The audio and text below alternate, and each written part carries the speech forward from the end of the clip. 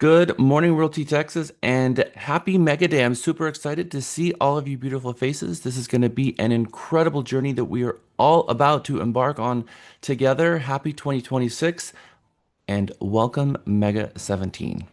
Are you guys pumped up? Are you as pumped up as I am? Are we excited and ready to do this?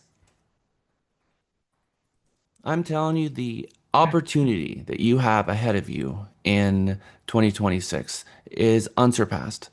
The market is coming together in such a way that we have the perfect storm. We have people who have pent up demand. We have rates that are coming down. We have businesses that are moving here from all over the nation and all over the world. And these people are looking for homes, and we are exactly positioned to help them do exactly that, get a roof over their head. And so, Mega 17 is all about one thing. It is about helping you fill your pipelines in 2026, helping you reconnect with everyone from your past and build a thriving referral based business that allows you to have uncapped earning potential.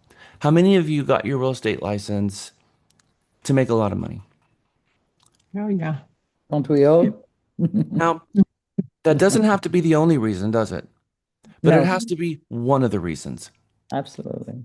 And for a lot of us, we're not making the amount of money that we know that we can, and we're trying to figure out what is the secret ingredient. And that is what Mega 17 is going to reveal for you. This is going to be quite a journey. I'm going to go through kind of the class rules here as we get into this because we're going to have high expectations of you. This is not going to be an easy journey. And in fact, I fully expect a couple of you to be visiting Lisa Ormsby in her office. And she is the Mega 17 psychiatrist and counselor. She will be on call 24/7, 365 for when things just seem a little too much, a little over the top. And she is here and she is good for it. This is the 17th time we have taught Mega. So, Lisa Ormsby, are you ready for it? You ready for it?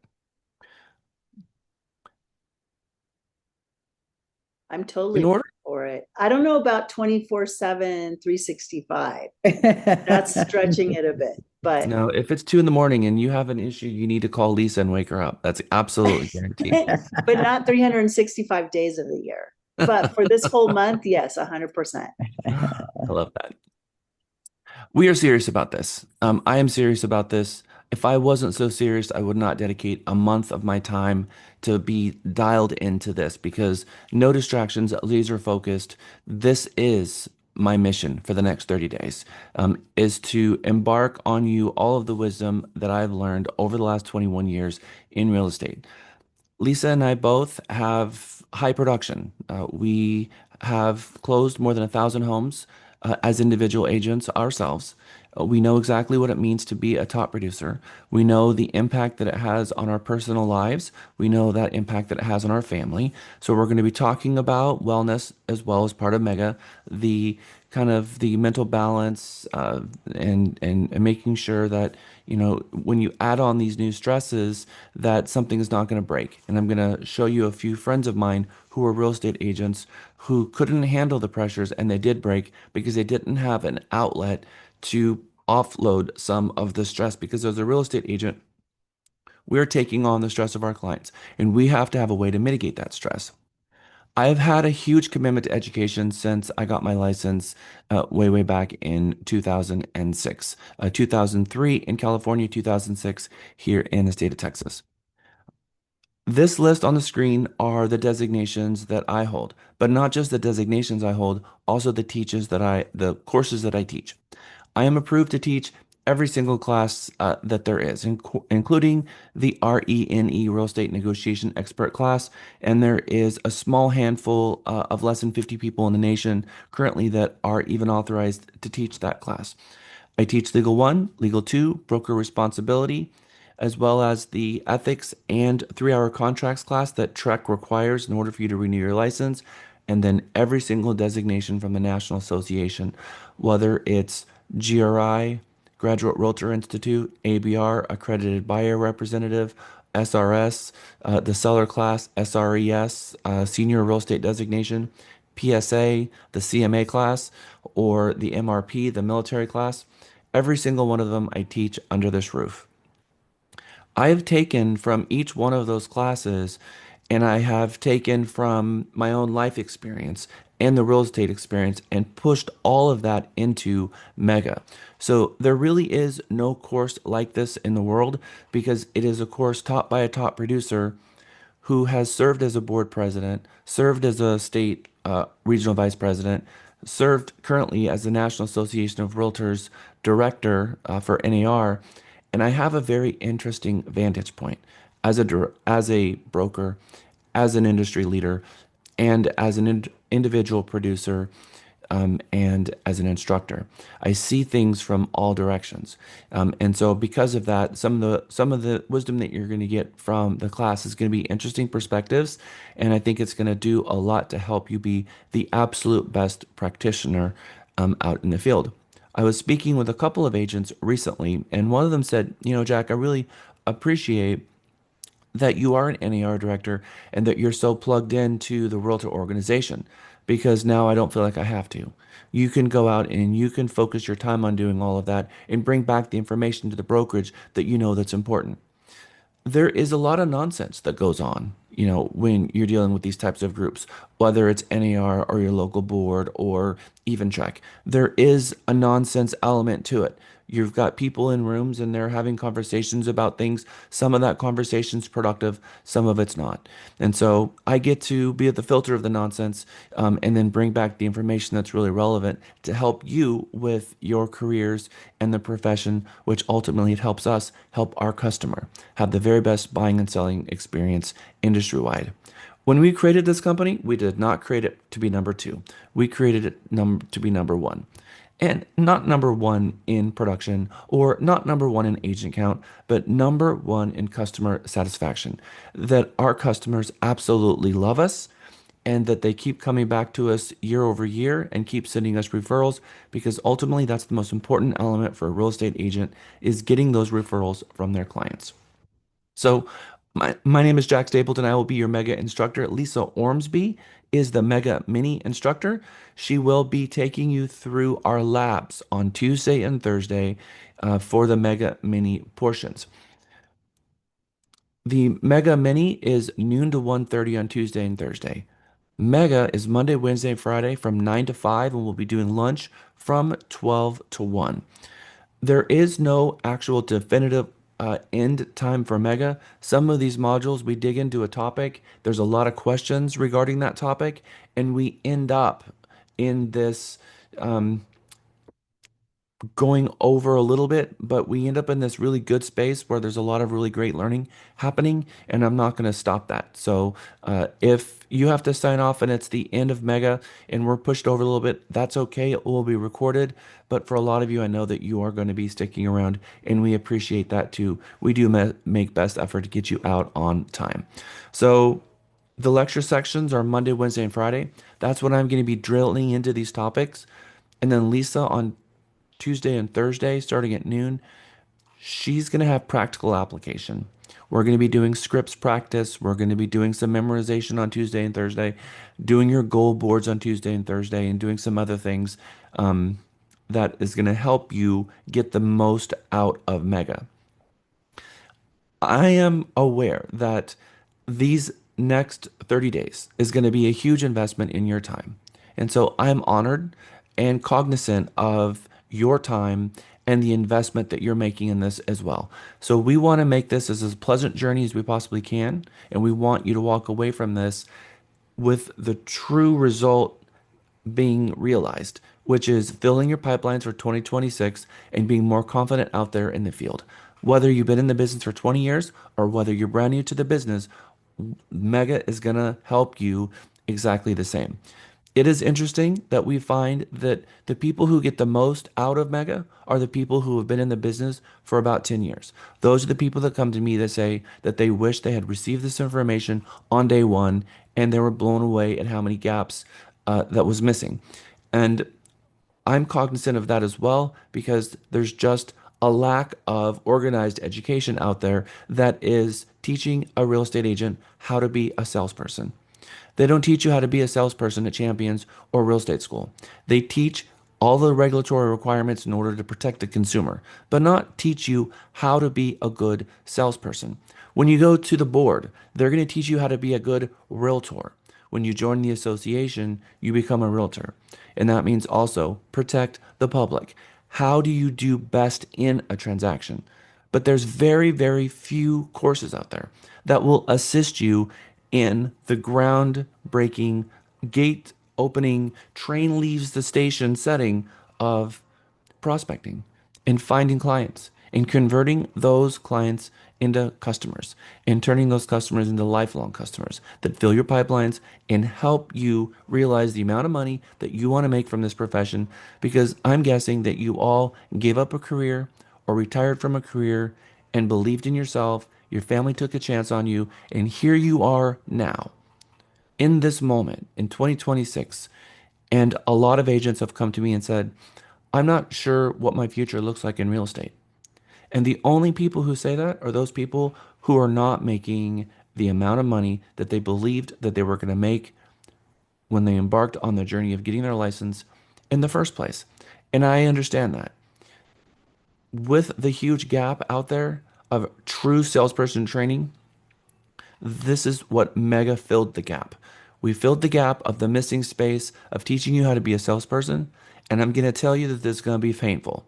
There are going to be some pain points here because how many of you got your license to become a salesperson? And I'm not going to see any hands go up because that's not why we got our license in the first place. We watched HDTV. We saw a real estate agent assist us as a buyer agent. We saw a listing agent and we said, oh gosh, I'm seeing how much they made.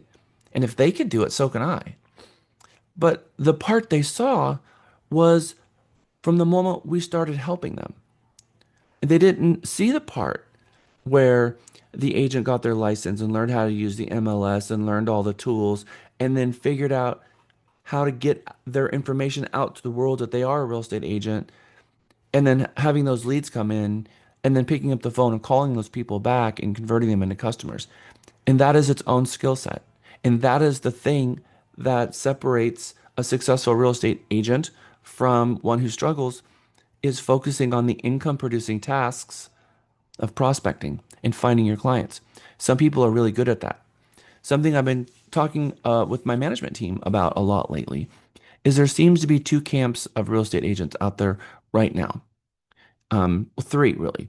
Uh, we're going to start with the first one, which is they've got a solid practice, they've got a solid customer base, their customers adore them, and they're thriving. Okay, we've got that camp. That is 5% of real estate agents. That is not 95. That is 5%. Now the remaining 90%, you can slice them right down the middle. And half of those 95%, they are really good salespeople, which means they know how to find clients, but they can't do the real estate side. They really struggle with the actual job of real estate itself.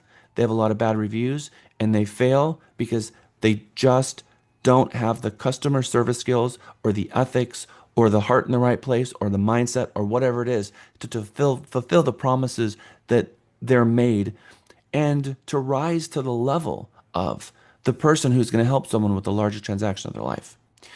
And then conversely, we have this camp of really good real estate agents. They've got the business down. Their heart's in the right place. They're in the right mindset. They've got everything it takes to be a successful real estate agent, but they don't know how to be a salesperson. They don't know how to go out there and find the customer. And that is what they're struggling with. And I can help those two camps because I know exactly what it takes to bridge the gap from teaching someone how to do this business and on the other side, teaching someone how to be a salesperson. So, whatever camp you're in, we're going to identify that. My job as the coach is to identify your blind spots. Your job as a mega student in here is to be open to hearing the blind spots and to be open to change. Because the only way that you're going to do something different in 2026 than in prior years if you're open to change. Do you agree with that?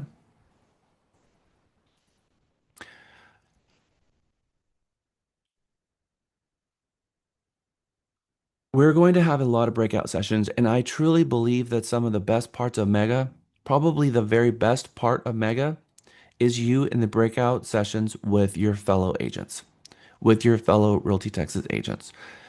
For a lot of you have been in Mega before. I'm looking the gallery of agents here, and I would say probably half of you have attended a Mega class before.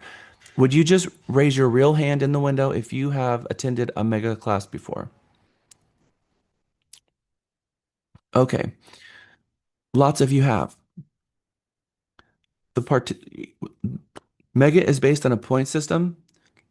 The point system is designed for one purpose, to help you dial into the things that are the most important. And we're going to be naming somebody a mega valedictorian, but we're going to get into that. Um, Mega has four groups. First of all, we have Mega graduates. If you attend all of the Mega modules and you get at least 25,000 points, you will earn the Mega graduate designation. The There's 25,000 points possible. If you get at least 15,000 points, I'll correct myself, then you become a mega graduate. If you get 20,000 points minimum, you become a master certified salesperson. And we have the domain mastersalesperson.com. You get put on that site, and there's some bling that we're going to talk to you about becoming a master certified salesperson. Then we have the mega valedictorian. The valedictorians who come from the past, we have a whole bunch of valedictorians here at Realty Texas from the last 17 courses. Phyllis Force is one of our mega valedictorians, Kelly, and some others, Mondo and Yesenia, prior mega valedictorians. They will be recognized at our mega graduation again, and the mega 17 valedictorian will be recognized at our 2026 Gala Awards at the end of the year, as well as being recognized at our mega graduation. In order to be named the mega valedictorian, the class, you have to have at least 20,000 points, but it's going to be the person who has the most points coming out of mega. And we're going to go over the point system in a moment. You'll get an idea of what the point systems are and how to get on track to be our Mega 17 valedictorian. And I'm always just curious, how many of you think you're Mega valedictorian material? Who's going for it? I like that. I like that a lot. All right, good. All right. May the best Realty Texas agent win. How's that? Okay. Here are our 12 sessions, and each one of the sessions builds on the last. And it really takes you through the journey of real estate. First, mindset is everything. We're going to have an entire day, which is today, based on your mindset. First, you have to truly understand how much opportunity is out there. Once I remove the veil and show you how many new agents out there are closing 60,000 or 60 transactions a year, 60 to 80, and how much money you can make in 2026, and exactly what to do to go do that, it's going to make you unstoppable because you're going to realize, wow, I had no idea that this amount of opportunity truly exists. Then in module two, we're going to jump in and we're going to take you all down the line. I've actually broken these down and we're going to go over the higher idea of what each one of these modules are going to do for you in just a second. You can take this slide and copy it because this is probably the most helpful slide that you're going to have because this is going to be the entire program schedule. From the modules on Monday, Wednesday, and Friday, from the mega minis on Tuesday and Thursday, and then what the assignments are going to be on the weekend. We're going to be making outbound calls to people that we know. It's going to be painful, I know, but we're going to break the ice gradually, and we're going to make you a lot more confident in making those calls. We're going to be doing some community open houses, and we're going to show you how to do open houses differently than maybe you've done them in the past. If you're not having a lot of people show up at your open house, what you're going to learn in Mega is going to blow your mind because it's going to double and triple the amount of people that you have showing up to your properties, which is going to be very impactful because you want to make the most of the open house. We're also going to be talking about the new sign ordinances from the new legislation that was passed. And we're going to be talking about agency rules, the new sub-agency removal from TREC. We are now in 2026. Sub-agency is gone, buyer agency is here, and we're going to be digging into what that really means and how to approach that as a real estate agent in 2026 so that you get it right. So the first module, again, it is all about mindset. We're going to remove the glass ceiling. We're going to force you to recognize the sheer amount of opportunity that exists in helping you become a 10 plus million producer in 2026. Now, for some of you, you're going to feel pushed. Mega is going to make you a well-rounded real estate agent. You get to pick the production, but in 2026, the sky is the limit for you. I'm going to show you how to have sky's the limit production. Some people don't want that. They want to be able to govern it down a little bit. They want to close 15, 20 transactions. Maybe they want to close 5 or 10. The same is going to apply to you. But you're going to hear me talking to the top percent that says, show me how to have a banner year. And I'm going to be talking to that group as well. When we get into the second module, which is how to power start your business, where do you start? Where should you be focusing your time? How do you organize your business in such a way that you're truly running your business and not having your business run you? It's very easy in real estate for us to end up being reactive to our business instead of proactive. We start the morning by checking our text message, checking our email, and then next thing you know, we're responding to the text messages, we're responding to the emails, and we didn't have a game plan to start that day. We didn't have a plan of attack that day. We didn't have an organized set of what prospecting we're going to do that day or what we're going to focus our attention on that day. We just knew that at some point we were going to go to work and start checking text messages and emails. And then from that point forward, your entire business was reactionary. And if you're not planning your day, your week, and your month and your year, and you're reacting, then you get into a cycle of reaction, and that cycle of reaction will cap your potential because you're not going to be focusing on the one thing. And the one thing is prospecting and having enough hours in the day to be your sales team. Every one of you, you are your own marketing company. You are your own salesperson. You are your own real estate masterclass. And when you are dealing with being your own assistant, when you're dealing with administrative tasks, your salesperson, your sales department is closed. And so think about that for a moment. What do you do when your sales department's closed?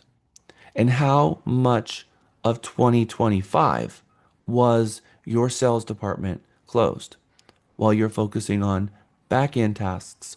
Because every administrative task you do, your sales department is closed.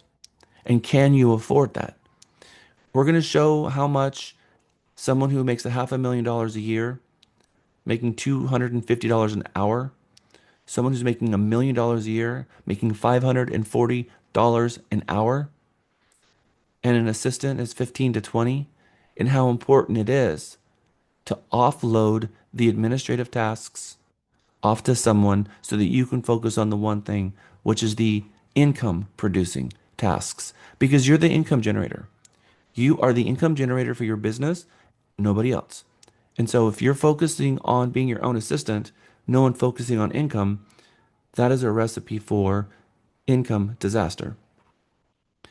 Module 2 is going to dig deep into this and helping you create structure and consistency that will create sustainable income. So then you can have predictable income.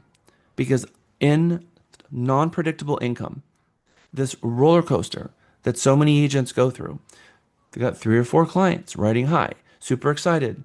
I'm going to stay in this business. I got 5 clients, which means I've got 5 checks coming. They're feeling really good about it.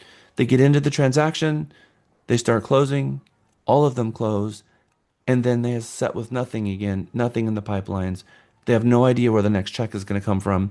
And the anxiety of that prospect of not knowing where your next check is going to come from is what burns real estate agents out. It is that stress that burns them out. I don't know where my next check is coming from. And they start thinking, what happens if I never get a client again? Is this the end of my career? What am I going to do? Raise your hand if you've ever had that thought. Mega is going to obliterate that forever for you, I promise. Because if you follow these teachings and you focus on income producing tasks, you're going to realize that there is a formula of how many outbound calls that you have to make to have predictable income in the future. It is a math formula. And if you don't like math, this is really simple math. It's 24 to 1. 24 people in your database is going to result into one closing. How many people are in your database? You should have 200. Every single person in your database is a referral source. 20% of the people that you know today are going to transact this year. Why? Because people move every 5 years. So in a 5 year cycle, every year is a 20% chance that they're going to transact this year, which means only 20% of your database is going to yield anything. And if 50% of your people are going to use you again, that's not enough business for you to generate the kind of income that you initially wanted to, but that income alone only happens when you pick up the phone and you're proactive about finding those opportunities. Conversely, every single person in your database knows someone who's looking to buy, sell, or lease a home this year.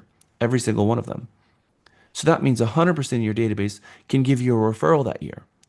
And you need to call them 3 times, which means 2 out of 3 times they're not going to have a referral for you. But one of those times over the course of 12 months, they're going to have a referral for you. So you have 200 people in your database, that's 200 referrals. Referrals, when they do close, they close at a 75% rate. That's huge. So we're going to be looking at our database differently. Instead of looking at our database as a transaction and looking at leads as transactions, we're going to flip our mindset and we're going to look at leads in our database and our people as referral sources. And if you can focus on that initially, all of a sudden, what is a good lead and a bad lead completely changes your mind. If a lead comes in and they're not looking to buy right now, oh, yeah, I'm not interested in buying. You're likely to put them in a bad lead category because you're looking for a transaction. But if you're looking for referrals and a lead comes in, oh, well, who else do you know that's looking to buy, sell, lease a home? And you start realizing that they know 250 people. And at some point in the year, they're going to know that someone is looking to buy, sell, or lease a home. You start looking at your database as an army of raving fans. You need to turn your database into raving fans. Those people that you put love on, those people who you're calling, how are you? How's the family? How's the wife? And you keep in touch with them, they are going to care more about you because you're making those phone calls and you're adding those little bit of squirts of dopamine in their brain when you have conversations with them on the phone. Now, your database, when you're talking with people, you're going to start getting referrals. Think about them as referrals and let them know, hey, and when you're ready to buy. That's what we're going to be digging here into this module. And this module is very transformative. This is going to be Wednesday's class. Friday's class is all about now that we know that the opportunity is there and we're going to structure our business correctly and we're going to add into our schedules the correct amount of time for being the salesperson that we need to be to make those outbound calls. And we truly understand that we are in a sales profession, not the real estate business, but in a sales profession. It becomes about where can I find more leads? Where can I find more people to call? And it becomes an appetite. When you wake up in the morning, I need to call more people. There's a point in which you have to get over the fear and the anxiety of picking up the phone and making the calls. I am very cognizant that most real estate agents get into the business and they want to call people they don't know. And they don't want to call the people they do know. Raise your hand if I just mentioned you. That you've got 200 people that you know and you'd rather call every single person in the city of Austin or whatever city you're in rather than call one person that you know. And that is the biggest mistake real estate agents make. That is the biggest one. They're afraid of rejection. They're afraid of being embarrassed. They're afraid of being called out. Well, how come you haven't called me before? We're going to get you over that, and I'm going to prove to you that they are going to be excited to hear from you We're going to make a couple of those calls. You're going to find out that it wasn't painful, that nobody died and no one got yelled at. And then all of a sudden, it's going to make you more open for calling those people because you're going to realize that that is what's going to feed you, those phone calls. Now, I'm sure that you have had referrals come to you from some people in your life. There's been someone in your life that gave you a referral before. Yes? Someone you know gave you a referral? Was that painful? Or did you appreciate that? We're going to make a lot more people be doing that for you. And then we're going to show you exactly what to do to thank them and to get them to do that more often. And to be so excited to give you a referral because they see the excitement on your face of what it means to you to get a referral.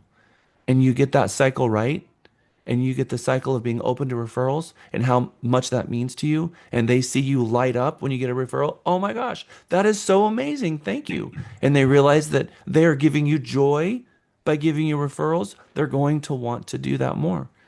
How many of you like to bring joy to your friends and family? Everyone likes to bring joy to people. And if you're the kind of person that's so stressed out about real estate that every time they send you a referral, you're like, oh my gosh, okay, well, thank you. That's not what we want them to hear.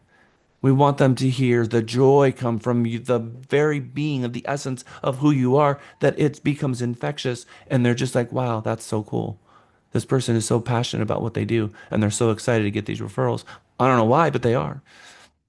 That is what we're going to accomplish on Wednesday together, and that is a lot of deep work because there's going to be some barriers in the way.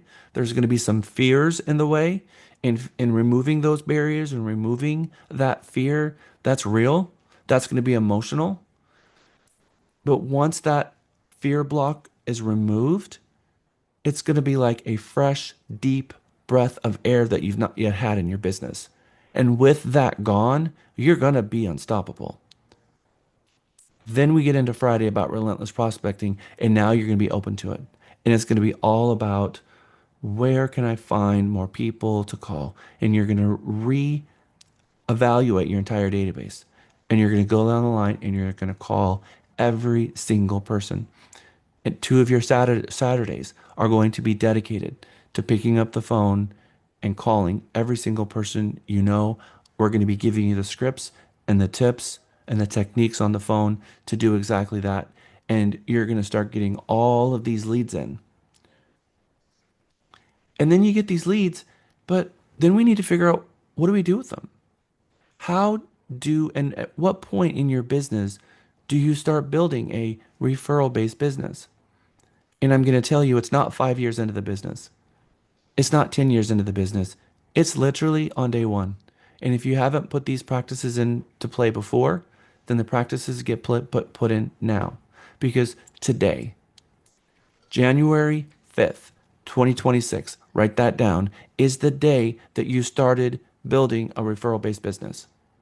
This is the day that you tap into your spheres and that your family and your friends and your kids, soccer, other soccer moms and dads, and all of the people in your life in its entirety are going to know that you're a real estate agent and that they're going to start sending you referrals and you're going to know what to do with those referrals. Building a referral based business means that we need to have structure in our business to do pop buys that does the mail outs that you know that you're supposed to be doing, sending out the newsletters that you know that you need to do, sending out the messages that you need to know that you do, which is why I created our afternoon blast lab, where you can show up for 15 minutes, blast out a newsletter, blast out 3 or 4 social posts, create a blog, and get all of that on the infrastructure for those websites that you have. Your social media is your own personal TV channel, and people are going to watch it for about 3 seconds. And you got to keep interesting content out there, not because the social media channel is going to be the number one producer of leads, because they're not going to be. And I know that's disappointing to hear that your social media channel is not going to be the number one producer of leads for you. It's just not. That's not what's going to happen. But what it is going to do is reinforce to those people that you're a real estate agent. It's going to keep in force in the people that already know, love, and trust you that you're here, and then it's going to keep them top of mind because you're only going to be able to call them 3 or 4 times a year, which means every 3 to 5 months you're calling them. And if you're only calling in 3 to 5 months, they can forget about you in between. So that's why we're going to be sending out emails and we're going to be posting things to socials and we're going to keep you top of mind because they don't want you to call them every day and you don't want to call them every day. But in between those times that you do call them, you need to keep the content alive and fresh. And so our Blast Lab was designed for that one purpose. Now, in everything that you're doing, in everything that you're posting, and all the messaging that you're putting out there, I have seen agents really get it wrong. I have seen them forget that they're a real estate agent at 2 in the morning, forget that they're a real estate agent in the afternoon because they just saw a political post that upset them. And then they go on a tirade online about posting about things that they're very passionate about some of these topics, whether it's about religion, whether it's about politics, whether it's about something going on in their local market that's very divisive. Do you think that's a good idea for a salesperson? No, it is not. Now, some of you are going to be really passionate about certain things and you really need to feel the need to share it. You need a best friend. You need to pick up the phone and call those people and get that out, but don't turn to your social profiles for that because it's always going to do one thing. It's going to slice your audience down the middle. And if you want to slice your audience down the middle, that is what you do when you become divisive. We're going to talk about reputation and trust in the digital age and what content that you can put out there that's going to appeal to everyone. Because you're a salesperson. Do you think Dell Computers is wanting to slice their audience down the middle? Do you think any large company is looking to slice their audience down the middle? And the answer is no, they're not, which is why they stay away from these divisive topics. They keep it productive. Cute videos of puppies, cute videos of heartwarming, good, wholesome material. Funny, lighthearted, real. We're going to put content out that will make your audiences grow, make them adore you, make them love you. That is what you're trying to do as a real estate agent. Because remember, you need to be calculated about this. You started a real estate practice. That real estate practice means that you need to be marketable. And your marketing has to show people what they get with you. And if it's divisive, you're going to cut your audiences down. It's going to diminish your income. And people on the other side of the slice are not going to trust you and not going to want to work with you. Everything is marketing in this world. Everything is promotion. Everything. This is something that Andrew Constancy and I say every time we see each other almost. Everything is promotion. Everything is promotion. So you have to be promoting yourself productively. We are going to be digging deep on TikTok and Instagram and Facebook and content and what is the right hours to be posting and getting out there and actually putting some good content together. Tina is going to be assisting us with a special product project, Just and Mega. There is an entire day on trust and reputation in the digital age, and that is designed specifically to help make sure that all of these phone calls and all of this work that you're building and all of this momentum that you're putting it in a direction that's going to come back to you in a positive way. Once all of this starts materializing, you're going to start getting people wanting to hire you in a bigger and a much more successful way than before, which means you're going to be doing a lot more CMAs.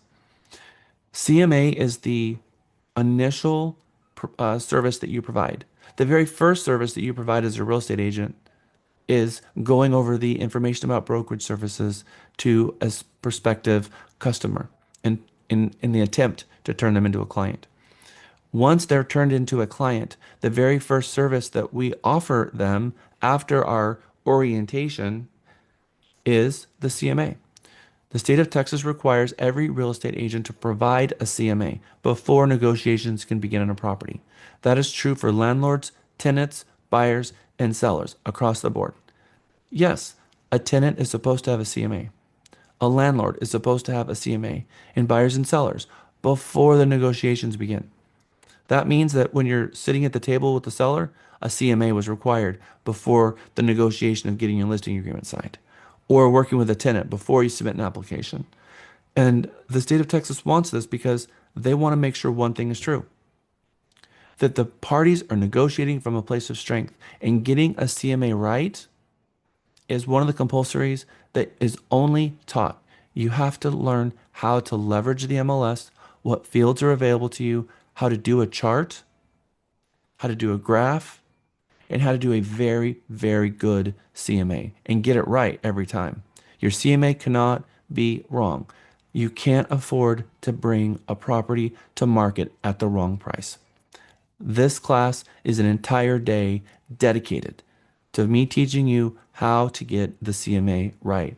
And you're going to double check it because there's going to be five numbers that we're going to check it against: the RPR AVM, the Zillow's estimate, the tax records, your CMA, and then the bar graph. And all of that is going to come together to tell a story. And that story is very interesting, and it's going to remove any blocks that you have in your confidence of going out and talking to a seller about the what home they should bring the market, what price they should bring the home to market at. Proper pricing is absolutely critical. And once you've go through this class, you should not have an issue again. And I've completely retooled our CMA class. So you've not taken this one before, even if you've taken Mega. Getting out of the CMA, now it's going to be about the presentation, whether it's your buyer orientation or whether it's your listing presentation. If you're at a listing appointment, it's your presentation should not be about you, and it should not be about them.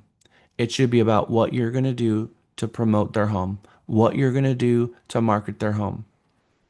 The marketing program that we have for selling homes is incredible. And when you hear it, it's going to blow your mind because you're going to see all of the technical knowledge that you're going to be able to share with them, like why we're putting it on certain sites at certain times because of the amount of people that are looking at that moment, and how many days ahead that we need to have the open house advertised before the open house.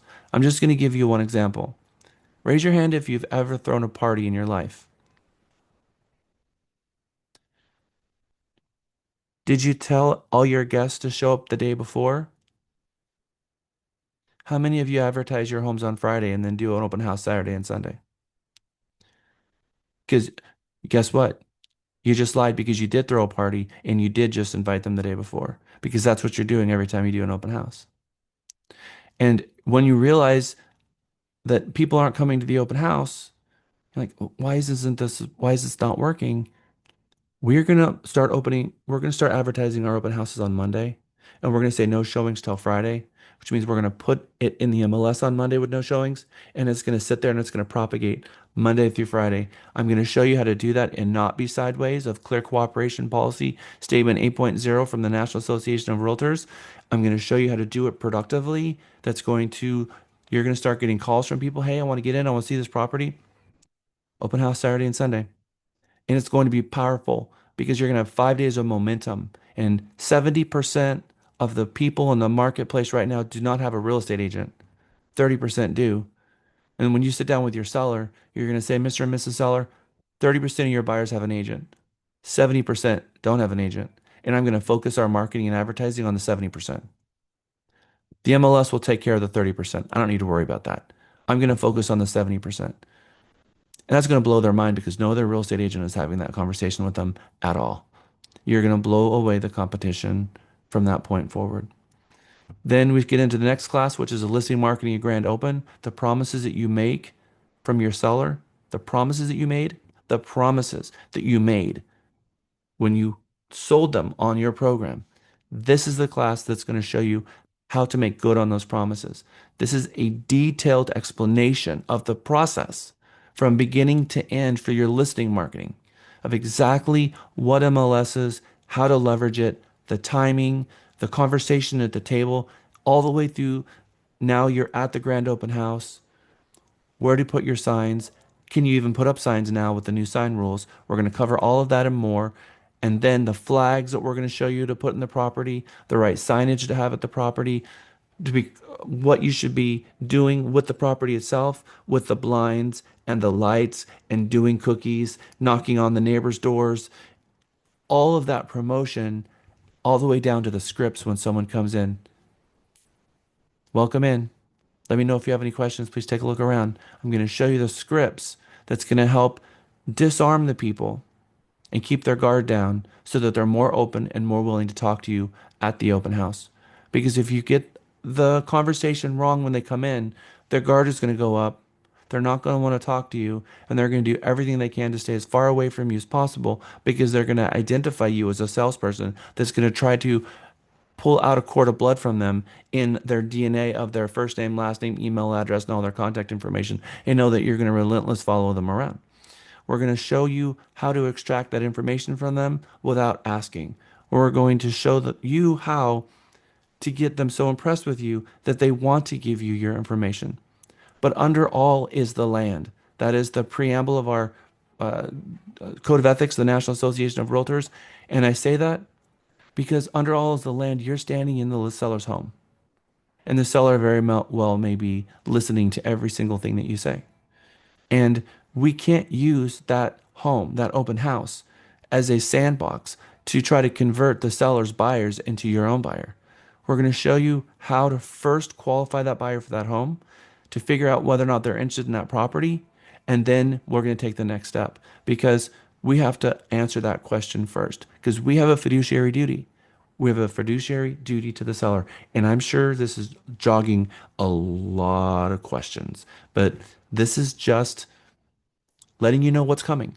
So we're not at questions yet, but I promise when we get into these classes, there's going to be a lot of questions and a lot of breakout sessions where you're going to break down these things.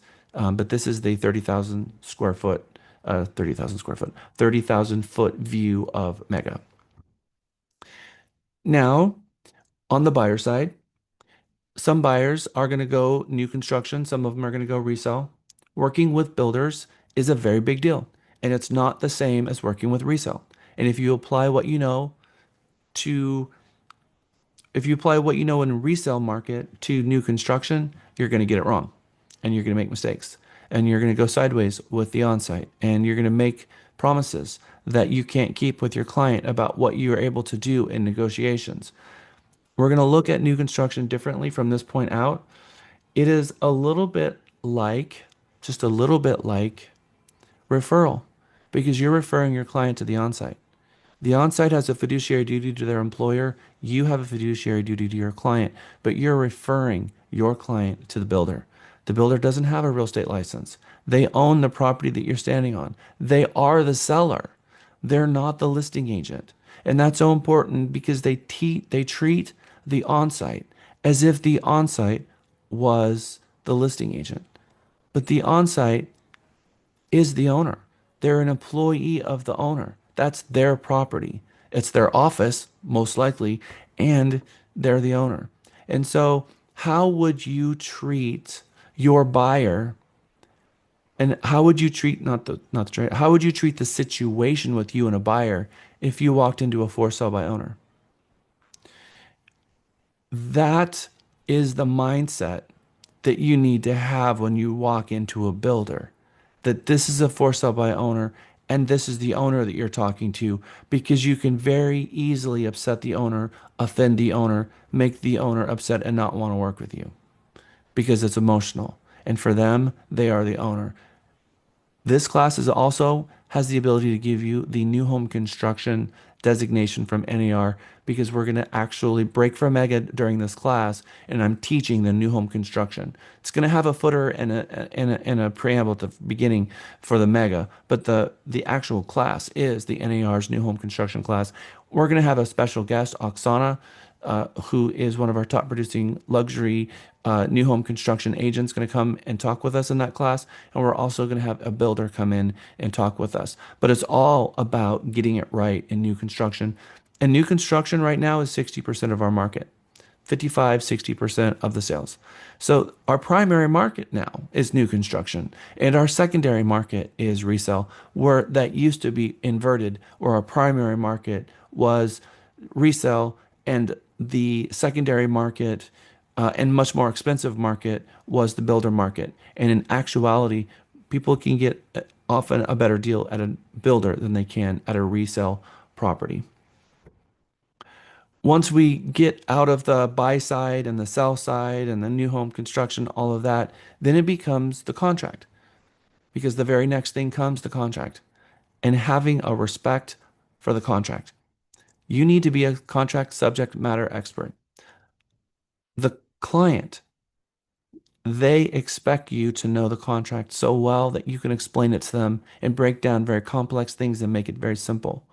And if you are still struggling with truly understanding paragraph 60 objections or paragraph 7 property condition or any of the 23 paragraphs in our contract, you need to get over that hurdle so that you're very confident. And the very best way to begin to get over that hurdle is to learn all 23 contract paragraphs. So you can close your eyes and you can say, parties, property, sales price, leases, earnest money, and termination option, all the way down to 23, and then do it backwards. Now you have taken ownership of the contract. You can close your eyes, you can see it.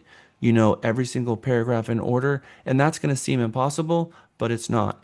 Every single prior mega had more than 3/4 of the class memorize, and in fact, there's been a couple of megas that the entire mega class memorized all 23 paragraphs.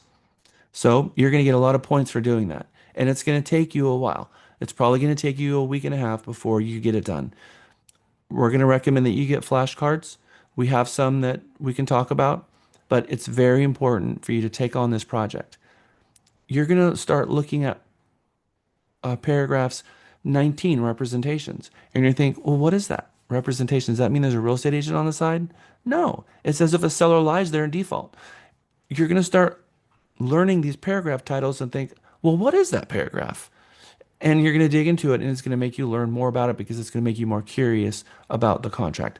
I'm going to take you through the entire contract in one entire 8-hour day. I'm going to take you through all 23 paragraphs and I'm going to break it down for you until you've completely got it. This is going to anchor you and make you feel a lot more confident in going through the contract. Yesterday, I had a buyer orientation and I took them through the entire contract. Took me about 10 minutes total to take them all the way through all 23 paragraphs because I told them at some point you're going to see this and I would rather you see it now than see it in the heat of the negotiations because I want you to know what these things mean beforehand. And they were very appreciative that I took them through the contract. And I highly recommend that you take them through all 23 paragraphs of the contract and the general information notice to customer form, both of those, so that when they leave your buyer orientation, they are really well versed and they know what is to come. Bulletproof transactions is next. Once your offer turns into a contract, bam, what do you do from contract to close? And that's exactly what this is about. This is about bulletproof transactions. I renamed this class. It used to be called From Offer to Appraisal, but I renamed it. And I renamed it in modules in Mega 17 because this really is a transaction management class. This is going to show you how to get it right and how to stay ahead of your transaction because this is where you get to shine. This is where you get to prove your ability, your commitment, and your ethics to the client. This is where you showcase your services to your client to prove to them that not only are you the best real estate agent to ever walk planet Earth, but that they should not allow their family and friends to use anybody else other than you because you are the one that protected them and was knowledgeable and got them all the way through the transaction on time and trouble free. There are three professionals that people need in their life. They need a good CPA, they need a good attorney, and they need a good real estate agent. And once you find one of these three in your life, you hold on to them and you use them. You find a good CPA, you use them, and then they retire, and then you're like, dang, now what am I going to do? Because that just happened to me, by the way. You find a good real estate agent, you hang on to them. And that's what your clients are going to know that you are the best real estate agent. That, oh, Sally, the person that they know, and their sister in law, and all these other people are real estate agents out there, but they're not even for a moment tempted to go that direction because they don't trust anyone more than you when it comes to real estate. That is what the bulletproof transactions class is meaning to aim for, and we've nailed it.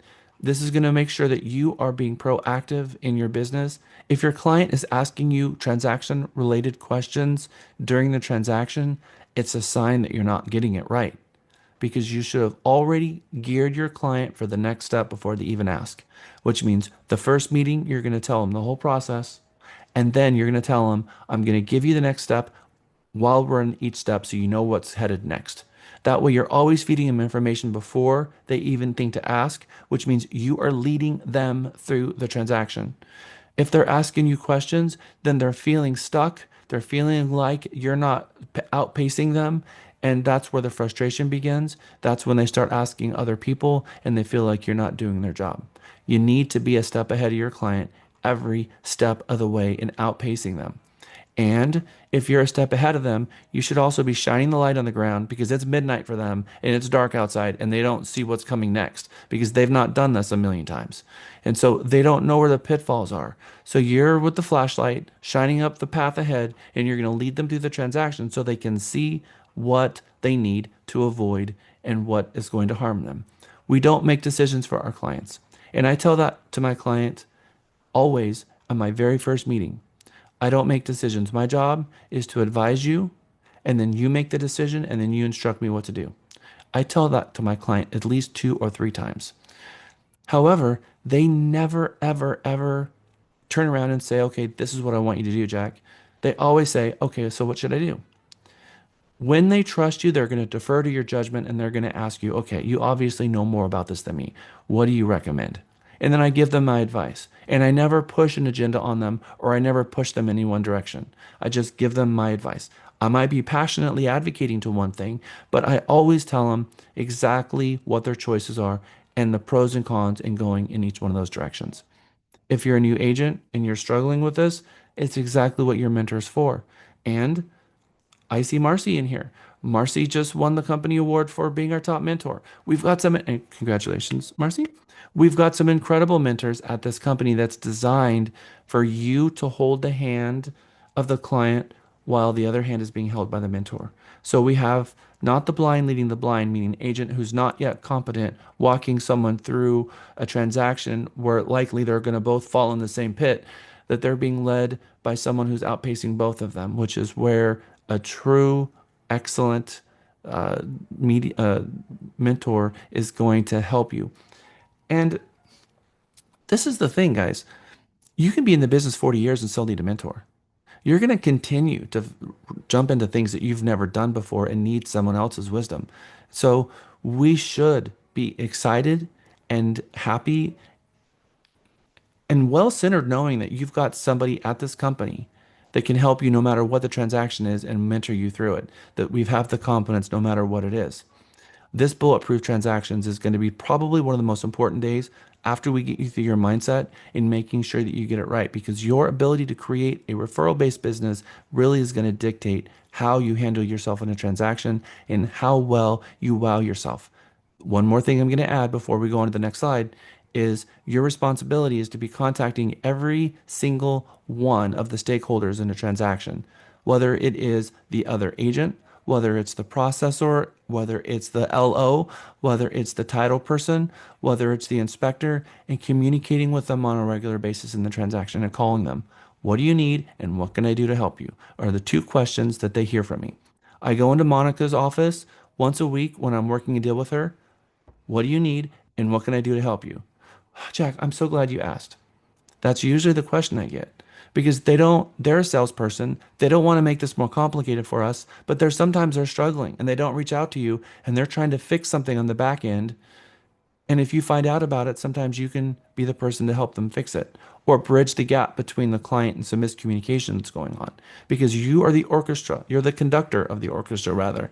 And you have to make sure that your entire team is in tune and you're only as good as your team. And you have to figure out who is my weakest link in this team, who's going to break it, where's the breakage happening, and how can I repair it? Because if you can focus on that, be laser focused on it through the transaction, something amazing is going to happen. You're going to fix the problem before it got to the closing table, and your closings are going to start happening on time. 90% of delays that happen at the closing table, 90% guys was preventable had the agent picked up the phone and learned about it before. But the agent's thinking, well, no one called and told me. I could have helped, but no one called and told me. Proactive, not reactive. So if you don't have time in your business to be doing this, you got to then ask yourself, is it time for me to have an assistant who can handle all the administrative tasks for me? Because that can be an assistant that calls all these people. What do you need from Belladonna, whoever the agent is? What do you need from them? Hi, this is Curtis calling from Jack Stapleton's office, checking on the file. Is there anything you need from us? Is there anything we can do to help you? That is an assistant kind of job. And that's okay. Sometimes our business grows and we get an assistant. That's productive. That is good. But what's not good is when you have a salesperson whose entire day is filled with non-income producing tasks and it's full of administrative tasks and you can no longer be the salesperson. It means you have diminished returns and it means you've capped your income, and that's when the train leaves the station. You can do about 18 million in production without an assistant. But once you get between 15 million and 20 million, you need an assistant. At 15 to 20 million production, you have the income for an assistant, but you have to not make the mistake that so many agents make, which is you're going to hire someone and you're going to train them. No, you're not going to train your assistant because you're going to be a horrible assistant yourself. You need someone who knows how to be an assistant and they're going to manage you, not the other way around. A good assistant manages the salesperson, not the salesperson manages the assistant. They're going to organize your business, they're going to take control of it, and it's going to give you another deep, cool, fresh breath of air that's in your business that's going to allow you to then to get back on the phones and be calling your customers, bringing in more transactions so that you can build a team and be the rainmaker. And that's what I see so many agents wanting to build a team and they don't have any production. And they think, well, I don't have any business. So if I build a team, then those people under me will start doing transactions and I'll get paid. That's not what a team captain does. A team captain has so much business that people join their team because the value of joining their team is they're going to be handed transactions and then it's going to be at a compromise split because they're being handed a transaction, but all they got to do is go open a door, or all they got to do is put sign in the yard.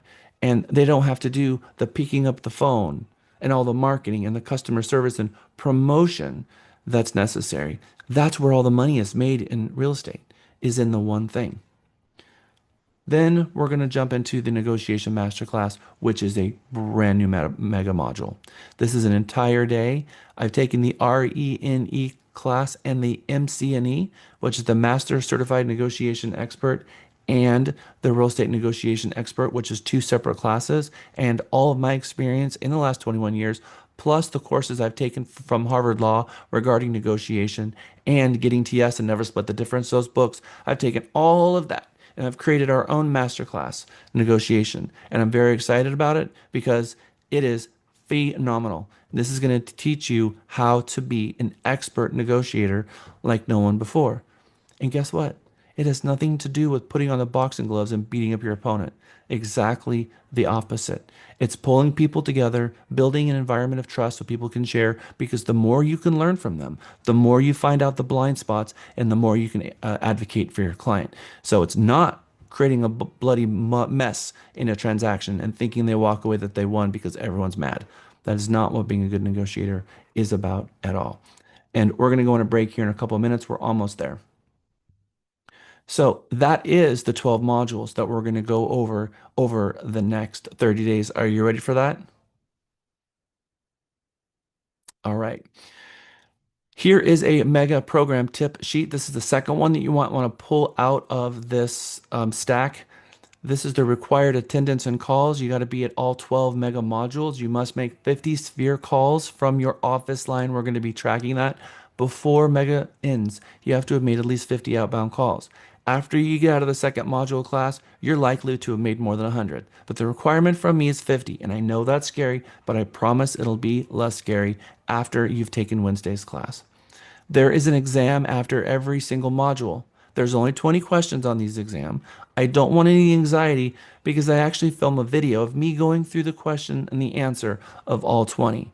But I want you to take the exam because I've concocted these 20 questions as the most important takeaways. So if you were in the bathroom or you had to step away for a minute and you missed something, the most important parts of Mega are in the exam so that you heard the question, you heard the answer, and it's going to help create the foundation that when you go into the next class, you didn't miss anything. That is what the exams are about. So please, no anxiety with the exams because that's not necessary. I literally give you the answer. So no stress. We get a lot of people stressed out about the exams. Don't worry about that. There's also a 50 question final exam at the end. Exact same scenario. There's zero reason to stress about that. We have some suggested homework. The suggested homework is at the end of every class PDF module. Every class has its own PDF, and at the end, there will be 3 slides that talks about exactly what the homework is. But don't worry, we're going to cover the homework probably 10 different times in the class so that you know exactly what it is. And then Lisa Ormsby on the Tuesdays and the Thursdays are going to be reiterating the homework and breaking it down to make sure that there's no confusion. So there's no stress about the homework either. And so far, in all the megas that we've done, everyone's been able to get the mega modules done and the homework. So I know that this is going to be great. Optional memorization. This is something that makes me proud as a broker. Can you imagine the pride a broker would have if their sales agents closed their eyes and told the broker or told you as the broker all 23 contracts of their paragraph? I mean, I'm beaming with pride every time. You want to make your broker proud? Memorize your 23 paragraphs because holy cow, is that cool. And you know what? Those other brokerages out there, they're not doing that. They're not challenging their agents to learn the contract, which is their most important tool in this way. And for you to do it really elevates you to a level of salesperson, a real estate agent that is not known out there, that doesn't exist. Paragraph, someone says paragraph 9, yeah, closing. You know what the paragraph is. You know what it is. You don't have to be going through the contract trying to find it. In the back of your mind, you know you're a little embarrassed when you can't find a paragraph in front of your client. That'll never happen before. And you're going to be so much more centered and proud of who you are as a salesperson to know your contract in this way. And it's going to take 3 days of actual self study to memorize the paragraphs. And we're going to even do it in class together. We also have 17 articles of the Code of Ethics.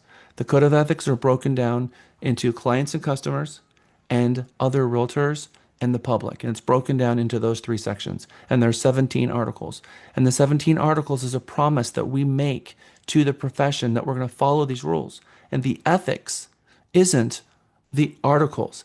The ethics is you following what the articles say. And we don't know what they say unless we've read them. And a lot of agents get this wrong and they think the code of ethics is something different. They think I'm ethical, so I don't need to read the ethics because I'm never going to break ethics because I'm ethical.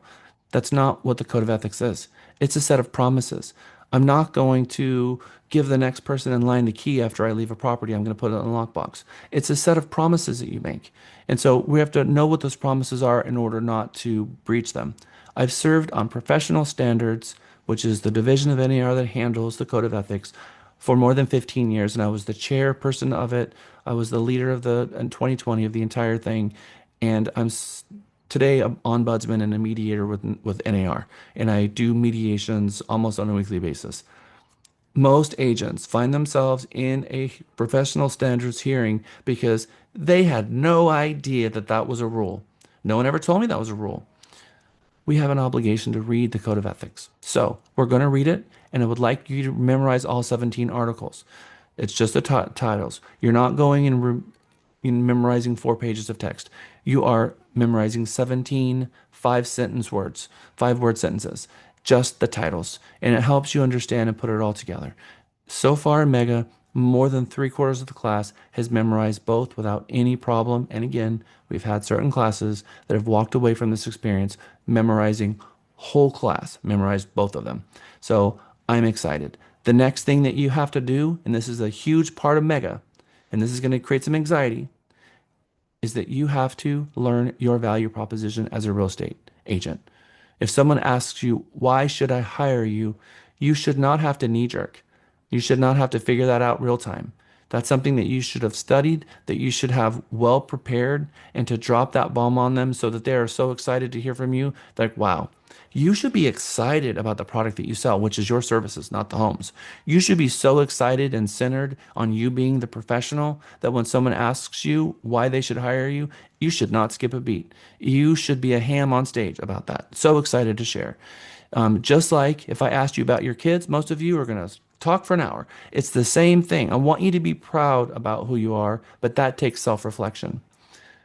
Special projects in attendance, mission statement, vision board, UVP presentation, mega graduation, and open house script. Lisa's going to drill into these things in your mega minis. Then we have some optional extra points, and then some other industry things that I'm going to ask you to do, like get your at-home diversity certificate from NAR, which takes 4 hours. Start your C2EX project with NAR and an NAR Fairhaven. It's a lot of information. Don't worry about this. This is a tip sheet. You don't need to know all this right now, but you should save this aside because this is going to be your guide throughout the next month so that you can check off everything that's on this list because that's going to help you stay organized. There's not a bunch of things floating out there that you don't know about. This is the list. So you can put this on a piece of paper and use this as your check off list as things go. Now, there's going to be a lot of things that you're probably going to want to find a third-party website for. So we've created these QR codes, and throughout the entire mega slides, there's a QR code for the video that we're watching or whatever I'm referencing. So the code of ethics, the Fairhaven class that I just spoke about, the C2EX class that I just spoke about, the At Home with Diversity class I just spoke about, and the purchasing a mirror from Amazon, which is a little project that we're going to do later on in Mega. Here are the QR codes for all of this, all in one slide, but the QR codes are also on those other slides as well. Okay, we're going to take a quick break. It's 10:10. When we get back from our break, grab some water, grab some coffee. We're going to finish this out. It's about another 10 minutes, and then we're going to jump into the first module. But Mega is big, so I expect that the first 2 hours we're going to be talking about what's to come. It is 10:10. I will see you all back at 10:20. See you back after our first break. Welcome back. Who'd have thought they'd need back here where we need you? Here where we need. Welcome back. Welcome back. Welcome back. Welcome back. Welcome back from our first break, everyone. It is 10:20. Jack, can you co-host me? Sorry, I tried to get you on the back end. Mhm.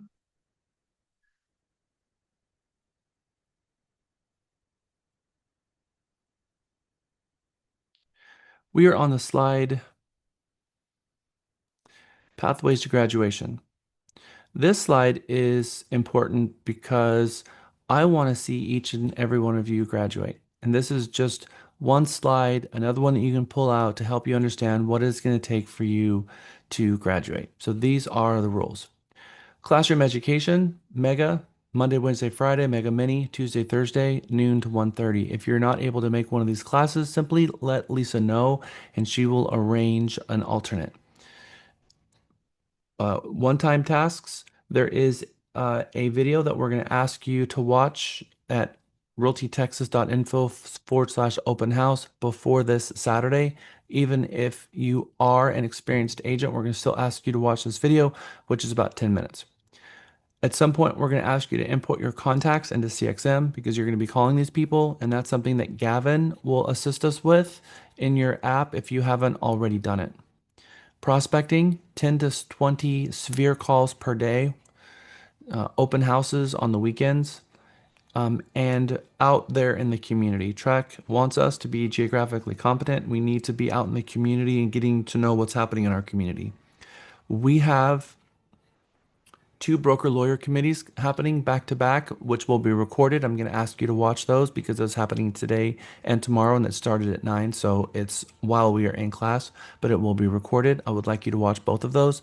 It is going to be your Trek broker lawyer committee talking about what they're going to do in 2026 with the forms because a lot of the forms that they were going to send out, they decided to table some of the changes and bring it up in 2026. So you're going to be watching them talk about the changes that might be coming, and I think that that's very productive for you to stay on top of. Also, We have a lot going on with our city councils, our zonings, and our school boards. I'm going to ask you during Mega to go to your city council meeting. When you leave the city council meeting, just like the reporter that you are, you're going to film yourself talking to your spheres about what just happened at your city council meeting. And I recommend that you do that every single month. You should be a source of information for your spheres. What information can you share with your spheres on your socials that might be interesting for them to know? People love what's going on in their community. Community Impact Newspaper has taken off in multiple markets across the country, and certainly in the Austin, Houston, San Antonio, and Dallas markets, it's doing very, very well. And that's because knowing what's going on in their community, people are finding it more difficult to find out what's going on in their community. They read a newspaper or they go to any news site and they don't get to see what's happening locally. It's always what's going on in the world. And people want to know what's happening in their local markets. And you can share that information and maybe be the only source of information of what's happening in their community. On their socials. They're going to like you, they're going to favorite you because they're going to get a piece of information that they didn't know about, and that's going to help you and grow your spheres. So get out into the community, especially those city council meetings. We're going to ask you to do that for extra credit points. Then there's a script that we have for open houses. I want you to memorize the script. And then our information about brokerage services script, when you have that first dialogue with a client, you have to take them through the IABS. It should not be here, sign this, it's required. We're required to take them through the IABS. And we're going to show you some really cool ways to explain the IABS to them. That is a script that you'll be able to do on repeat. If you ever find yourself in a regulatory complaint, you can say, here's my script. This is what I tell all my clients. And you can take them through the IABS and explain it to them in a way that proves your competence. Because if you can take them through the form and explain it to them and they get it, all of a sudden it's now elevating you into a new class of real estate agent that maybe they've not even seen before. And what happens if you get a lead and you're going to call them, or someone calls you off the street? What should your script be? We listen to a lot of calls in our sales department. In fact, hundreds of calls for people who are making those first calls, and we hear how those first calls go. And for a sales agent, sometimes when they go back and listen to the call, it's pretty much a train wreck because they've never had sales experience. They've never had someone helping them with taking the first call, taking the information in just an intake form, their name, their email, their what pieces of information should be extracting from them on the phone, how to properly set the appointment, and then the agent goes into conversion mode right there on the phone, and they try converting that person. Well, are you qualified? Have you spoken to a lender? And they get really into the weeds, and all the customer has said is, "Hey, I want to see 123 Main Street." I'm going to teach you some of the top tricks that Zillow, Realtor.com, and Homes.com has learned from their experience in being in the lead gen business, as well as Boomtown, one of the largest CRMs for real estate, and what they learned from their experience in working with real estate agents, which is set the appointment and then go get hired in the real world and separate and compartmentalize those two things. And by the way, that's even a test question. Compartmentalizing those two things is key for you in being a successful real estate agent. First, you're going to set the appointment. Set the appointment. Go meet them. Use that opportunity. That was basically a referral that just came in, and you're going to use the meeting. That is going to be used at getting hired. So separate the appointment setting from the getting hired, because when you commingle those two things, you're pushing the consumer into a direction that they're not ready for, and you're going to limit the success of your business. 90% of consumers, if someone were to ask them, they call a real estate agent and says, I want to see 123 Main Street. And the agent says, okay, I'll show you. And then someone says, hey, where are you going? Oh, I'm going to go meet my real estate agent. That's weird. They've never even met him and they're already saying that. People don't spend a lifetime dreaming about hiring a real estate agent. They dream about buying a home. And the real estate agent is kind of just a pathway to get there. And most consumers don't interview a second real estate agent. They only interview one, and most of them hire the first person they meet because they don't know how to hire a real estate agent. And this person standing in front of them with a name badge and looks like a good real estate agent, yeah, okay, yeah, I don't have anyone. Let's do this. Which means that this appointment that you're setting, you have a 90% chance of getting hired. You also have a 90% chance of not getting hired if you try to convert them on the phone. Very interesting. You have a 10% chance of actually getting hired by this person or them actually meeting you at the property if you try to convert them on the phone. versus you set the appointment and now you go meet them, you have a 90% chance of getting hired, which means you're messing it up when you try to do the conversion. We're going to talk about the drawbacks and all the rest of it and drill into that later, but that's just high level view. This list is the things that you're going to want to focus your attention on in order to graduate Mega. Everything from the open house scripts, IABS scripts, Live Connect scripts, memorizing your 23 paragraphs, all 17 articles of your code of ethics, and learning your unique value presentation. In that, we're going to have some mega modules, learning your vision statement and your mission statement and doing your goal board, the vision statement and the mission statement and the goal board. Those three projects are designed for you to be putting concentrated thought into learning your unique value proposition. Because the pathway for your brain to get to your unique value proposition is first starting with your vision statement and then focusing on your mission statement. Those two things get you in the right mindset to be talking about your value proposition and why someone should hire you, which is a very big part about you being a salesperson. Because I see so many sales agents when someone asks them a question, "Oh, you're an agent?" And if they were to ask them a question, what do you offer in your services? Or, what do you offer that the other agents don't offer? Or any of those questions, like, why should I hire you question, they fall flat because they don't know what to say. I want that to change for you because that will change your confidence and you'll sound much better because it's rehearsed and practiced and it's real. It's authentic because you actually spent time thinking about it. How many of you have ever been asked a question, especially on the professional front, and you know you blew it, and on the way home, your mind was just buzzing with things that you wish you had said? So that's what we're talking about. You'll never do that again because all those things that you should have said on the car drive home, all of that thought and concentration would have been done ahead of time. And that you memorize the script after concentrating on it, focusing on it, putting it all down on paper, rehearsing it, and then get up in front of the entire class and saying it out loud. You'll never forget it again. And by the way, yes, that's going to be a thing in Mega. And I know some of you might have anxiety about getting up in front of a classroom of people and giving a script or speech in public speaking. The reason that I do this is because nothing will be that painful. Nothing will be as painful as that again. So if I can find something that's so painful that everything else seems easy, then the big moment is going to be in Mega where you're surrounded by people who love you and want you to win and support you. And then when you get out there in the real world in front of the client, you've already done something more difficult than that. You got in front of a class of real estate agents and told them that in class, which means now in the real world, it's a million times easier and it's practiced. And someday, when you actually are out there in the real world and you throw down to the consumer what you just threw down in the classroom, you're going to be so proud that you were prepared for that moment and that you shined. On the way home, you're going to be not beating yourself up, but you're going to be feeling very confident about the next time that you do it. So that is what I wish for you, and that is what we've built into Mega. Here is the actual point system for you to know. This is a very detailed slide, but this is the points for each thing. You've got the points earned per in the first column. The second column is the item that you're getting points for. And the third column is the amount of units available for that item. For instance, we have 12 mega courses. Each mega course is available for 250 points. When you take the mega class, you can get up to 3,000 points for all 12 modules. So if everyone in the class takes all 12 modules, everyone will have 3,000 points. But the mega valedictorian is going to be the person who has the most points. So then where else can you get points? There's a couple other columns. Which column is it required to graduate for that item?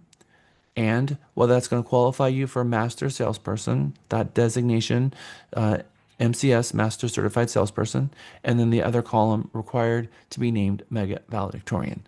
So we have the Mega, we have the Mega Mini, we have the Fair Haven simulation, which is something that you should have already taken when you onboarded with Realty Texas. It's an onboarding requirement. It is a certificate that you get from the National Association of Realtors learning how not to violate fair housing. The fourth one is a C2EX designation from the National Association of Realtors. They have 1.5 million real estate agents. By the way, newsflash, there's only about, I think, 800,000 active duty military. We have twice the amount of real estate agents that we have in our entire military. We have an army of real estate agents. Imagine the National Association of Realtors trying to figure out how they can get all 1.5 million people on the same page, and that we don't get boot camp. So we are just osmosis trying to learn all this stuff. C2EX was their answer. C2EX is a way for NAR to get all 1.5 million real estate agents with the same foundational information necessary. And it's not about being a realtor member, it's about being a real estate agent. So these are the things that all 50 states share in common about agency, about representation, and it's going to have these really cool skits where it's interactive. There's an app that you download on your phone, and it's going to say, you just got a call from Cindy and Matt, and they want to meet at a property. And it'll give you three scenarios of what they said and how you should respond. And then you click the right answer, and it'll say, well, no. Or you click the right answer, it says correct, and you got that subject right.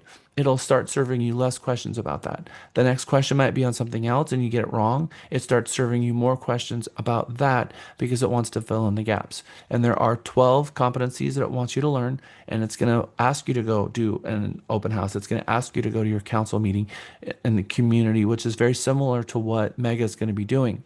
So if you follow the C2EX course, a lot of what Mega has in it is also the things that you're going to need for the C2EX course. So if you log in and spend a little bit of time on C2EX every day, by the time you're done with Mega, not only will you have taken C2EX, but you will have gotten 2,000 points for it and got your C2EX designation and help your Mega journey along the way.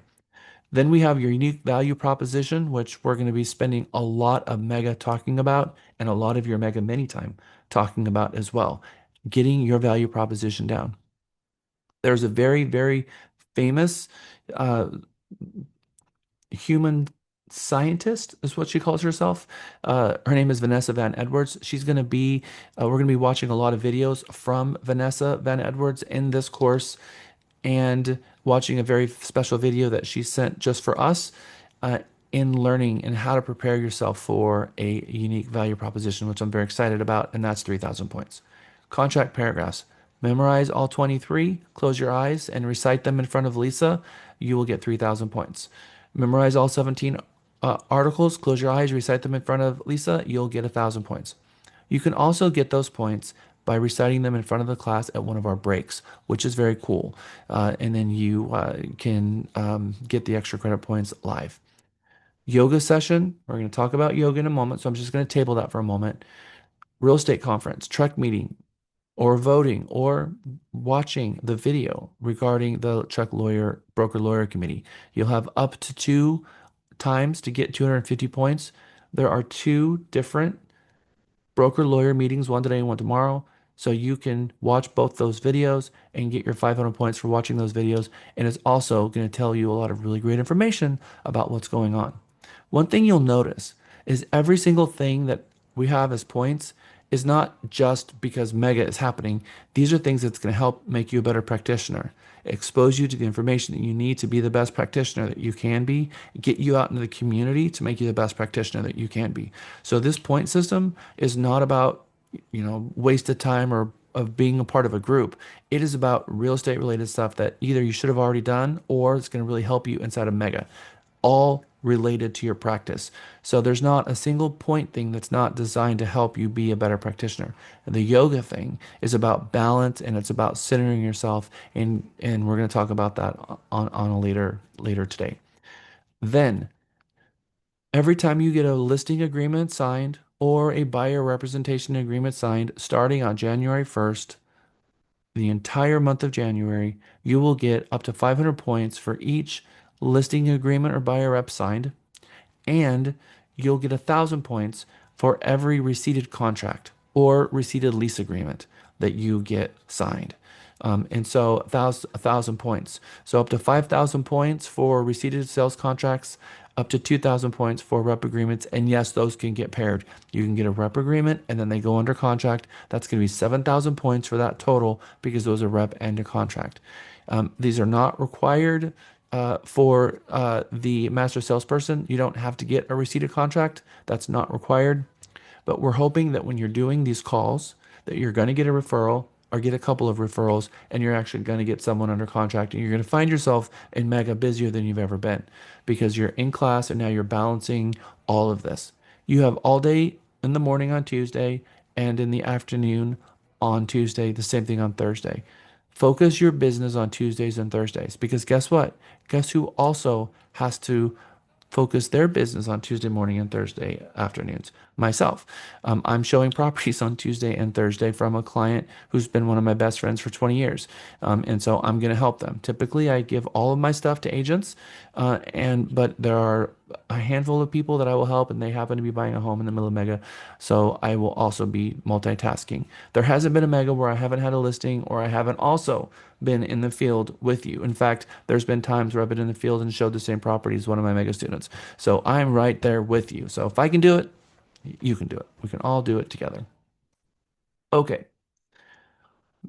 If you are named Mega Valedictorian, there is a crystal trophy that you will receive. You'll get recognition at our annual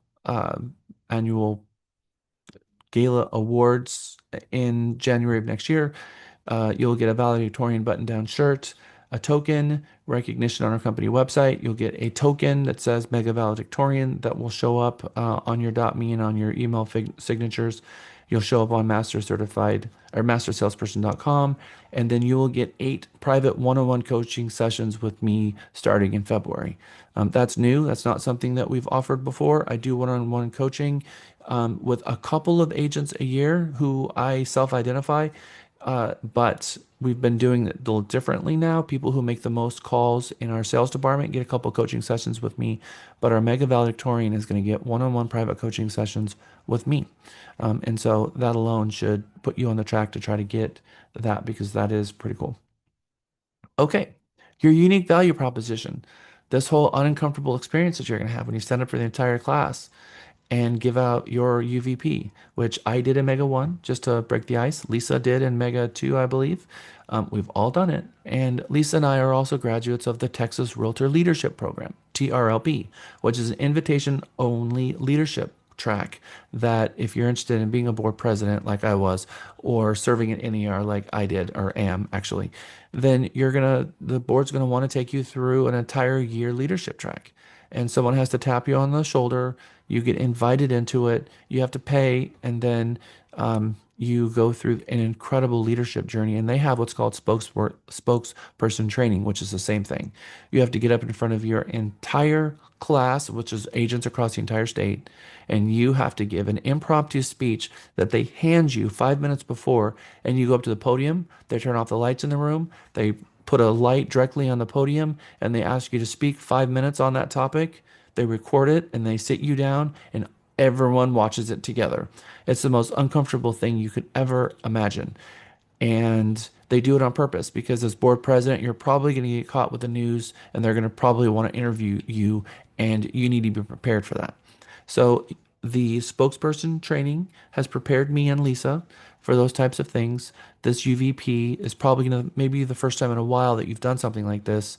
And again, you're going to have a lot of time to practice, but it's going to be up to 2,000 points, 3,000 points that you can receive for your UVP presentation.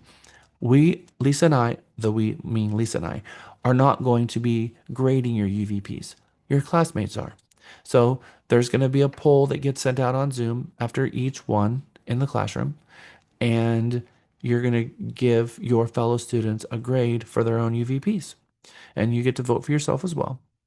And it's 1,000 for how you dressed, because dress to impress. You're a salesperson, and that's 75% of how people perceive you is based on how you dress, first off. Second, 1,000 points is reciting your UVP without reading it. And there's always people trying to fake that. They want to send in a video and you can see a reflection of their glasses of the words on the screen, or they can see their eyes moving as they're reading their UVP because they simply did not memorize it, which means they miss the entire point. The whole point of this isn't to make you uncomfortable and stand up in front of the class and do a project. That's not what this is about. This is about you truly breathing in and internalizing your value of what it means to be a real estate agent and what you're going to offer the client and why the client should hire you. You've got to have that down so well, and that's all we're asking you to do is get up in front of the class and pretend like there's a buyer in front of you and they're going to say, "Why should I hire you?" And you're going to tell them. And it should be authentic, it should be real, it should not feel scripted. And scripts are very complex situations that are broken down so that you can recite it professionally and it not sounding like a script.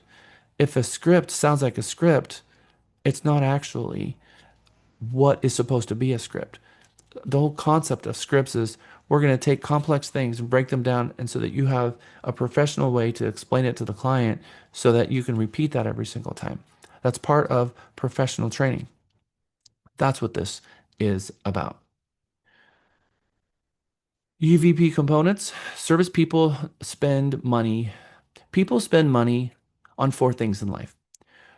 When someone is willing to pull out their credit card and pay for services, whoever it is, they want someone who's going to reduce their risk, help make them money, save them time, or increase the quality of their life.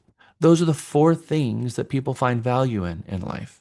I've talked about this on podcasts with other people. Those are the four things: reduce risk, save them money, save them time, or help increase the quality of their life or elevate their status. Those are the four things that people are willing to spend a lot of money on and have no problem spending money on. People, on the other hand, they'll go to the store and clip coupons and be very frugal on certain things, but the four things that people find value in spending money on that they don't question are these four things. In your unique value proposition, we're trying to show them your ability, your commitment, and your ethics all in one sentence. But remember these four as you're crafting your mission statement and your vision statement and your value proposition. And it's right here on the screen for you to dog ear when you print this out. This is important. You now know without any hesitation the four things that people like to spend money on. And you're one of them. You want them to want to spend money on you. How many agents discount their own compensation by just advertising blanket that they're willing to discount their fee, which means they don't understand their value proposition. They don't understand what it is to be a real estate agent and how we're helping people reduce risk and helping them make money over the long term of owning a home, how we're saving them time, and how we're increasing the quality of their life and elevating their status and helping them find and research to find a home that they're going to love and raise their family in. The four things that you do and do well are the four things that people are really willing to spend money on. And if you can articulate that to them and you can touch those centers in their brain where they now understand what it is that you do, there's going to be an aha moment for you. And now you can make that aha moment for the client. So I need you to plug into these things and internalize them because they are real. Here are two sample UVPs, four of them, two slides with samples. That you can read from. Um, as a real estate agent in Austin, Texas, my commitment is to anticipate your needs, look out for your best interest, and put you first. Whatever your UVP is going to sound like. I put a couple of samples here together that you can pull from just to have an idea of what one might sound like. But you're going to build your own. We're going to freestyle this later in another mega module, but here's just a couple of examples ahead of time. In our 23 paragraph contracts, we already spoke about why I want you to memorize these. Helps you take ownership of the contract. It helps agents have a better respect for it. Clients expect you to know it. And the better you understand it, the better you can advise your clients through it. And quite frankly, the truth of the matter is on this, who knows a contract best wins in negotiations, because negotiations is all about risk and it's about who can exploit what contingency. And if you don't know the contingency exists or don't know the contingency very well, then they're probably going to be better at the table than you. And I want you to be better at the table than them. That means you need to know your contract well. And here are the 23 contract paragraphs that I would like you to memorize. You can use this slide as your flashcard, or you can build 23 flashcards. But I want you, paragraph one, parties, paragraph two, property, paragraph three, sales price, paragraph four, leases, paragraph five. I want you to go down that paragraph, that cadence, paragraph number, and then the paragraph name, and recite them that way. And a lot of you already have them memorized from prior megas, but for those of you who have not yet memorized this, who's with me? Who's going to memorize these 23? I want to see a raise of hands.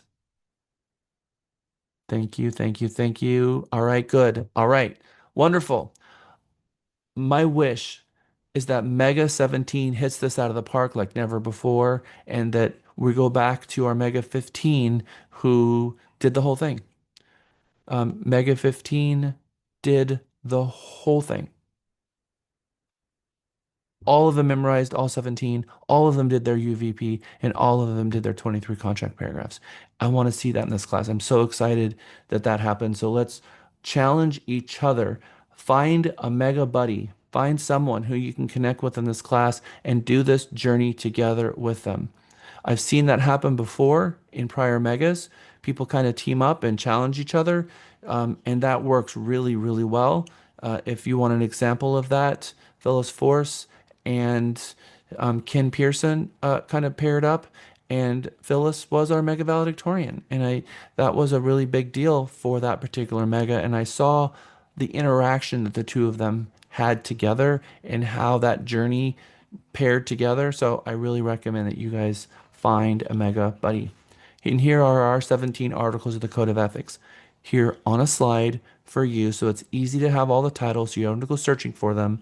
And this is what you're also going to try to memorize. Please don't try to tackle the 17 articles of the Code of Ethics until after you have the contracts done, because the contract is much more important for you to memorize. The Code of Ethics is very important, but let's do it in tandem, or not in tandem. Let's do it back to back.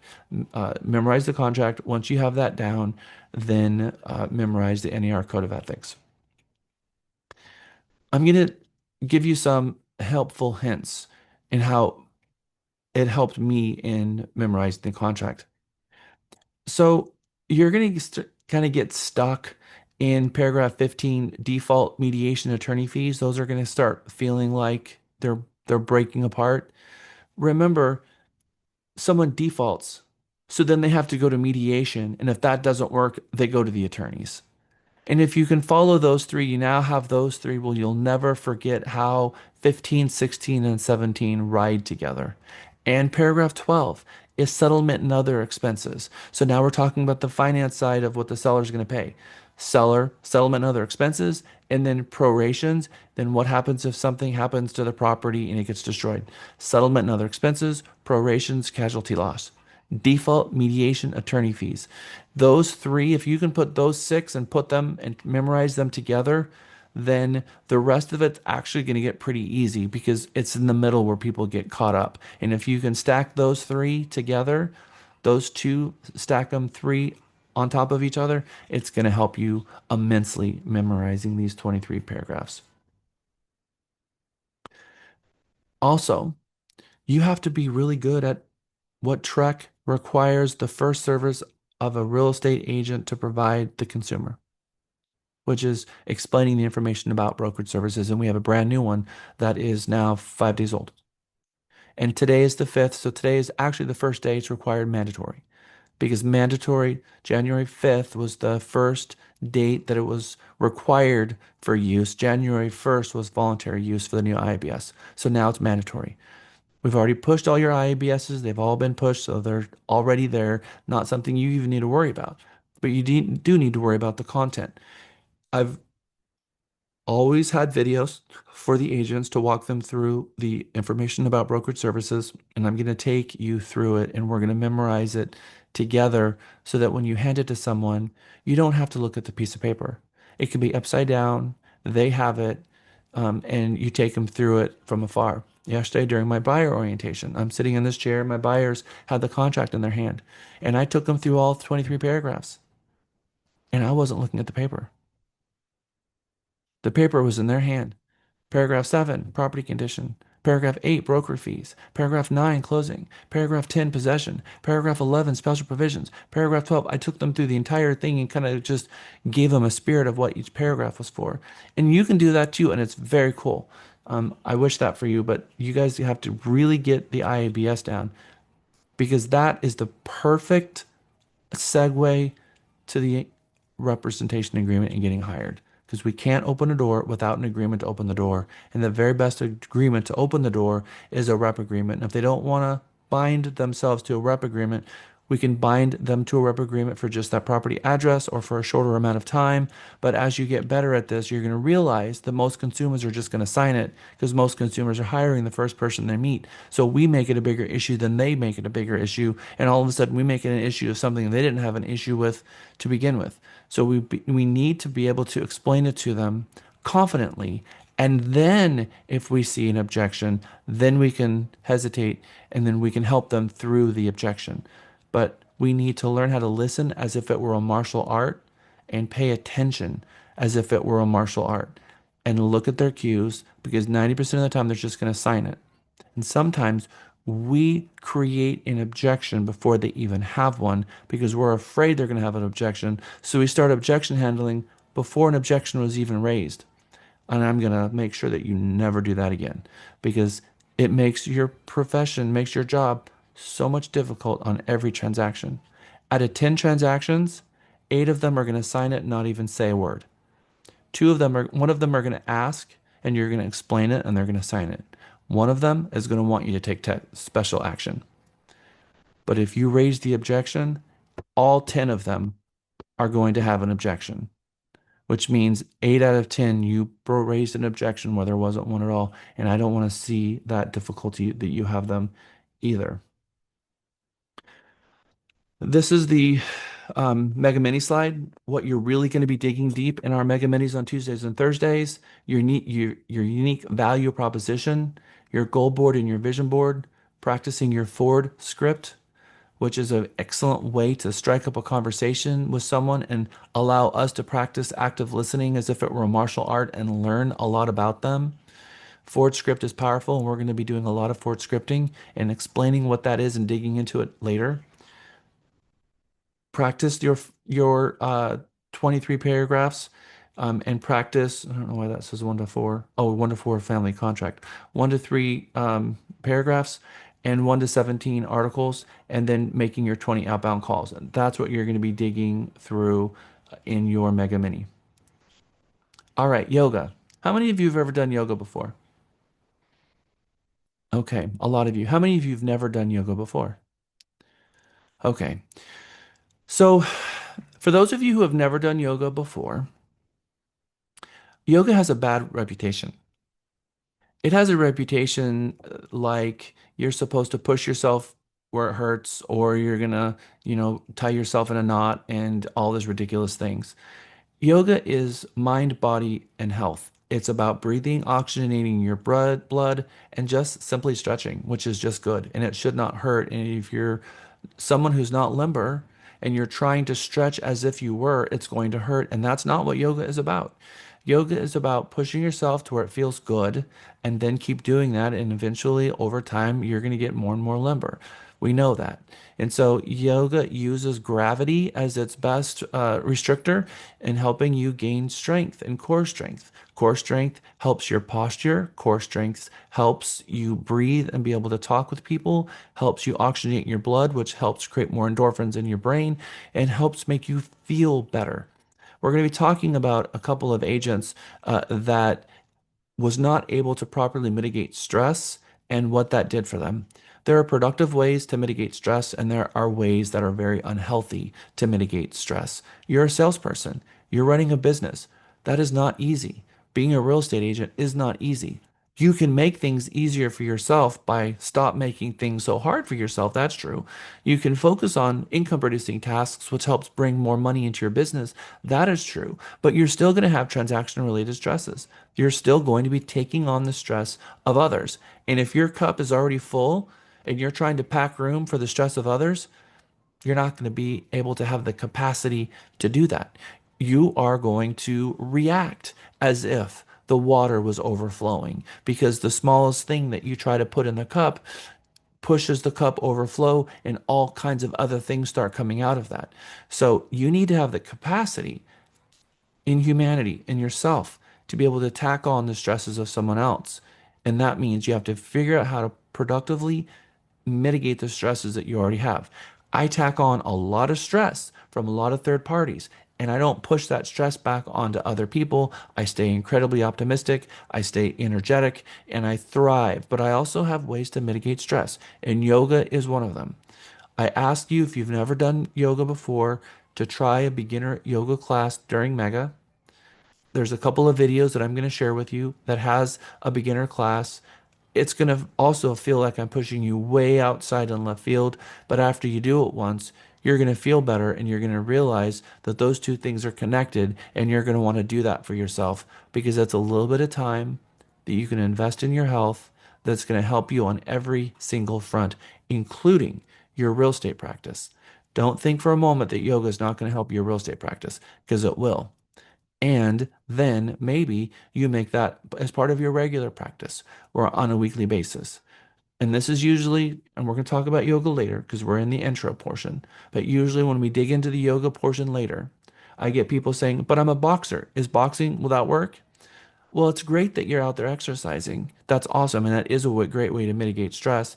But yoga is a mind, body, and spirit rejuvenator. It's all of those things in one, and you can do it in 30 minutes. And so I would just really ask you to try it for me once.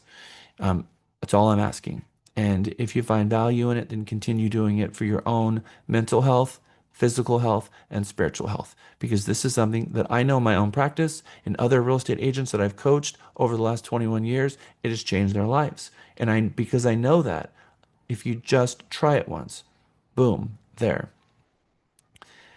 We have a lot of things that we offer at the company to try to help agents be able to focus on being a salesperson and focusing on their clients. From our morning huddle, give you ways to inspire you and to reach out to your people. The afternoon blast lab, which is a way to keep you in front of mind of your clients. On a weekly basis, we have a book club where we go through business books to make you a better practitioner and a better leader. We've got our monthly business meeting to tell you what's going on out there in the world. I take NAR information, Texas Realtors, and Trek information in a 1 hour meeting, and also let you know what's going on in the markets. We have contracts training, which is our bulletproof contracts class that we have going on a weekly basis. Our CXM call shift, which allows you to come in and make outbound calls on a regular basis on your own time slot. We have our weekly sales meeting where we are listening to calls of productive calls that have happened, some new objections that we're hearing coming out of the market, and ways that you can overcome those objections, which is very helpful for a sales agent to plug themselves into, knowing how important prospecting is and how important conversion is and how that you are a salesperson, and having weekly sales training at your fingertips that costs you nothing. All you have to do is show up is transformational, and that's available to you for no cost. And our sales manager is in that meeting running it every single week. We have Tech Tuesday. We have a lot of tech here. And we call them tools because when we put the word tech in front of it, it freaks people out. But we have a lot of tools that were developed by agents for agents to help you. And we have Katie, who is on our help desk, and Miguel to help you with all of those. But we have a Tech Tuesday, 1 hour, just to show you what's new and answer your questions. If you just want to continue taking that class, people find a lot of value in it. We've got our annual business planning happening in January. You're in Mega. That's awesome. We have that built into Mega. Our award gala that we just had, and then one-time courses that we teach for new agents or anyone who's coming aboard, I should say new associates, our new associate training, our leasing one-on-one class, our buyer and seller training, Mega, which you're in now, our Ready, Set, Sell series, and our rooms training. They're available to you, and every single one of these are either daily, weekly, or monthly, but the one-time courses are taught monthly. And then our roundtables are also monthly. Our top producer roundtable, our military, former active military roundtable, Spanish speaking roundtable, commercial roundtable, apartment locator roundtable, and mentor and CTC. We are making sure that all of these are running every single month and you have access to all of these things continually. So when you're plugged in and you see this, there's a lot here that helps connect you to the profession and connects you to your business that we've added to assist you. I've spoken a lot about mindset. We have a lot of stress in this business, just in every single day in your life. When you are a real estate agent and you can realize that real estate profession is the apex sales profession. It's not just a sales profession, it's the apex sales profession. If you go to work at Dell and you get on their sales team, you're going to go to a 3 week sales class, 3 weeks, 3 week sales class just on that one topic. You go to an auto dealership and you become a part of their sales team. You're going to go to weekend sales, daily sales classes. All of these other professions who have a sales team has incredible reoccurring constant sales training, except for real estate where there is none. And it is the apex sales career. And so knowing all of that, we have to figure out how can we upgrade our services that we provide our client to be second to none and figure out how to make sure that we're fulfilling all the fiduciary duties and track regulatory duties that are required of us by a regulatory license, because what separates us from the other salespeople is that we are licensed to do this job. And then there's real pressure carrying all of this at once. So us finding very healthy ways to mitigate that stress is really where the yoga is going to come in to help you. Here is a class. There's a link for it, and where also the scan QR code that will take you to a yoga for anxiety and stress. It's a beginner's yoga. It's perfect for a beginner person to do at home. So this is the class that, for those of you who've not done it before, I recommend that you take. It's going to change your life. Now, I had a friend back in the middle of my career. His name was Jason Tarr. And Jason was a very good real estate agent. He was a Keller Williams agent. He actually worked at the same office at me for a while. And we did lots of deals and transactions together. And he was just a really nice guy. He did a lot of production. He had a lot of stress in his life. And he didn't have a lot of ways to mitigate that stress.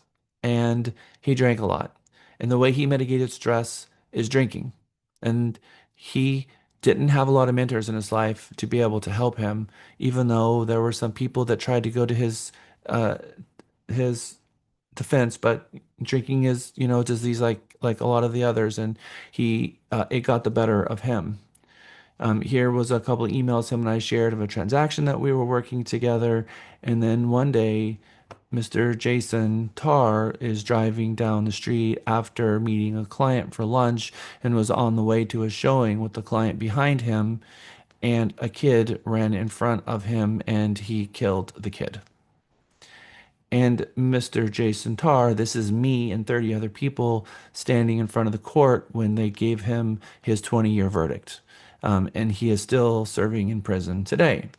So this is someone that I knew, someone that I worked with, someone that I served with, someone who so desperately needed to find a way to mitigate the stress of this profession and didn't. And now he is spending a good chunk of his life behind bars. So, as you see, Jason Tarr and Associates, Keller Williams, permanently closed. Career ended, lives lost.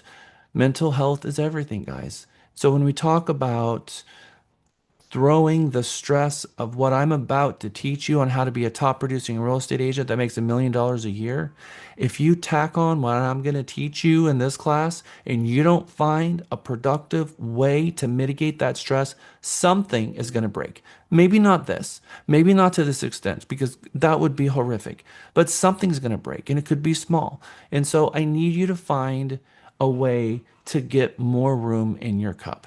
Because if your cup is already filled to the brim of stress, I need you to find a way to put some room in the cup for your clients and for the stress that you're going to take on. Because You have uncapped earning potential in this profession. You can make as much money as you can think it or imagine it. It's at your fingertips, but you have to make space in your day for prospecting and converting, which means prospecting for clients, appointment setting and meeting with the property and converting them into clients. And then the job of closing them all. And that task is its own wheelhouse. And you got 5 transactions closing at once. Imagine the amount of stress that you're going to have when 4 of them are falling apart. Imagine one of them falling apart and you're in Michael Potter's office a good portion of the day. Imagine 4 of them are in that state because every single transaction has something that puts it on off the rails. And our job is to try to figure out what that's going to be and proactively make sure that we don't allow it to go off the rails by our own hand. But still, there's going to be a lot of stress there. And then the last one, which is following up and getting really good at following up with all of our clients so that, again, they come back to the beginning and the cycle begins again because that person, we followed up with them and they gave us a prospect. And then we prospect to that client, meet them, get hired, and we continue doing that cycle over and over again. Which brings us to module 1. Module 1 is master your mindset. And we're going to take a quick break and we're going to come back after I get through 2 more slides. But this first mind, now that we've gone through the orientation portion of Mega, you've got a really good now kind of understanding of what this is all going to entail.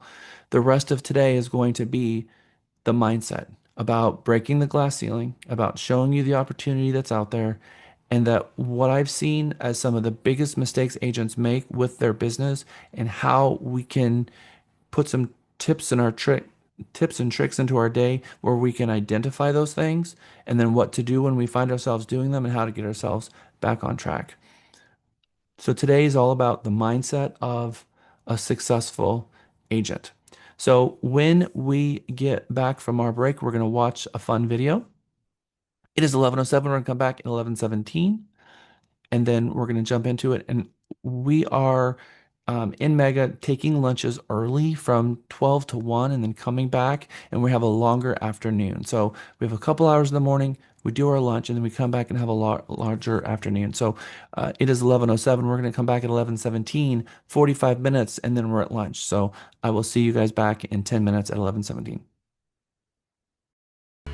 Welcome back. Who'd have thought that we'd out here where we need you? Here where we need. Welcome back. Welcome back. Welcome back. Welcome back.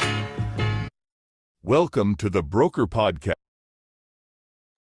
Okay, welcome back from break, everyone. All right, we are going to watch a very fun video. It is about 2 minutes, 32 seconds, and it's the kickoff for our module 1.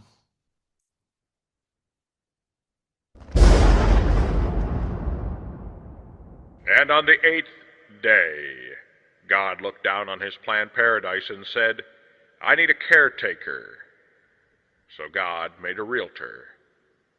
God said, I need somebody that will get up before dawn with the dedication of the sun, risk time, energy, and investment for no salary or guarantee, work long hours on the street, prepare and deliver presentations, serve and attend to others' emergencies, then stay out past midnight at a meeting of the school board. So God made a realtor. God needed somebody mentally tough that could wake up unemployed every day, yet gentle enough to have compassion for others. Someone that can build a bridge between people and technology. Someone to arrive home nightly in the dark to accommodate others' time, tell them, thank you for the opportunity, and mean it. So God made a realtor.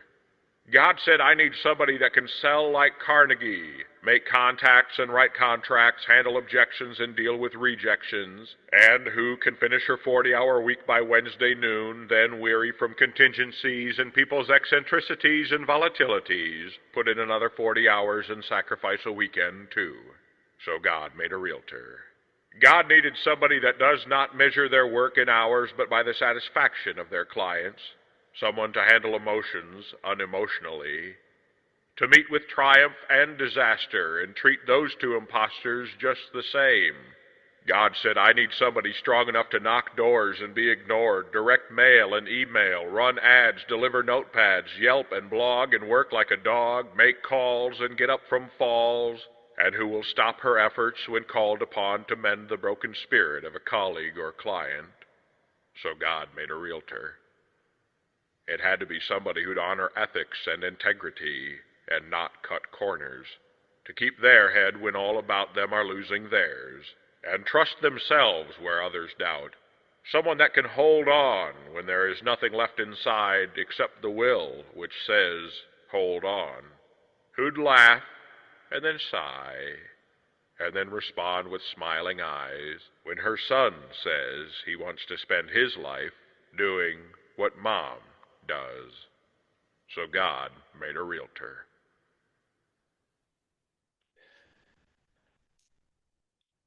I think in a lot of the videos, or maybe even all of the videos that I've watched over time, Paul Harvey did probably the best job of breaking down what it is that we do. Did that feel pretty authentic? Hit home? This is not an easy profession. It is demanding.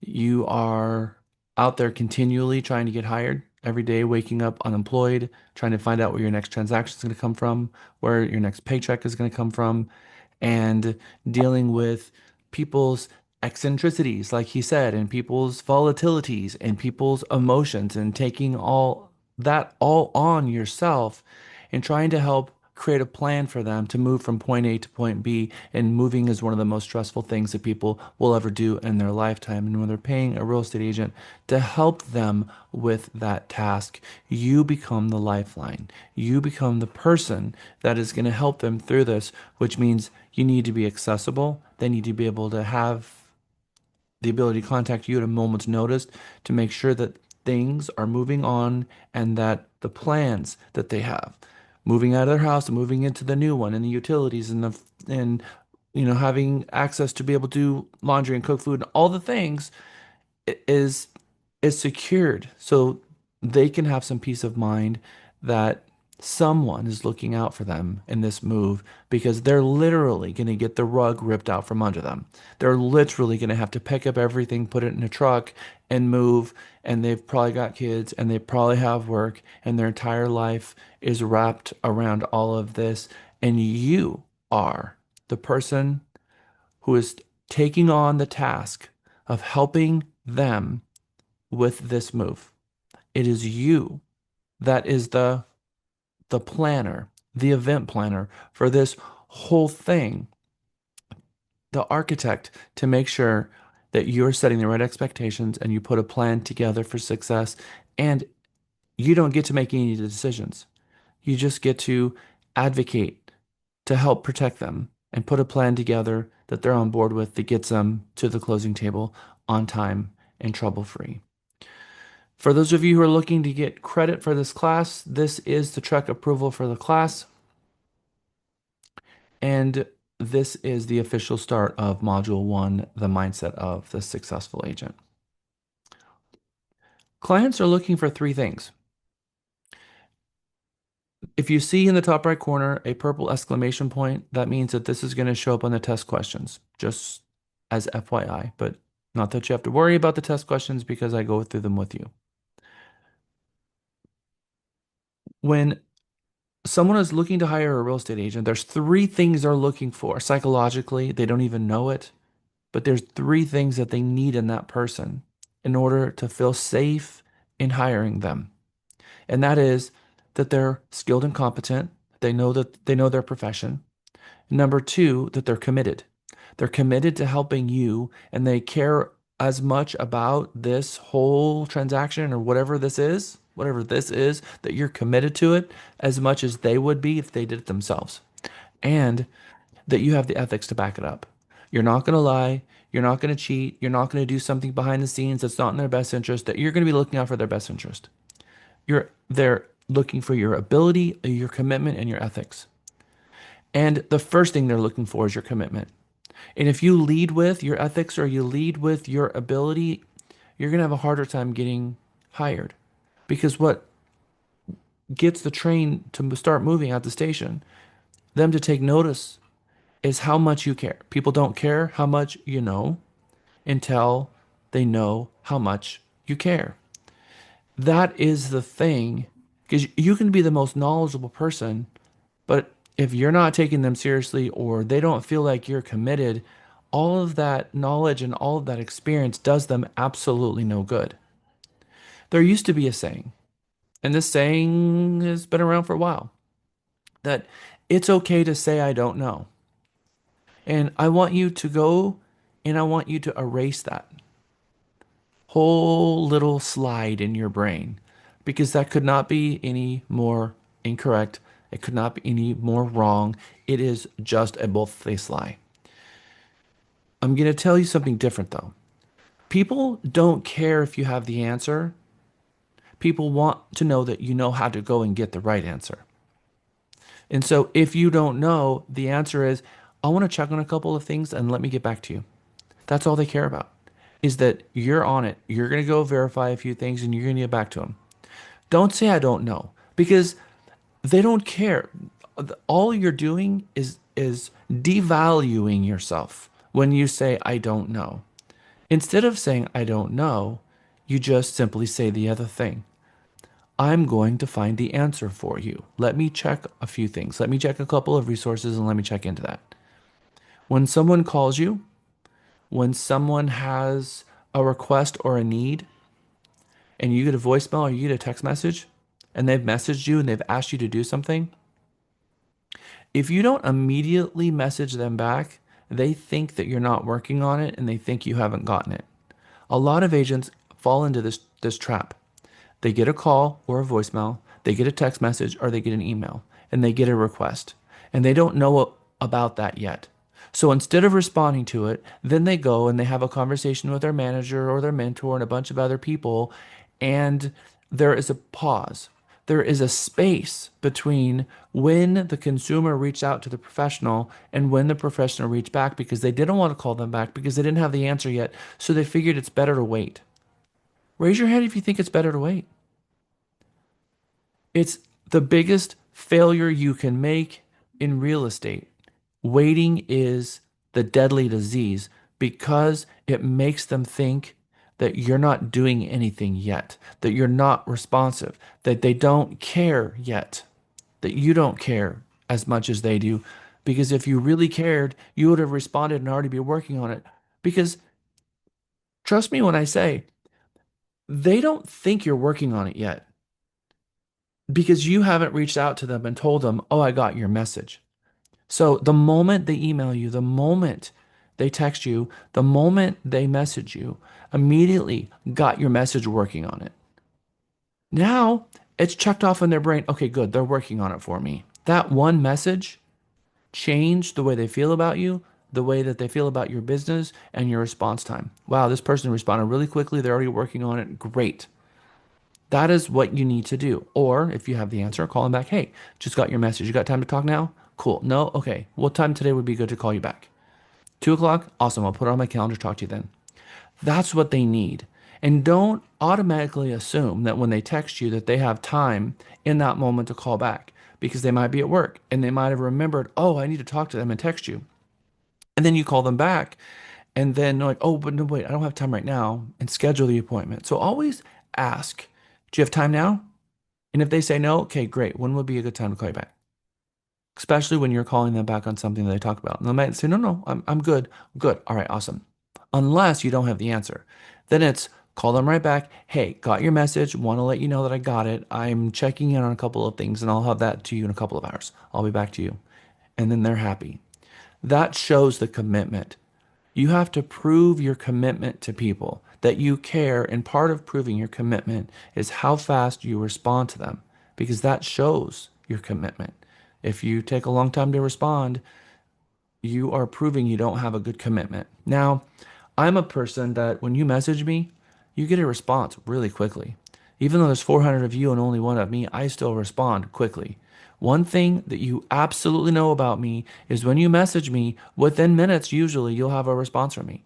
And sometimes it's I'm getting someone else involved, but I'm going to acknowledge you the same way my clients, the same way my friends, my family. I'm very responsive. I'm going to respond. I'm not going to just set it. And if I haven't responded, then it means I'm either sleeping or not in front of my phone, which is very, very rare because I'm constantly responding to all that's going on so that I can help plan my day. I want to respond to people, know how much I care because my commitment is 10 out of 10, 11 out of 10. That's my commitment. And the commitment that you have to bring to the table in this profession has to be 10 out of 10 as well for your customers. And your commitment is the first thing that you have to approve to them. Your ability, quite frankly, I know a lot of real estate agents that are not very good realtors, are not very good real estate agents. They're just not. They're not, but they sell a whole lot of business. But when it comes to the business side of things, they're very messy. They don't know their contracts. They don't know the agreements. Their contracts are a mess. They make promises they can't keep. They say things they're not supposed to say, all kinds of stuff. It's just a really messy on the real estate side, but they're really good at proving their commitment and they're really good at proving their that they are a good sales person and they prove their commitment and then they get hired and the relationship that they create with their clients pretty good. The client will even, back them up when they mess up because the relationship is good because this is a relationship business. But it's even better when you're a good salesperson and you have a strong commitment and you are the expert that they deserve. When all three of those things are in place, that is the trio that makes it all happen. It is the package, the whole package that makes you marketable, which will get you the 5-star reviews on a continual basis that's going to push your business forward because reviews are going to be very important for your business. This is why I created a review engine into our platform and that I have a very carefully worded email that goes out to every client on every single transaction that says something like, thank you so much for your trust in working with our agent blank. A large majority of our business comes from online reviews, and your 5-star review of our agent would mean the world to us.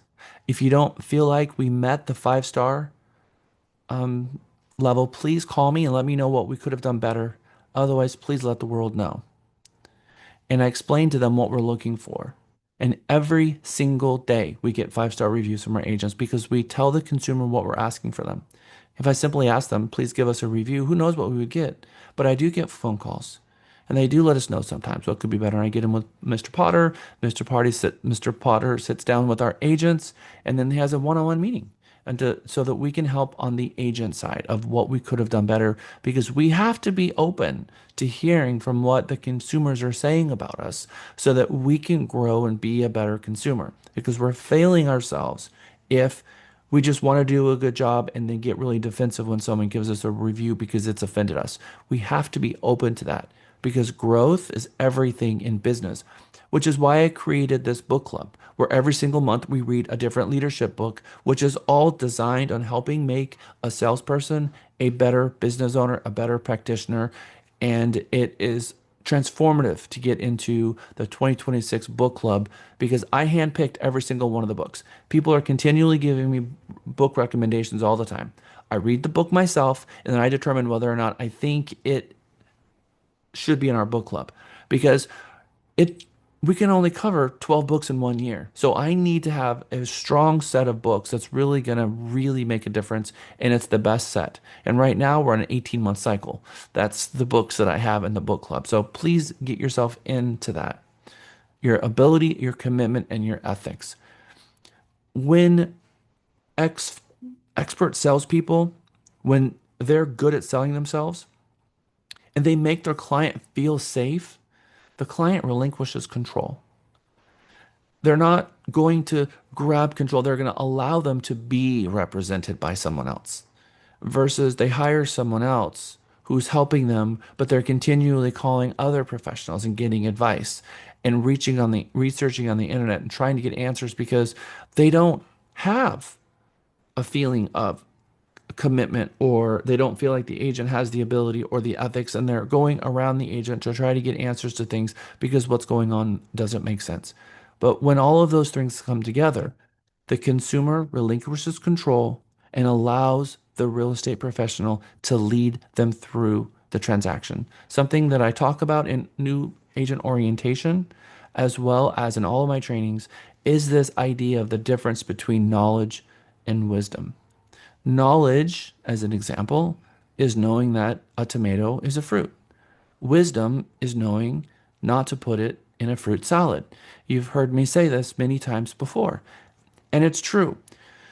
If you look at a strawberry and a tomato and you eat the strawberry and it's delicious and it's sweet, and then you learn that this tomato is a fruit, you're thinking, wow, it's just a gigantic strawberry. It must be even sweeter. It's bigger. It must be sweeter. And you put it in a fruit salad because you never bit into it to determine that it's really more like a vegetable than a fruit, but it's soft like a fruit. So the experience and the wisdom of eating it now puts it all together, and now you know what to do or what to do with that item. And that's real estate. We have to have the wisdom of doing something before, maybe once, maybe twice. Now, Trek wants us to do it 3 times so that we have that wisdom from beginning to end, so that we can take that wisdom and we can share our experience with the client, because that's what they're asking for. They're hiring someone who has the experience. Now, if you don't have the experience, Trek says that's okay if someone in that transaction does. And the code of ethics says that you can't hide the fact that there is a mentor from the consumer. So if you hire a mentor, then the consumer's getting, usually if someone's being mentored, there's a trust factor already there. So they get the commitment. And now on the ability side, there are gaps. And there's going to be a third party where the consumer is represented by someone who they trust, who knows that they have the commitment, who's going to answer the phone and be there when they have their meltdowns and help them walk them through the transaction.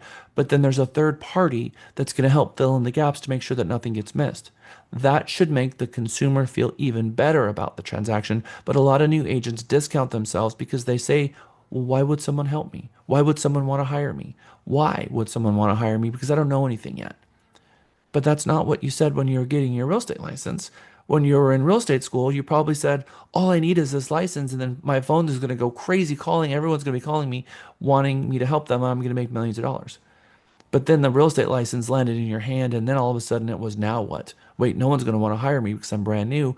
Because you realized once you got your license how much there is to know, and that veil got lifted, and you got humbled, because everybody in real estate school thinks, wow, my last agent was dumb as a box of rocks. I can do, if they can do it, I can do it. So this has got to be easy.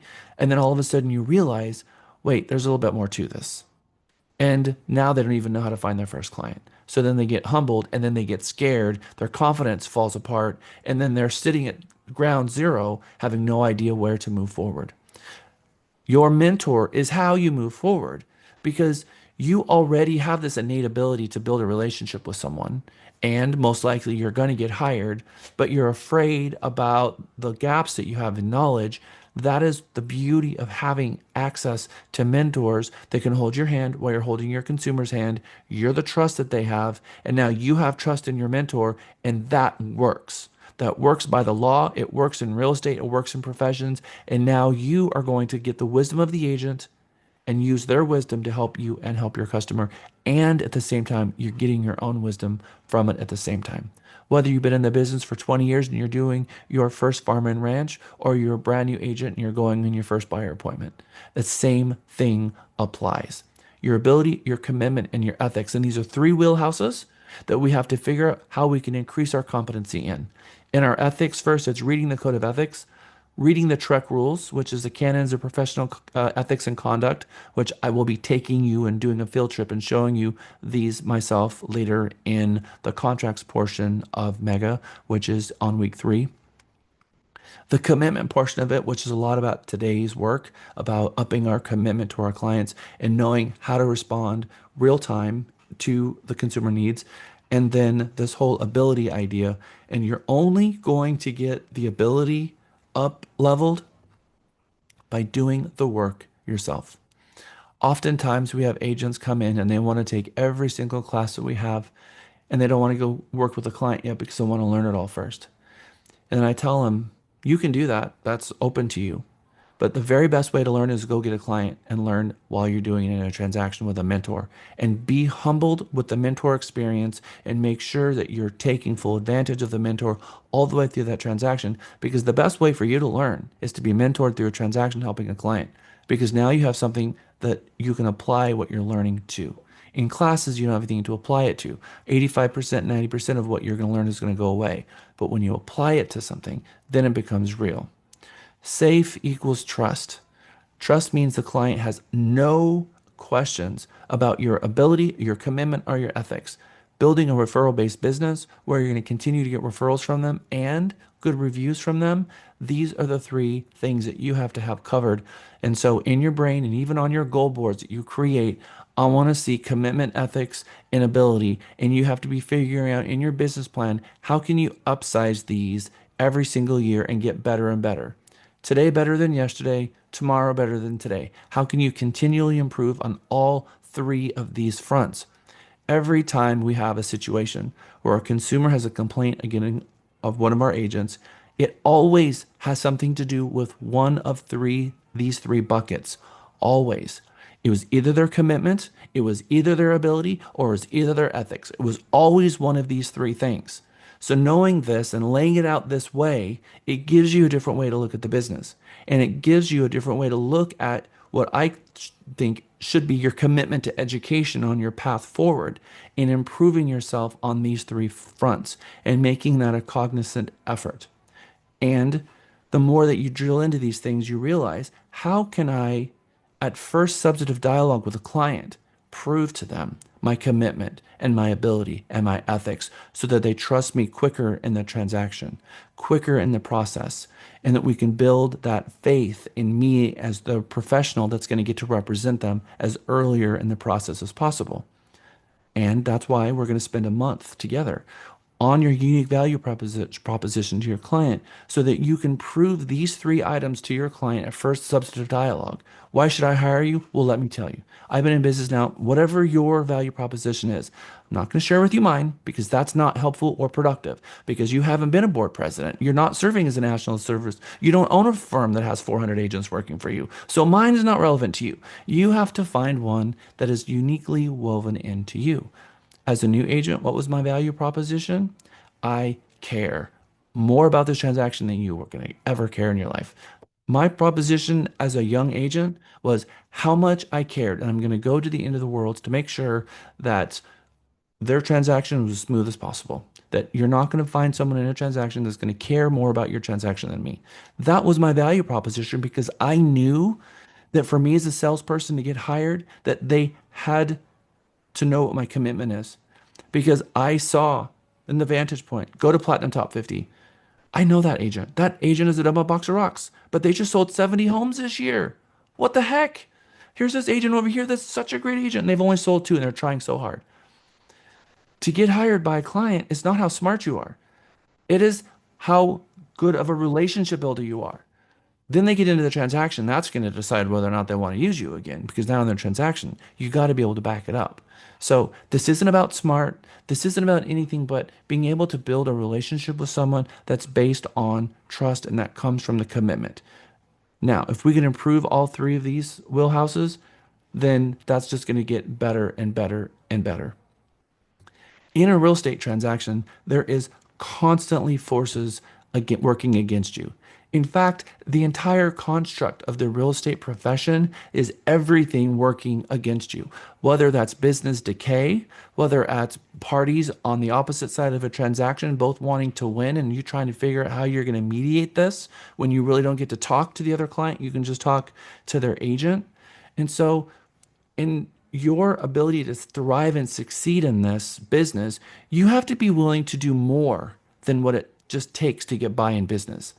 You've got in the marketplaces across the nation 1.5 million real estate agents. You have about 240,000 active real estate agents in the state of Texas, about 10,000 plus, 50,000 in the Houston marketplace, about 13,000 in the Austin marketplace. And so you look at these marketplaces, there's 10,000 real estate plus agents working in the marketplace that are ready to get hired today, and most of them are doing 1 or 2 transactions and they're hungry for the business. What are you going to do to set yourself apart? But guess what? This is the statistic that's going to blow your mind. 5% of agents do 95% of the business. That means 95% of the agents in the marketplace are sharing in this very small 5% of the pie. The question is, what are the 5% agents that are doing this lion's share of the business? What are they doing differently that the 95% isn't doing? And by the way, if you've closed less than 5 transactions in a year, you are the 95%. You are the 95%. The 10%, they're closing anywhere from 18 to 100 transactions a year. What are they doing differently that the 95% is struggling so much with? And it's the one thing. It is sales, selling their services and being committed about selling their services. Everyone involved in the transaction is looking for a reason to tell your client no except for you. The lender involved, they have an employer. And the underwriter and the lender is looking any reason to say no, decline a loan to protect themselves. The appraiser is looking for any reason to show that this home is not sufficient collateral for the loan. The title company is looking for any reason to make sure that this title company is not going to be able to be generated a general warranty deed. You see, the builder is looking out for their employer. The lender is looking out for their employer. The builder is looking out for their employer. Everyone is looking out for someone else except for the real estate agent, who has a special fiduciary duty to look out for the best interest of the client. We are trying to figure out how to build a plan for success. It's not about yes, it's not about no. It's about maybe it's not time right now. If you're not able to obtain financing, I can help you get into a lease. If that doesn't work, I can help you get into an apartment. We're going to get a roof over your head. And then we're going to build a plan to get you to be a homeowner. That may not be overnight. That may take us 12 months. I've got a very good credit repair person that's going to help you. And I'm going to stay in touch with you. And I've got your back through these next 12 months. And I'm going to be checking in every single month to make sure that you're doing what's necessary in order to get your credit and remind you when you get new car fever and you get new washer and dryer fever and you're trying to put your finances in a certain degree. And I'm going to make that call every single month. And you know that you're going to get that call. And I'm going to help hold you accountable for that. Because you see, I'm building a relationship with you for life. This isn't a transaction about me putting a check on the wall that says I just sold another home. This is about a relationship that I'm building with you forever. This week, next month. I want to work. I want you to trust me and love me and trust my ability, ethics, and commitment so much that you refer your grandmother to me. You trust your grandmother with me and the services that I provide, and your best friend and your mom and your kid, everyone. I want you to trust me so much that you know that I am going to take care of you in a way that you know that no one else would. That is what a real estate agent who's building a referral-based business does. That type of commitment, lifetime commitment, and that's what the 5% are doing. They're building a relationship for life and they're calling their people on a regular basis. They realize what the one thing is. Keller Williams Shift Book. I'm going to read you one of these pages.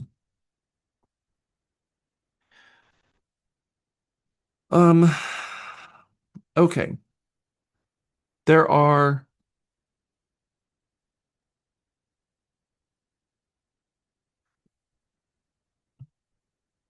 six core competencies that a real estate agent has in this business. It says, first, we lead generate.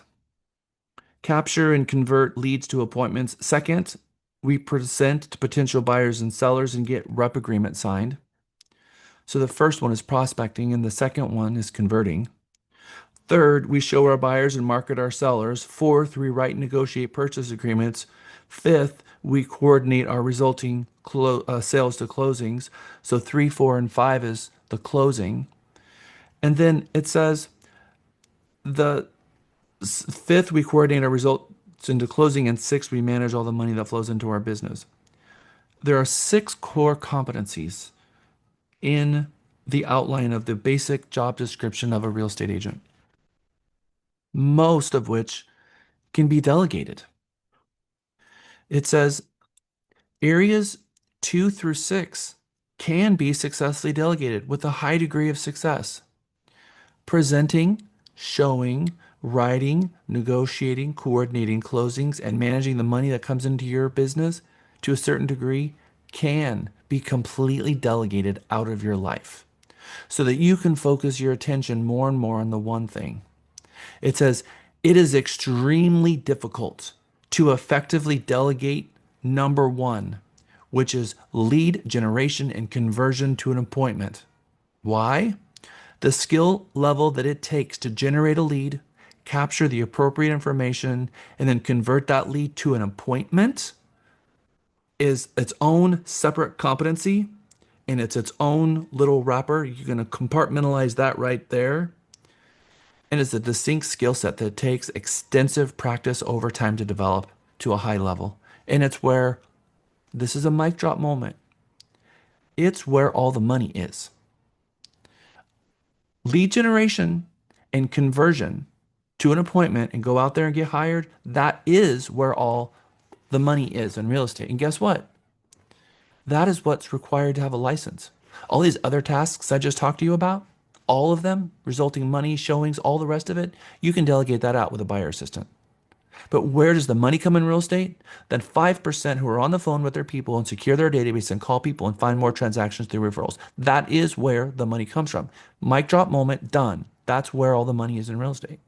And if you're really good at showing, you really like showing properties, or you really like listing properties and the marketing, and you just love all of that administrative stuff, I hate to say this to you, but you might make a better real estate assistant than a good real estate agent. Because a real good real estate agent is a salesperson who's picking up the phone and calling their people and finding more people to help. And when you're good at that skill set alone, you're going to be the 5% who's closing lots and lots of transactions, and you're looking for the 95ers, the 95%ers that you can help pull into your business because you need their help, because they are good showing assistants. They are good list people at an open house. They're good at that side of it, but you're the rainmaker. And where the business comes from.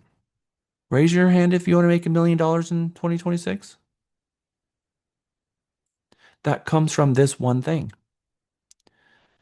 Picking up the phone and securing your database and making yourself part of that 5%. So now it's not about whether you're a good real estate agent or not. It's whether or not you're a good or bad salesperson. And this isn't an attack on anyone. It's, are you a good salesperson for yourself? Are you the right person to be marketing yourself? If you right now, if you were paying someone, if you were paying yourself to be your marketing person, would you have fired yourself already? And that's an interesting question. Because what are you doing for yourself to market yourself? Does the business side of you expect more from the salesperson that's inside of you?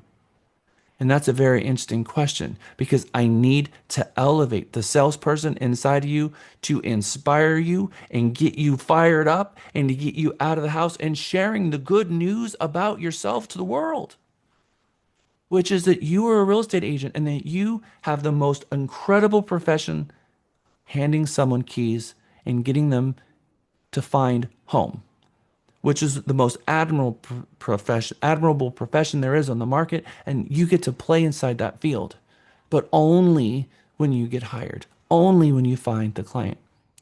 Now, if you're really bad at the lead generation and prospecting side of it, there's a number you can call, 1-800-ZILLOW, and you can pay $1,000 a lead, and it's going to drop in your lap. And 5 of those leads are going to be nothing, and the 6th lead is going to be a good lead. But you could have saved yourself the $6,000 by picking up the phone and calling people who already know, love, and trust you, because there's going to be better leads there. And you circumvent the entire engine of people trying to exploit this profession and suck the money out of this profession by selling you leads, because the only person who's going to buy leads is someone who doesn't know how to market themselves, and they're struggling and they need a lead source from somewhere and they don't know where else to turn because they haven't yet taken sales training. So at the point where you're new in the business and you haven't called every single person that you know and touched your entire database, you don't even, leads should not even be a question in your mind yet. Did you know that if you go to become an insurance agent, they're going to give you a piece of paper that has 100 blanks and you have to write down 100 people that you know and then you have to call all 100 people, every single one of the 100 people? First job, day one. Sit your butt in a chair. Here's a pen. Here's a piece of paper. Write down 100 names. You got 2 hours to do it. We'll come back at the end. Okay. And you have to critically think who is 200 or 100 people that I know. And then you go down that list and you start calling them all. Have you done that in your business? Because that is what an insurance agent is going to force you to do if you're an insurance agent sales. This is going to be transformational because I know we don't want to call those people that know, love, and trust us because we're afraid that they're going to be upset with us for calling. But I promise you, when you call them and you find out that they were excited to hear from you, that's going to change that script forever because this is the slideshow of 95% of agents. I have an idea. I'm going to be a real estate agent. Got their license. They're super excited. And then all of a sudden, it's not what they thought it was going to be because the days and the weeks, the months are passing, the bills are piling up, the money is not coming in, and they're disillusioned. They've lost their excitement, they've lost their joy, and only if they could go back and reconnect with that optimistic brand new agent who's going to make $1 million a month or $1 million a year, or if all I got to do is close $1 million property a month, that's 30,000 a month. Remember that version of yourself that happened on day one that you were so excited about this career? I'm going to reconnect you with that person because that still exists. And we're going to cut out that middle part and we're going to make this slide go away and we're going to go back to this original person.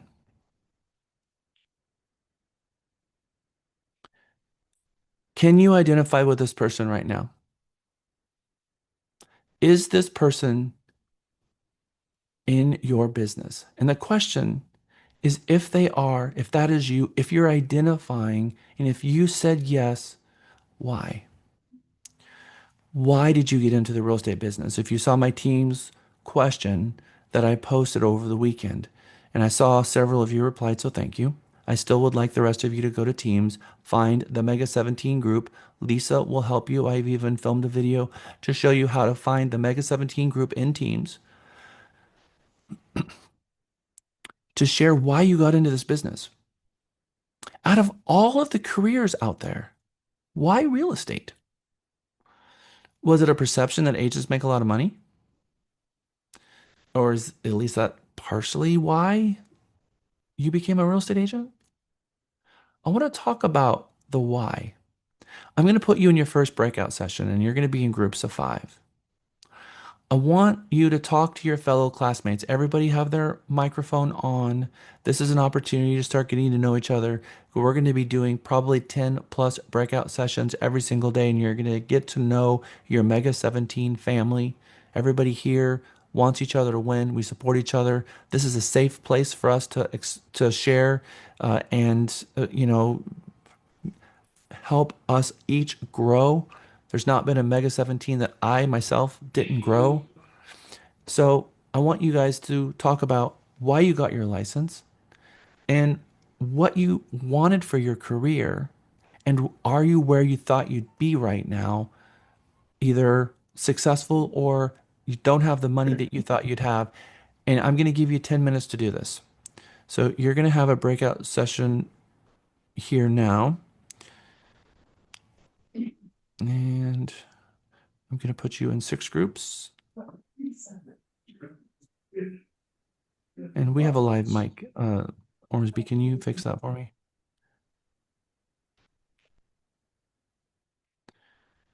Okay, you should have your breakout sessions invitations open now. I'll see you back in a few minutes. Oh, Jack, we needed some more time. We always need more time. Can you believe how much time has already passed? I'm going to tell you when you get into Mega that hours are going to go by so quick. It's going to be a big blur. Okay, now, um, one of the rules that we have in Mega is breakout sessions. So that was your first one. From this point forward, I'm going to always remind you that when you're in a breakout session, that you need to elect a spokesperson. So the very first thing you need to do when you get into your rooms is pick someone who, after the breakout session, is going to speak for that group. And one of the rules is going to be that if you were a spokesperson already that day, that you're not going to be again. We want to give everybody an option to be a spokesperson. I don't want to hear the same person all the way through Mega because there's always the two people that always want to be the captain, and that's all we hear from. We don't let that happen in Mega. I want to hear from the shy people because usually they're the ones that have a lot to say and it's profound. So I want to hear from all of you. So please make sure that you don't let yourself or anybody else be a group breakout captain hog. All right, I'm going to pick the first captain myself because I want to hear from you and your group a little bit about what you heard in 8 minutes, which is not a lot of time. We could have left you in there for 20 minutes and you probably would have gotten a little bit more from this. Group one, I'm going to start with Damien. Damien, would you be the group captain for group one? Yes, sir. Absolutely. So basically, our group, there's a lot of discussion around the business itself and you and the tools that we have here at Realty Texas and how to set boundaries in business to protect ourselves from the clients and protect our time. Um, because, it was mentioned in there, we didn't get into real estate for the money. And if we're in that for that reason, then we're in the wrong business, basically. Um, and we need to protect ourselves and protect our time in everything that we do as agents and as business owners in everything that we're doing and the need for mentorship to ensure that we're doing things properly and doing things correct um, to we all need mentors in everything that we do and someone to hold our hand along the way to make sure that we're taught properly. And you've definitely, and Realty Texas has got the tools and everything that we all need to do what we need to do. So people were getting in it to help others and to help them in hard parts of their lives. And that's why a lot of us gotten into real estate for different reasons. Thank you, Damien. Thank you, group one. Excellent round of applause for group one, Damien. Group two, Kevin, would you be the spokesperson for your group? Absolutely. So we had a mix of answers why people got into real estate. Some people, it's a second career. They have done 25 years in the military and have stepped out into a new field. Others did view it as an opportunity to make money, but everybody had at least an element in their answer regarding helping people. We had people in our group from various, some people just been licensed just a couple of months and other people have been in the industry for a long time, but really it came across from everybody that they were very appreciative to be at Realty Texas and everybody felt that they were in a place where they were going to get the training that they needed to be successful. So that was the overwhelming, theme. Thank you, Kevin. Thank you, group two. Awesome job. Um, we all came at this from a different direction. Some of us were school teachers before. Most real estate agents are second and third careers that they came in after retiring from something else. It's very rare that we see someone jump into our profession as a first career. All right, good job so far. Jumping into module or group three, Christina Roberto, would you be the captain? Sure thing, sure thing. Okay, so I think if you had a title for our group, it was Why Mega? Because we had folks who have been in for a little while, a long time, a few that have just gotten in, and a couple folks who are like, I don't know if I should be in any longer. And so I think this course is going to answer that question as to whether or not a person should actually continue as a realtor or more into a different line of like the support role. I think also it will re-energize those who got into it, realized it was a lot more work than they anticipated, or life got in the way, and now they need to refocus. Or for those like myself and one of the others in our group that, we've been doing this for a while, but we need this reminder of structure and systems and really that one thing. I think that's what's really nailing into my head right now, the one thing.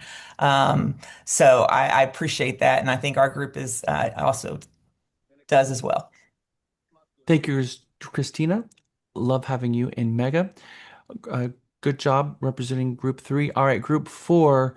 Um, I, I'm gonna pick Lee Vincent.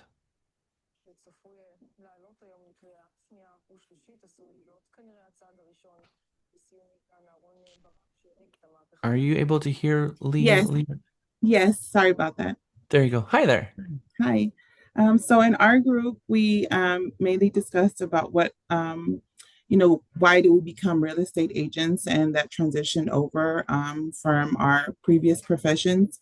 And mainly it kind of seems we all kind of had similar, which was customer service, dealing with people, the flexibility of being able to kind of build our own hours.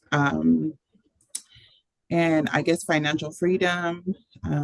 We kind of all came from different trades, but seemed like we were all eager to be here and learn.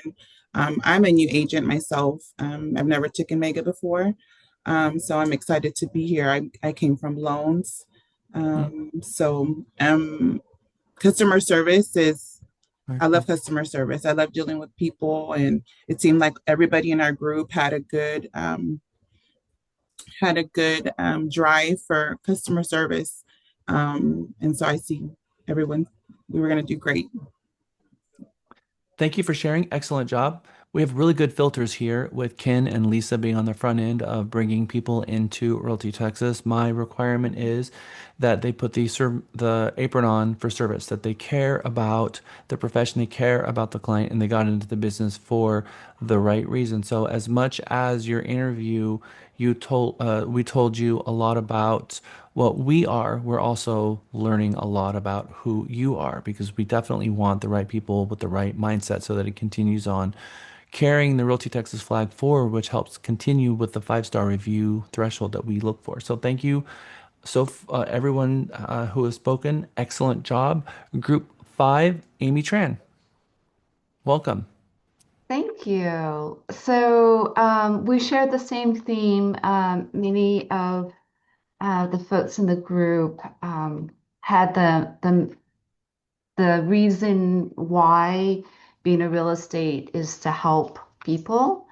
And we also had some that went into real estate to start their own business, giving them flexibility. It's not where you work, but how you work. Gives them flexibility to balance their personal needs.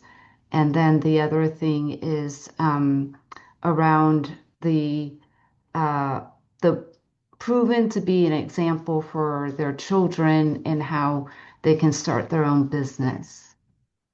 Okay, wonderful. Thank you. And by the way, how I am determining your name is whoever is first in your list that I see here. So it is completely random. And next up is Charles Goetz. You're first on the list for room 6. Okay, hey, good afternoon. So there was a couple of agents that addressed this. Not everybody got to speak, but the common thread was they're both experienced with different levels of experience. One has been an agent since 99, one a little less than that. But it was interesting finding out that, at first, one of the agents was more, they got an up close look at, what's entailed with the business and it interested them and they felt like that was something they could get into. Uh, the other agent was, a new graduate. She figured that she could, you know, uh, be able to raise kids and do this at the same time, but found out quickly that when you put in the work, you start getting busier than you anticipated. And so, it's very advantageous to have a system, and have something you can fall back on to stay organized. And I look forward to hearing more stories like that as we progress. Thank you, Charles. Thank you, everyone, for sharing what kind of happened in your very brief and very quick breakout session. The next one will be a little bit longer. So ask yourself the question and just ask yourself, why did I choose real estate? If real estate did not generate the amount of possibility in income, would it have been a contender? If the transactions were $500 per instead of 15,000 per, would that have been enough of a draw? We have to put food on the table, and there's nothing wrong. And you have to hear this because some of you need to hear this. There is nothing wrong with building the kind of wealth that creates generational wealth where your grandchildren will still be appreciating for the amount of time and energy that you put in building the family. We're going to talk about what you would do with $1 million in 2026 in another breakout session, because we're going to separate this into two. Why did you get your real estate license? But then what did you expect out of this in terms of compensation? Because you have to have an idea going into January of every year of exactly how much money you want to make that year. You need to have that number written down. And then you reverse engineer that number into a set of actions that's going to make sure that that takes place. It is not a big, huge question mark of how much money you should make every year. In fact, that's quite the opposite. You should know exactly how much money you're going to make every single year based on how much actions you're going to put in, how many calls you're going to make, how many flyers you're going to mail out, what the response rate is from certain pieces of advertising that you have, so that you build your plan in January. This is how much money I'm going to make this year. This is how much I'm going to allocate towards my taxes. This is how much I'm going to allocate towards my advertising and marketing. And this is how much time I'm going to invest into each portion of my business on a daily basis, on a weekly basis, on a monthly basis, and throughout the year. First thing, I'm going to now read another little portion of this book. And I think that this is very, very transformable, and probably all of you need to hear this. Page 75 in the Red Book. Successful people annually time block 3 things. First, they make a list of all the vacations and time off they want to take for the year, and they time block them off on their calendar. This way, they've guaranteed to themselves, their family, and their friends that personal time comes first. Now, they're simply working in between their time off, instead of working all the time, and as a result, taking too little time off too late. Second, so that's a primary thing. First thing is they hard code all their vacations or anniversaries, because family's everything. When you are on your deathbed, you're not going to say, gosh, I wish I closed one more transaction. You're going to feel good that you're leaving enough money behind for your family to thrive. But it's those special moments with family that's going to be in your brain and in your thoughts and in your mind, in your final moments. And so we want to be thinking about that in your January business planning. My anniversary, my spouse's birthday, our special little week that we go off into our little retreat. You hard code those on your calendar. Those are sacred. Nothing gets in the way. That's you making your family a priority, because they are the priority.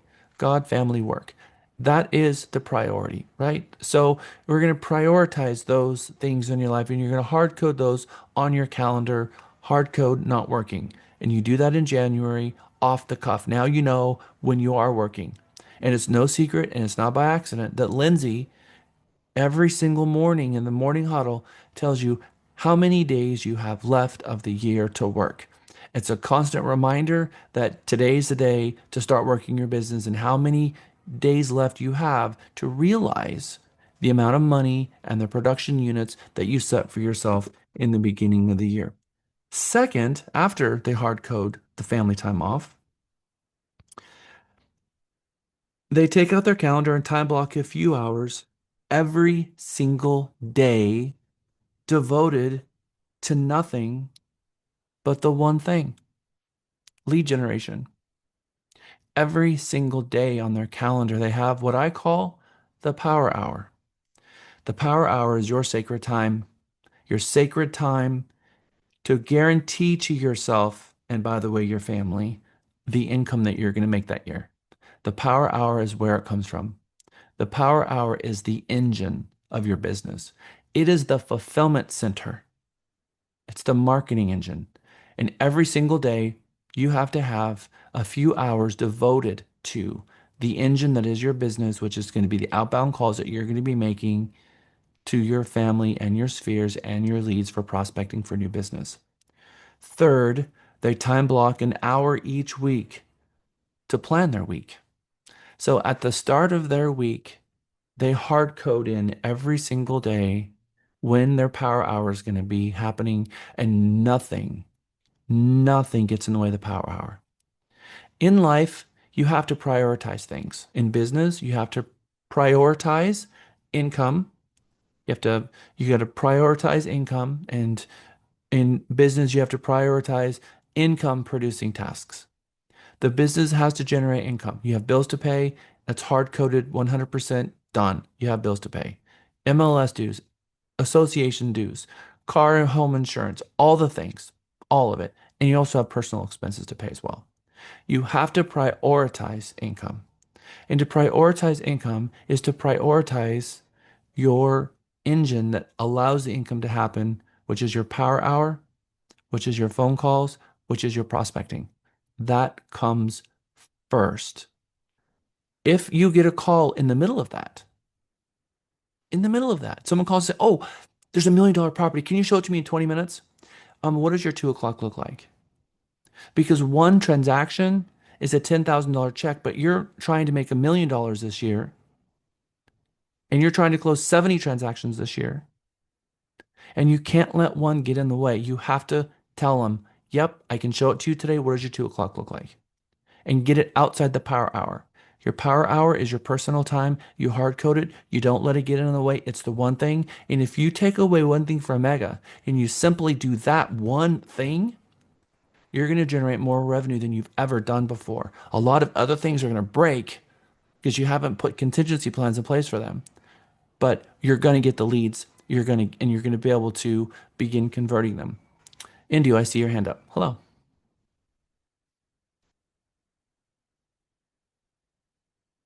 And Indu, you are on mute, so we can't hear you, and your camera is Sorry. off, so we can't see you either. Can you hear me? Yeah, can you hear me now? We can hear you. Yes, thank you. So, Jack, like you said, every day you have to set out a power hour. What that time of the day should that be? Because these days everybody work, and you don't want to call them at the time when they're in the middle of their work. So, when should or what should be the ideal power hour time slot that we must reserve for every day? So we're going to go into that, and we're going to dig deep into exactly what time people answer the phone. And quite frankly, Tuesday and Wednesday between 11 in the morning and noon, people answer the phone more so than on Saturday or Sunday. And so, although people are working, we are not the same world that we used to be in. Trying to get people to come back to work is a whole different thing. People will answer their phone at 11 o'clock in the morning on Tuesday and Wednesday when you call them. They just do. So we're going to talk about when the very most effective times are, because Boomtown did a $3 million study for 5 years to determine when is the best time to call people for them answering the phone. And they have the entire study down so you can actually see it broken down from in a rainbow from what is very best to what is very worst. So I like that question, and we're going to dig into that in a minute. Thank you, Jack. Yeah. So as we're progressing, at the end of the day, you need to make money in real estate. And you found yourself in the apex sales career. It's funny that people who are doctors, attorneys, and lawyers find themselves into real estate. They didn't do that because real estate is philanthropic. They didn't do that because it's a great way to help people. It's a good way to help people and make a lot of money. You all got a real estate license, which is the apex real estate career, the career where you can make as much money. And I ask a group of real estate agents, why'd you get in the business? And they're too shy or too embarrassed to say, because I want to make uncapped earning potential. I want to make generational wealth. I want to take care of my grandparents and my kids. I don't want them to have to worry about money. I want to make as much money as I possibly can, but they can't bring themselves to say that. Why? Is it a bad thing? Is it a bad thing to make a lot of money? Okay. Do you have the ability in real estate to make uncapped earning potential more so than in any other profession?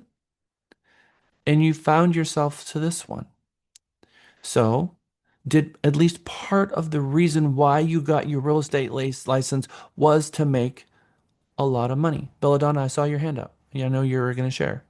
I think I was just, when you asked the question, I was like, well, I think a lot of times, as growing up, like going to church, I always heard that money was the root to all evil, but it's the love of money that is the root to all evil. So a lot of people are ingrained to think that, having a bunch of money may be bad.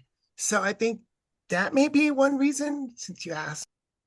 Yeah, there is a very, very famous billion-dollar mega pastor named Rodolfo, and he has a video out there that says, money is not bad. Good person with a lot of money, good. Bad person with a lot of money, bad. Comes down to that. Comes down to that. There's a lot of good things that you can do with finances. But first, it helps stabilize you, helps stabilize your life, helps stabilize your family. Now, there's nothing wrong with struggle because struggle makes billionaires. Most of the billionaires alive today started with very, very modest beginnings. And you have the ability to make uncapped earning potential. You have the ability to make a ton of money. And I'm okay if you got in the real estate business to make a lot of money. I also want to make sure that they got in the real estate business for the right reason to help people. But there's this huge camp of people that have a bad relationship with money. And the bad relationship with money that they have is they're embarrassed of it. They don't, they feel like they're a bad human being for saying, I want to grow wealth and take care of my family. And if I say to you, do you want to be rich? Most people are like, yeah, I would like to go and, win the lottery. That would be amazing. Um, but if you ask them the question, they have been taught at a very young age to be embarrassed about their need and want to go create the resources they need to. But we are in a guaranteed guaranteed bills kind of society. We have to pay for a roof over our head. We have to pay for a car. We have to put gas in the car. We have to put taxes. We got to buy toothbrush. We got to buy toothpaste. We got to buy hair gel. We got to buy all the things. And you're in a profession that allows you to make as much money as you possibly can. So we're going to start by trying to understand first, what is your relationship with money now? What do you wish for your career? And are you sabotaging your own earning income potential because of the bad relationship that you have with money in the first place? Is there sabotage, self-sabotage going on? And I see that in my coaching with agents. I see that the relationship they have with money, and I see it, and they've learned that, well, if I just put my head down and I work really hard, good things will come to me. That is not it at all. In fact, that is complete false.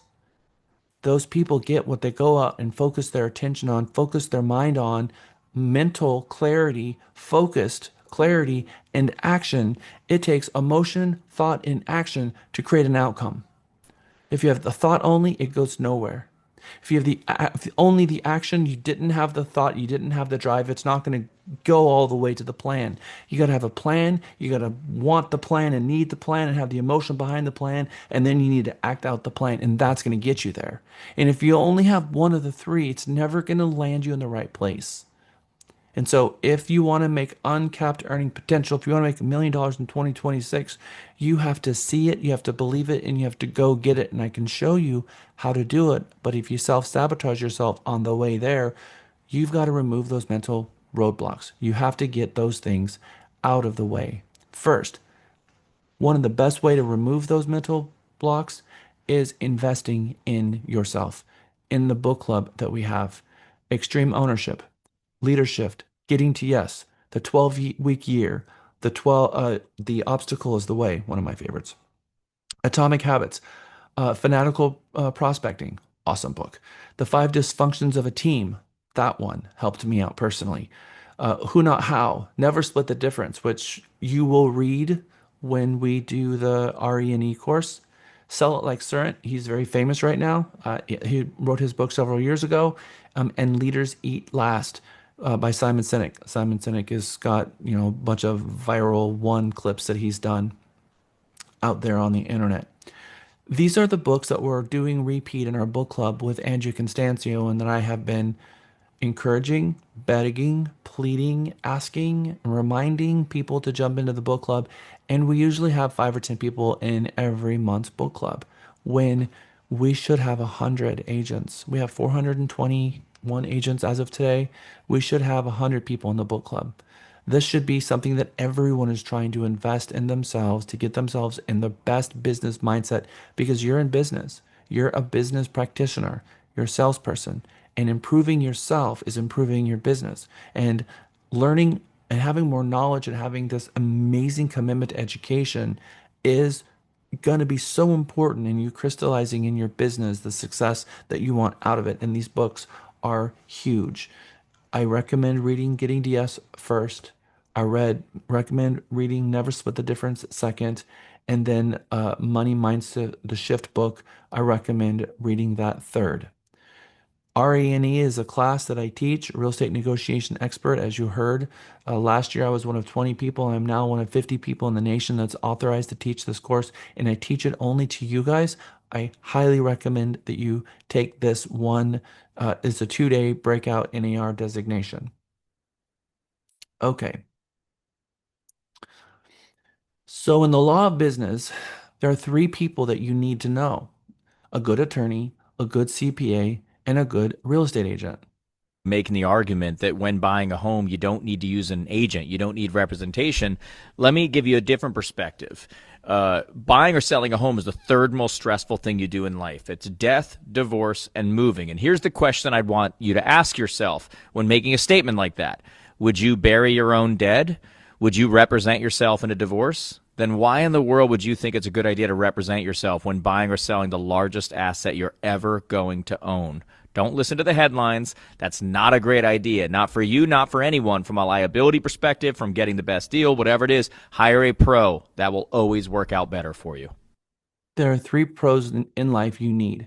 You need a good CPA, you need a good attorney, and you need a good real estate agent. And I drop this on people all the time. I use this as a script. Well, there's 3 professionals in life you really need: a good CPA, a good attorney, and a good real estate agent. And I want to be that good real estate agent for you. I want to be that person that you can rely on and need when you have questions. That is a script that I use, and I drop that on every single one of my clients. And then they do call me for advice. They do look at me as the real estate agent and they're going to go to for all of their needs because I'm not looking for a transaction. I'm looking for a relationship where I am their real estate agent for life. I always share this story about Colin and Amanda Jurin. They are my clients since the beginning of my real estate profession. I met them at a gas station. I had a little realtor emblem on my car. They saw me pumping gas. They asked me if I was a real estate agent. I said yes. They said that they were listing a house. I drove over and met them and listed their home. They had a daughter that was in a car seat on the kitchen table as we did the listing agreement. I listed the home, sold it, helped them buy their home, and then Later, I sold that home, helped them buy another one. Later, I helped them sell that home and buy another one. They're now in this property. And just recently, I helped their son, Jack, who was not yet born when I helped them sell their first home. I just helped him get a condo for UT because he's now in college. We're talking about lifetime. In between those two dates, I've helped them move 4 times. And I've helped almost all of their family. These are people that I call on a regular basis. In fact, I just got a letter from Amanda who just graduated UT because she was 4 years older than Jack, and she just graduated UT, and I was invited to her UT graduation because I'm such a huge part of the family. They invited me to their daughter's graduation because I'm Uncle Jack to their entire family. That is the relationship you're trying to build with your client base. That is the person you're trying to be in their lives, all of their lives, someone they can count on, someone that's dependable. And the relationship that you create when you're out there showing homes is a very unique relationship that can't even be quantified. You can't even put a name to it because every time you see them, it's like, oh my gosh, how are you? Because we help them find home, and it's such a cool thing.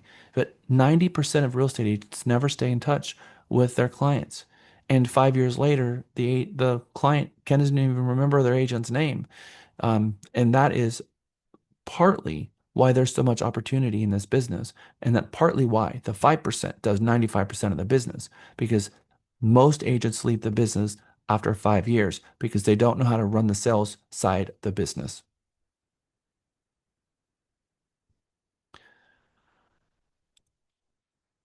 Albert Einstein, he's got a lot of really cool quotes out there. But the wisdom quote that I dropped earlier, experience creates knowledge, which creates wisdom. Not being mentored means the agent is learning at the expense of the consumer. Your reputation is your most valuable asset. You need to be committed to learning and committed to growing in your career. And what we get paid for as a real estate agent is the experience that we have. And what our job is primarily is advising and counseling. We're not brokers of transactions. We're not even in the real estate business. And I know that is shocking to hear, but we're not in the real estate business. We are in the sales profession. You are a salesperson. You don't sell homes. The seller, the owner of the home, they sell. We bring them offers. They decide to sell. On a buyer, we get a representation agreement and we get them in touch with the right professionals. We show them homes and they buy the house. We're not in the real estate profession. We're in the sales profession, in the professional services profession. That is what we are. The services that we provide is that of professional services. We're helping them with their goals, and they're the ones that ultimately is going to buy, and they're the one that's going to ultimately sell. And it's so important that you separate yourself from that because a lot of agents get themselves in this idea that they are the seller and they make decisions for their clients, or that somehow that they're in the real estate business and because there's a listing agreement that they can negotiate for their client, and they start negotiating transactions as if they are the seller and saying yes and no to things that they don't even have the authorization to do because they don't understand what business that they're in or what it is role that they play in a transaction. And likely that's a lot of the 95% who jump into this and they forget. No, you don't get to say something like, my client's not going to do that. It's all right, let me take it to my client. Call them back. I spoke to my client. They said no. That is the correct method. You can't make a decision. You have to communicate the stuff back and forth. And I can tell you that the 95% of the agents out there are getting this wrong, and it is hurting the profession. And that's one of the things I tell my clients at every single appointment. My job is to help advise you through the transaction, bring you all the information necessary in order for you to make a decision, and then you instruct me what to do, and I follow your orders explicitly. I tell my clients that. I follow your orders. I work for you. I'm going to tell you exactly what it is that you need, what's going to protect you, but I have to follow what you tell me. And guess what? 99% of the time, they keep asking me, okay, what should I do? What should I do? Because they know now that I'm not going to go out there and I'm going to take the reins and start making decisions for them. That I'm going to bring them the information and that they're going to get to make the decision that works best for them. It's very scary to have a professional that is going to knee jerk and go make decisions for you. And in fact, it's very insulting. So again, just going back to the basics and remembering what it is that we do is so important. They sell, they buy, we represent, they transact. We provide options, they provide decisions. The product that we sell are services. We are hired through a representation agreement and we're authorized to advise and counsel, and that's it. Only after being hired. You cannot provide services until you've been hired, and you're hired through one of two methods, a buyer rep agreement or a listing agreement. And so many agents also get this wrong because guess what they do? They start providing services long before the representation agreement is signed. And as Belladonna just said, that is a no-no. We don't get to do that because we don't get to treat a client like a customer or a customer like a client. We have special duties to each one. If you're a customer, it's hard. Only that. HARD. Honesty, accountability, reasonable care and diligence, and disclosure. Otherwise, it's old car. And that's where the obedience comes in and the fiduciary comes in. Different services to different people. And what turns a customer into a client is a representation agreement. That is when we get to give them advice. We don't have the authorization to give them advice until we're hired. This is primary. And so then you realize that we don't get to just sort of fall into the transaction and start acting like a real estate agent and then slip in our representation agreement behind the contract and then somehow get hired. That our first goal is to provide them the information about brokerage services, talk to them about the services that the broker offers, walk them through what the different agent role is in a transaction and how important fiduciary and confidentiality is, get them into the representation agreement and have them hire you, and then you provide services in that order. And it's a lot easier to do when you get a warm referral from a friend because they already trust you before they've even called you. The idea behind Mega for a brand new agent, someone in the middle of their career, or even someone towards the twilight years where they're really falling into that referral-based business, is sustainability and your database. At the end, when you're done, the product that you have that is a sellable asset of your business is your database. Your database is a gigantic sellable asset. The relationship that you have with your clients and the place that you are in your life is the relationship in the database. So when you get to the point where you're required to, when you're wanting to wind down your business, you continue making those calls to those people and you keep getting referrals and you give them to the person you sold your business to and you keep getting referral fees and you sold your business for a lump sum. Your database and the value of your business is your database. And for a lot of you, you don't have one yet.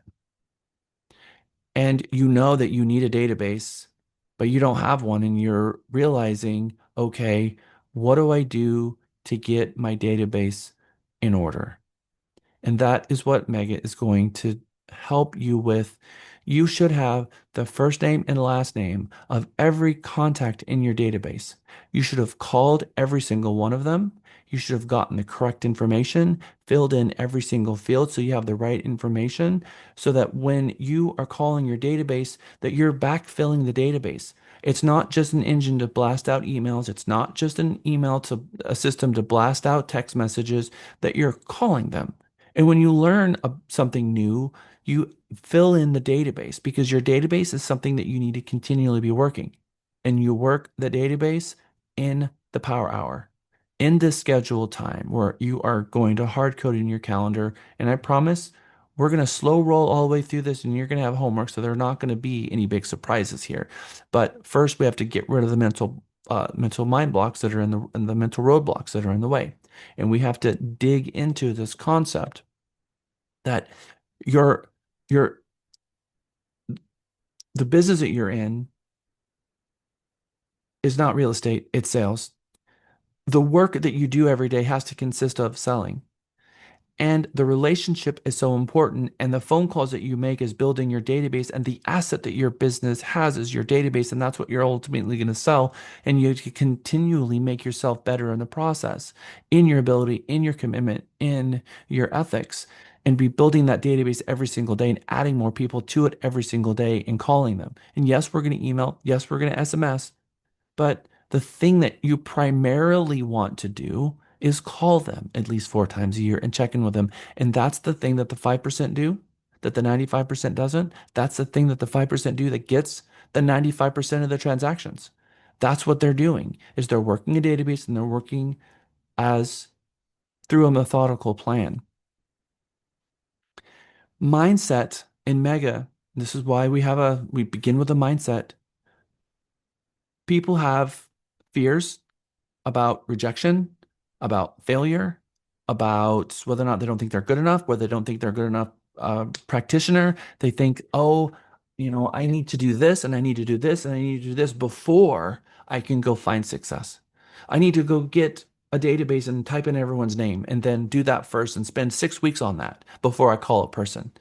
No, your database doesn't have to be technology. I know that that sounds ridiculous coming from a technology person like me, but I started before all of that in the 90s. A plastic box with 3x5 cards with their name, their phone number on it. And then you take it and you put it at the end and call the next person. The one thing that you can't not do is you can't not call your people. I don't care if it's a 3x5 index cards and you've got their number and you're calling from that, or if it's as sophisticated as an auto dialer in a CRM with action plans associated to it. You have to call you've got to call your people, and you can't let something get in between that. Every single day, today and tomorrow, and Wednesday and Thursday and Friday, you have to have your power hour. You have to be making those 20 phone calls outbound every single day. That's what it means to be a real estate agent. Calling your people, loving on them, connecting with them, finding out what's going on. And this isn't a sales call. This isn't a 20-minute call that's all about you. We're going to actually do the opposite. We're going to use active listening as if it were a martial art. How are you? How's the family? How's the husband? How's the kids? I haven't talked to you guys in a while. And you're going to learn all that you need to learn about them talking about what's going on. And that phone call is appreciated because people don't get that phone call enough anymore. Someone just calling to check in to see how they're doing. And then at the end, you're always going to say, and by the way, if you know someone looking, please let me know. I just care about you guys and I want to check in with you. I'm glad that things are going well. Or I'm so sorry to hear about Aunt Sally. Or I'm so excited to hear that your kid, I'd be happy to sponsor your kid's baseball game. Absolutely. Or baseball team, 100%. Let me know where to send a check. These check-ins are what creates the relationship and then laments and cements that relationship all time. But it's the mindset. Your greatest barrier in your business isn't the market. It isn't the other real estate agents. It is going to be the story that you're telling yourself on the inside. Success is ultimately won or lost on the battlefield of your mind, in what you believe is possible, what you allow yourself to reach for, and what you get out of the way. Your mindset is the lens that you look at the world with. And one of the most important things that you need to do as a real estate agent is flip from a scarcity mindset to an abundance mindset. But more importantly, even than that, is your gratitude and your thankfulness and how you look at the world. I can take our top 10 agents, and every single one of them have one thing in common. They are grateful and they are thankful, and they use those words in their business and they operate life that way. And I can take the 95% that are suffering, that are not making money, and they have a negative mindset, and they share that negative mindset with everyone else, and they're like a repelling magnet because nobody wants to be around them because it's dark and it's just not productive. And so, how do you get yourself into a better mindset? Both for yourself and for your family and for your business and for your clients, and in order for you to thrive in this world. And it starts by waking up in the right mindset every day. The reason I created the morning huddle is to start you in the right mindset. We have Lindsay, who is inc incredibly mindful about mental health and clarity and starts every day with gratefulness. I always ask my agents every morning in Mega, look at your right hand, look at 5 fingers, and think of something that you're thankful for and grateful for, and count out the 5 things before you get out of bed.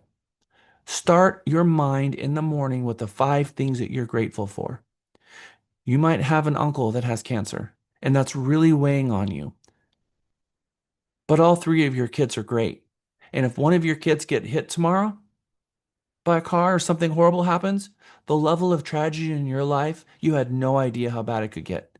And if you could rewind the day before that happened, you would have been so grateful and thankful in that moment that everything is okay. Right now, things could be so much worse. But we have to not focus on what's not going well and be so thankful for the things that are. But that's not seem to be how the world is wired these days.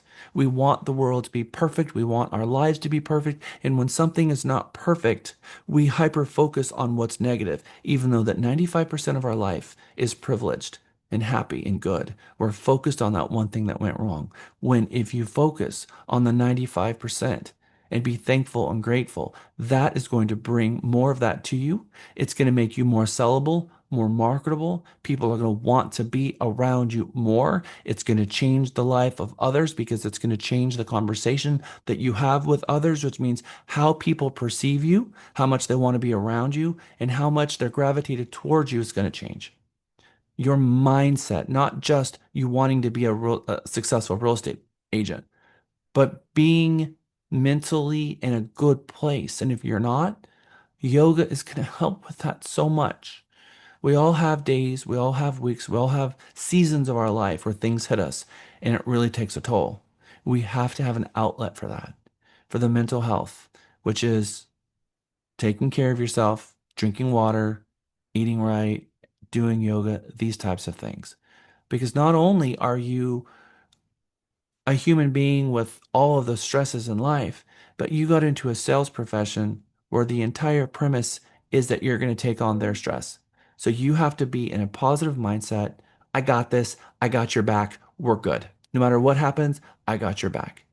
That mindset is key. And if you're not there, we need to work with that mindset to get you there. One session of yoga, oxygenating your blood, getting your body moving, getting the endorphins going, you're going to feel different immediately, which means the very next phone call you're going to have is going to be different.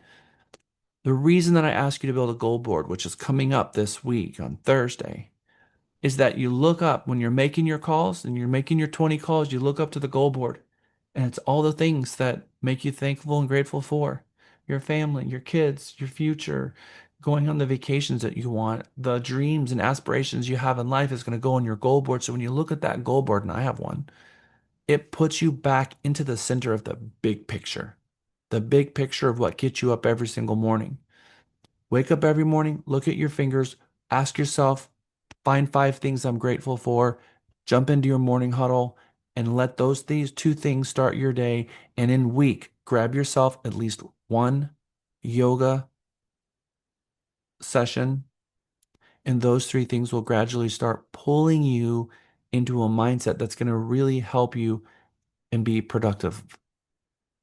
It's the act of what you focus on that determines which mindset you have. Because you have a scarcity mindset when you're focusing on, oh crap, I don't have enough money, I don't have enough time, I don't have enough energy. But then if you actually do the gratitude thing and you write down the good things, when you count the things you have, that helps you put on the mindset of someone who's abundant. So to me, it's which lens do you want to put on? Do you want to put on the scarcity lens by focusing on the things you don't have? Or do you want to put on the abundant thing by focusing on the things you do have? Mindset is everything. It's in life, it's in business, it's going to find its way into the success of your transactions, the way your clients perceive you. It is everything. So, mindset is everything. How you look at the world through the positive lens or through the negative lens. And when you find yourself looking through the negative lens, use that as a cue to remind yourself, okay, what am I taking for granted? What should I be thankful for? What should I be grateful for? and there's many. And so this mindset, man, oh man, this is going to dictate your future. Show me your friends, I'll show you your future. Kirby Hensley, How to Win Friends and Influence People, Dale Carnegie, that whole thing. It's all about this, your mindset, how you look at the world. And today is an entire class about this. So let's look at mindset for a minute. And let's look at having the right mindset in real estate and a positive mindset versus a negative one. So maybe your client has a fear about the rates. So what is some positive things about the rates being high or when they were high? Interest rates tax deductible. The sooner you buy off that, the sooner you buy the house, the sooner you pay it off. So if you're waiting for the rates to go down and you wait 3 more years, that's 36 more payments in the future in retirement that you're going to be doing a house payment. How far into retirement do you want to be paying off a mortgage? There are many cash buyers out there right now that don't even need a mortgage. When rates go up, the prices come down. So when the rates are higher, it puts downward pressure on the home prices, which means the home prices deflate a little bit because people only can afford so much. And you can refinance a high rate later. But if the rates are high and it pushed down the home prices, then you bought the home at a lesser price, probably got closing costs and some other things as well, and then you can refinance the house later. So you get the best of both worlds, the lower house price and the ability to refinance later. But if you waited for the rates to go down, the prices go up, you can never refinance what you purchased the house for again. You're stuck at that higher price. So it could be a blessing with the higher rates out there because they gave them more choices. The tax it's a tax write-off anyway, and eventually they're going to pay off the thing, and this is not forever, and they can refinance later when it comes down. Or you can be stuck in this other side that it's, the rates are high, I'm going to be fear-based decision, and I'm not going to buy a home. So just as an example of how to apply that into the real estate world. Is this the goal that you want for your practice? My practice is successful. Financial freedom is realized. All financial goals are met or exceeded. Is that where you are in your business? Is your practice successful? Have you realized financial independence? And has all the goals that you have for your business been realized? Self-reflection, because again, your mindset in going into your business every day and respecting your power hour, looking up at your goal board and saying, okay, this is why I get up in every morning to do this. For my family, for my grandkids, for whatever it is, this is why I'm doing this. And it helps that power hour put you in a positive mindset. And you pick up the phone and you love on your friends and your family and you get referrals and you get to work with people who you know, love, and trust. Studies are your next transaction is going to come from someone you already know. And if you're not calling your people, it's possible that that goes to someone else. And if you truly think that you're the best real estate agent, don't you owe it to them to make sure that they remember you and not forget that you're there and call someone else and then realize when things are going bad and like, oh my gosh, I forgot my cousin's a real estate agent, probably a really good one. I was in an open house. I forgot. I hired this person. This person's horrible. I'm going to call my cousin and I'm going to ask them for advice. How many have you been the person that got that call? And you're thinking, why didn't you think of me? Oh, and you are feeling maybe a little upset at them for not thinking of you and hiring you? How many of you have had someone that is in your sphere hire someone else and then call you for advice? Okay. It didn't happen because they didn't like you. It didn't happen because they thought, oh, I don't want to work with them. I'm going to work with someone else. Likely, it's because you didn't do the job that you have in protecting them by calling them and reminding them that you are a real estate agent. I always do this skit, and I pick someone, and I ask them the question, "What would you tell me if I had a horrible toothache?" And 99% of you would say, "Oh, wow, you should go see a dentist." And I look at them and say, "Well, do you have a dentist?" And they said yes. And I ask them, "Why didn't you refer me your dentist?" And they pause for a moment. No different than why your friend chose someone else. Now, there are two synapses in your brain when it comes to hiring a professional. One synapse is the profession, and the other synapses is you hiring them in that profession. Two independent synapses. So if I talk to you about toothache, then you're going to go back into your mind the last time you had a toothache and you're going to think, oh my gosh, pain, ouch, horrible, almost died, really bad. You need to call a dentist. But if you were in the dentist chair and the dentist looks down at you and says, oh my gosh, I can see you're in so much pain. If you know someone going through this, have them call my office. Forever and ever now, the dentist connected these two independent synapses floating in your brain and fused them together. And so now when you hear toothache, you think dentist Joe instead of the last time that I had a toothache. And that is your job as a real estate agent to connect in the brain of all the people that you in real estate. So when they think of buying, selling, and leasing a home, you fire in their brain. Does that make sense? And that's your responsibility. And we got lunch in 2 minutes. It's your responsibility to pull that ripcord and connect in the synapses of all of your clients and family and friends and put those two things together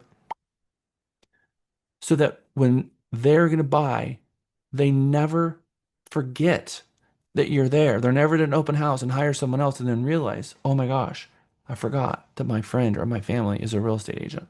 And that happens so often. And part of being a salesperson then means that you need to be top of mind. You need to connect the synapses in every single person's brain that you're in real estate and that you'd be thankful and grateful for their business. And there's a whole other element out there that says, if you can't even bring yourself to ask for their business, did you really deserve it in the first place? If you have family members that you haven't picked up the phone or call and said, I'd really like to be your real estate agent when you're looking to buy, sell, or know someone that's looking to buy or sell, would you give me the great honor of allowing me to be your real estate agent? And you should have asked that question and not assumed that you deserve the business, because if you can't even ask for it, they might think, well, maybe they don't want to work with family. Maybe they don't want, maybe they need to be arm's length or something because they haven't even asked me. You're the salesperson. You're the one that needs to ask. So then you start looking at this whole prospect, this idea of the power hour, and you start realizing just how powerful and transformative it is for your business and for you as a professional, your past clients, your family, your friends. You owe them that phone call. You owe them that you know that you're going to take better care of them in the transaction than anybody else will. You're going to care more. That means that you need to call them and let them know not to forget about you. You owe that to your business. That's what's going to make your business thrive. And it's the one thing that agents don't want to do because either they don't know how, or they're afraid, or they have fear in the way of doing it. So we have to take that fear out of the way, remove these success blockers so that we can pave the way for you to be contacting everyone that you already know, because that's where business thrives from, the people you already know. And if there is no one you know, there are people that you know that you might not even be putting thought into. Who cuts your hair? Who's mowing your lawn? Who is your mail carrier? Start realizing that everyone out there that you're interacting with is part of your sphere, and you need to be having a conversation with all of them. Everyone. Your name badge is the most important thing that you wear every day because it lets people know that you're in the business and that you are a real estate agent, and it lets them reminder that you are. So we are going to take scarcity and we're going to remove this out of our mindset. We're going to shift into an abundance thinking where we're not going to be afraid to call our clients. We're going to remove fear out of our mind. And every day, we're going to start every day by being thankful and grateful. If we have nothing else, we can say, I'm thankful for another day. I'm thankful for health. I'm thankful for spouse. I'm thankful for family and all this opportunity that I have. At the very least, that are the 5 things that you can reach to. If you're in a dark tunnel and you can't even reach for 1 or 2 things that you are grateful for. Okay. It is 1 o'clock. We're going to jump on lunch. We're going to come back at 2 o'clock. Hopefully you can get at least 1 phone call in. I'm going to challenge you to pick up the phone. Now, we're going to give you better scripts for this later. This is pretty early in the process, but I challenge you to look at that phone and start looking at it and realize there's a lot of people in there. There's a lot of opportunity in there. And I want you to start looking at that phone in a different way and be less afraid of it. I'll see y'all back at 2 o'clock. Welcome back from lunch, everyone. I am so excited to see all of you back here. This is going to be an exciting and eventful second half of our day. We have a lot of material to cover, and we never have enough time. That's just the reality, is there's just not enough time. If I could have a year-long mega, I would have enough content to throw that in there. Um, but we have a month together, and so we're going to have to make use of that time, every moment of it. All right, we're jumping right back in. Welcome back. It's 2 o'clock to a village mindset video by Simon Sinek. We've got about another 5 or 6 slides regarding mindset that we're going to get through. This is a very impactful video that Simon did. You may have actually come across this before. Part of your homework assignment, and all of the homework assignments are at the last slide of every module, so it's easy to find. I'll also put the homework assignments in the email, but you can find them in the last slide, and that's where you're going to find your homework. So part of your homework is going to be to watch this entire 20-minute video. In class today, we're going to watch starting at the 4 minute and 42 second mark, and we're just going to watch about a minute of it because there's a segment in here that I think really goes well with what we are talking about in this segment. Make sure I have my sound. I do. All right, here we go. You want to be an elite warrior. It's not about how tough you are. It's not about how smart you are. It's not about how fast you are. If you want to be an elite warrior, you better get really, really good at helping the person to the left of you and helping the person to the right of you. Because that's how people advance in the world. The world is too dangerous and the world is too difficult for you to think that you can do these things alone. If you find your spark, I commend you. Now, who are you going to ask for help, and when are you going to accept help when it's offered? Learn that skill. And we're waiting for Learn by Isabel to practicing turn the helping video each on. other. It'll be the single most valuable thing you ever learn in your entire life. To accept help when it's offered and to ask for it when you know that you can't do it. The amazing thing is, when you learn to ask for help, you'll discover that there are people all around you who've always wanted to help you. They just didn't think you needed it because you kept pretending that you had everything under control. And the minute you say, I don't know what I'm doing, I'm stuck, I'm scared, I don't think I can do this, you will find that lots of people who love you will rush in and take care of you. But that'll only happen if you learn to take care of them first. Lesson 3. Nelson Mandela is a particularly... Okay. How many of you did that ring true for? It takes a village. This we're going to apply to so many different topics. The first topic is you need your village to be a successful real estate agent. You have to humble yourself to your village to be a good real estate agent. Because if you can't humble yourself to your clients, if your way of advertising and marketing to them that you're the big, bad, successful real estate agent and you're faking it until you make it, you're not going to get what you're looking for out of that. What you're going to get out of that is the opposite. If you want people in your business to thrive and you to have raving fans, you got to tell them, hey, I'm so excited to be a real estate agent. I took a chance on this profession. My family took a chance on me. And I didn't realize that this was going to be such a big village mindset. But I need my village, and you're part of my village, and I need you on board with this. What can I do to help you? But I need your help too. And that is a conversation that you need to have with every single one of the people in your life, your family members, your friends, your coworkers. Humble yourself. People want to help you. And the way to get them to want to help you even more is to be real with them and open with them and honest with them. Now, there's limits.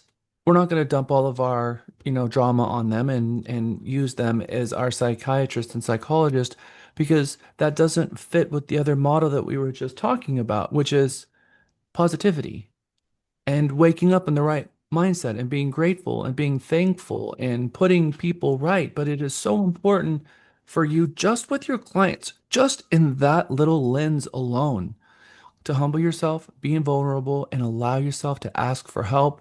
Because if you ask for the business will be there. If you expect the business, it won't. And Tara, just one more thing before, it also applies to this class and finding success in this module, going to Lisa and asking for help, asking your classmates to help you. It also is the same in your real estate business when you need help in a transaction. There's a village there to help you, Michael and Andrew, who report to me on a daily basis. And when you go to them, they go to me, and you've got the three of us putting our heads together, trying to figure out how to solve your problem in the best way possible. On every single front, there is a village there, and you have to tap into it, you have to plug into it, you have to be vulnerable, real, and open. And if you can do those things, the success will absolutely come. This video goes on and it is transformational. It is really cool. It shows how the Navy SEALs and what they look for in a Navy SEAL is not the strongest person, but it's the person with the strongest mindset. And that strongest mindset is always those people who are willing to help the person to their left and the person to their right first. And so if we want to get help from others, we also have to be willing to help them as well. Thank you, Tara, for raising your hand.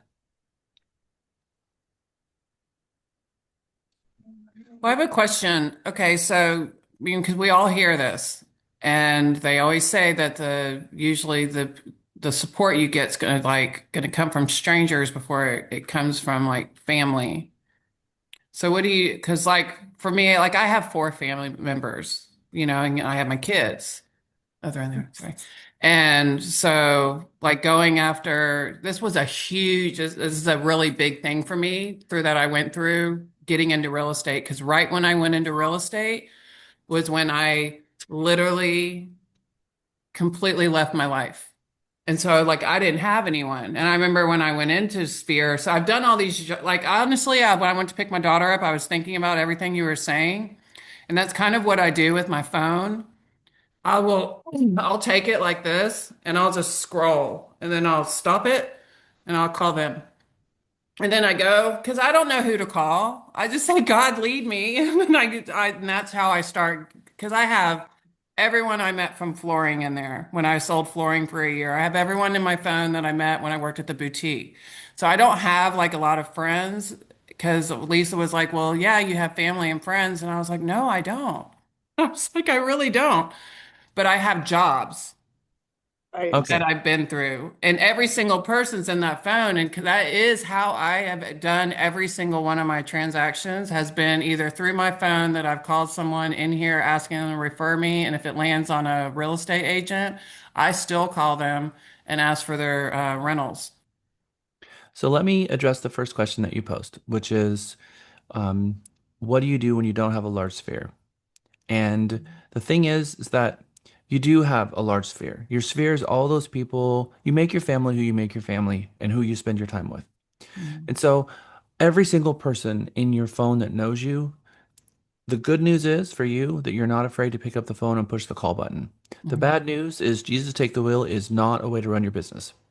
The way to run your business is get all of your contacts in the database and you call all of them to What if your leads don't upload into your database? Because I've told everyone that from here since I started here that my contacts will not sync, and no one's ever helped me. I've asked like 5 times, but everyone just says I need to update, and I don't know what to update, but so I just quit asking. Jack, the same with me. I It's a cannot load lot. them. And whenever I need help, I blow up everybody and no one I ever can see answers. It's there's just two like types. I don't know. I'm just being like real because this is what my Okay, Tanya, I just hit the mute button on you, Tanya, because I'm gonna have to take Jack's taking the wheel now. There are two types of mindsets in this world. There's the kind of mindset that says there's a problem in the way of me finding success. I'm going to focus on that problem. I'm going to let that problem get between me and the result of finding the success in real estate and letting a problem define you. There's that method. And there's the other method, which is I'm not going to let anything get in my way, even if I have to write all the phone numbers down on a piece of paper and start calling them. So we're not going to let technology or arguing and fighting with technology, because I'll tell you that there are certain people that I don't know if it's just built into their DNA, but they will fight over a keyboard. I will walk in the room and then they can't reproduce the problem and it works and they pull out their hair. Lauren has that happen. Her computer doesn't work. She's, complaining, and then I walk in the room and poof, it never does that again. So I don't know what that's about. But I do know that we have a tech team here that is 24/7 that are working on tech, and you have Katie and you have Miguel. So if you need assistance, you simply need to bring your laptop in here and sit down with them. And that is what I recommend there. Number two, the topic that we're going to stay on today, which is focusing on the right mindset, which is a positive mindset, and knowing that your village is out there to help you. And you have a lot of people in your phone from flooring jobs and from different walks of life, from different situations, from different groups. And you got to call them all, but you have to remember who you called last. So the method here is take your phone, export it to a spreadsheet, import the spreadsheet, or you can take the data and use our import and import it that way. If neither one of those is working, you can data enter them all. But what we're not going to let ourselves do is not call people because whatever function that we were using didn't work. So the goal here and what we're going to walk away from this is Boomtown was a CRM. We had agents who could not use Boomtown. It would not work for them. They would buy into Boomtown. It wouldn't work. Then they wanted to try to use the constant contact version of the CRM that they had. Then they got into Zillow's CRM. And we have agents that are going from CRM to CRM to CRM, and then they're on their fourth rendition of a CRM. None of them worked for them. And in all that time, what wasn't helping and what wasn't happening was the clients being called. So we're going to talk about the difference between administrative tasks and income producing tasks. And in the book here it says, and I said even a minute ago, that even at the very end of the day, if we have a client or if we have a list of contacts, we're going to call each one of them and we're going to spend at least 2 hours a day for every 1 hour of administrative tasks. You spend an hour on administrative tasks, stop what you're doing, and turn your focus back to writing down on a piece of paper of who you called. But you can't and you will not let anything get in the way between you and your success. So if there's something in the way, we're going to remove it, remove all obstacles, because there could be a flat tire on a car. There could be a cell phone that has a broken glass screen. There could be something that doesn't import. And all of these things are things that get in your way. We're not going to let them stop us. We're going to figure out a way around them. We agree on that? If you need assistance from the staff, Eden and Tara, we have people who literally have a full-time job dedicated to the one thing, which is helping you. So bring your laptop and sit in front of them and help them get that taken care of. If that's what it takes, just go and get there and schedule that appointment. And even if they have to get the infamous man behind the curtain, Elmer Lazo, involved himself, it will get done. So that's what I ask. Indu, I see your hand up. Thank you, Jack. Yes, my question was, like you said, I would love to prospect. I love talking to people. I love talking business and all that. But I'm scared that if I have too much business, I won't be able to handle it because what if I have to do that administrative job since I don't have an assistant? Well, let me ask How you do this, you pick a, Indu. yes, Are you going to be able, are you going to be able to call 300 people in one day and have a substantial conversation with them? no, no. No. Uh, So that's the thing is that you're going to continue prospecting and you're going to pull the amount of business into your business and keep talking to your people. And it very well may be that you've got 6 buyers that need help, but I've been doing this for 21 years. I have 1,500 contacts. The most I've ever had was 15 listings at one time, and I did not need help. And so far, I've never seen that happen.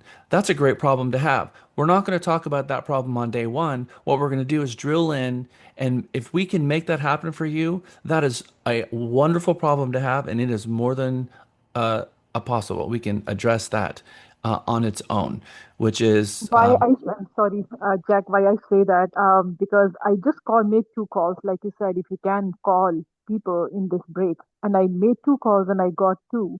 Yeah. One is selling, wants to sell the home, other wants to lease the home. So I'm like, okay, if I make 20 calls, I will have somebody or the other either have the business themselves or have somebody as a referral. So I have to start it right away. And so I was thinking, how if I have to pick and choose an assistant, how do I do that? Where do I go? What is the starting point for there? Who to trust?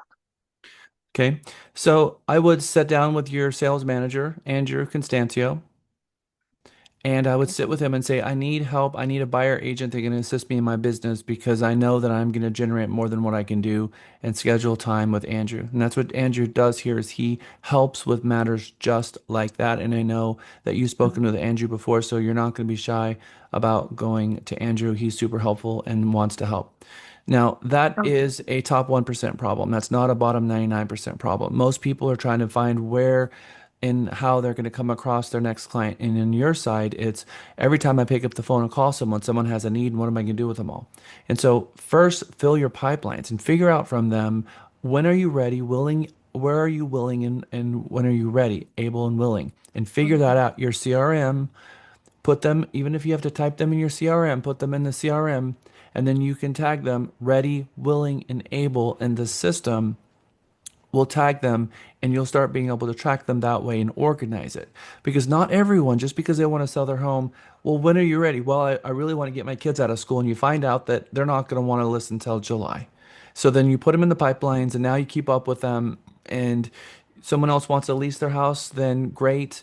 You're going to get your photographer out there and you're going to, put it up for lease. And you can handle quite a few listings on one side. Most people will build their listing side, build that practice up pretty good. When they get the buyer side, help as much as they can, and then get a showing assistant and a buyer agent to help them with their business.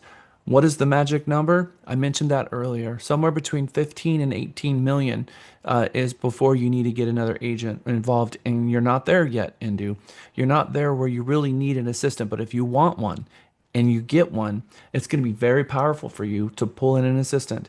But before you hire the assistant, you need to know the processes in your business and get some structure, get an assistant in. So you have to ask yourselves, what kind of assistant do you need? Do you need a buyer assistant or do you need a business assistant? And we're going to talk more about that. We're going to dig into that. So I'm not going to let go of that question. I'm going to be answering your question over the next 3 days. Well, Monday, Wednesday, and Friday this week. So thank you for bringing it up. Okay. So I have had every problem imaginable dropped into my lap, from Microsoft actually deleting one of our virtual machines to the DNS servers across the entire country going out. And no matter what the problem has been out there, I figured I had to build a new DNS machine, go to GoDaddy and move the server and redirect the domain for, 24 hours. The links that you have to go to keep your business operating means that you have to be critically thinking about how to take your ship and turn the wheel and go around the obstacles to make sure that either you don't hit a brick wall or a stopping point that is going to affect you. So, number one rule of business, income producing tasks first, administrative tasks second. And if there's something in the way, don't let it get in the way of your income producing tasks, which is picking up the phone, calling those people who know, love, and trust you, and establishing those relationships. Even if that means that you put everything on a 3x5 card in a plastic box or you do something completely different. But the most important thing here is prospecting and having on your calendar dedicated time Monday through Friday with a power hour embedded into your contract or into your calendar so that you can promise yourself and your family and everyone else that you're going to focus on building your production for 2026. That way, you know when your holidays and your birthdays and Thanksgiving and anniversaries and vacations are time blocked on so that when you are in the moment, when you're in that element in your daily prospecting calls, you're in it and you're in it fully, and learning as much as you can from your people. You will get all that you want out of life: money, success, friendships, family, if you help enough people get what they want. One of the first questions I always ask people is, what do you need? What can I do to help you? You know that 20% of your people that you know is going to buy a home this year. And if you have a very big sphere, that's a lot of people. Doesn't guarantee that it's going to be your business. Just because you know someone doesn't mean that they don't have a family member, a spouse, or someone else who is uh, already connected to a real estate agent. But we know that 5% of agents do 95% of the business because most agents are horrible at follow up and they haven't maintained the relationships that they have with their clients. In fact, most agents who have been in the business the last 10 years, the first 30, 40 transactions, they have not spoken to them ever. And sometimes they go through the MLS thinking, I wonder if they sold that home. And they would rather go look in the MLS to see if they sold the home than pick up the phone and actually call them and ask them how things are going. And that's a dangerous place for a real estate agent to be because it means they have not been practicing creating a referral based business from day one, organizing your people. There will be no excuses. Let me be blunt and curt about it as possible. There will be no excuses because I will not allow anyone to put a blockade between you and success. I will eradicate it no matter what it is. I don't care how big it is. I don't care how nasty it is. I will plow through it at a million miles an hour and destroy it.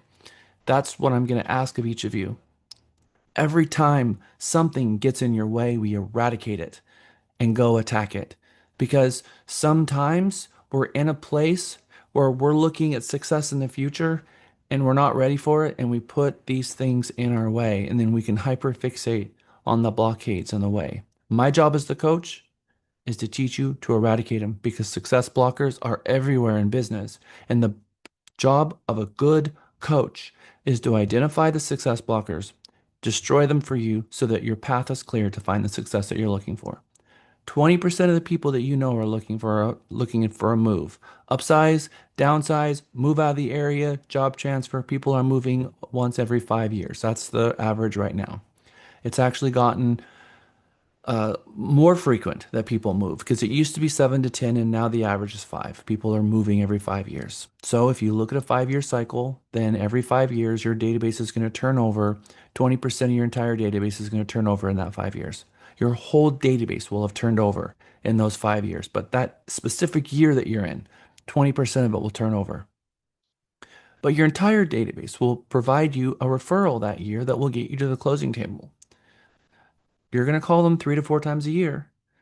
3 out of 4 times, they're not going to have a referral for you, but at least one time, one of those 4 calls that you make that person in your database, that friend, that family member, whoever it is, they're going to know someone.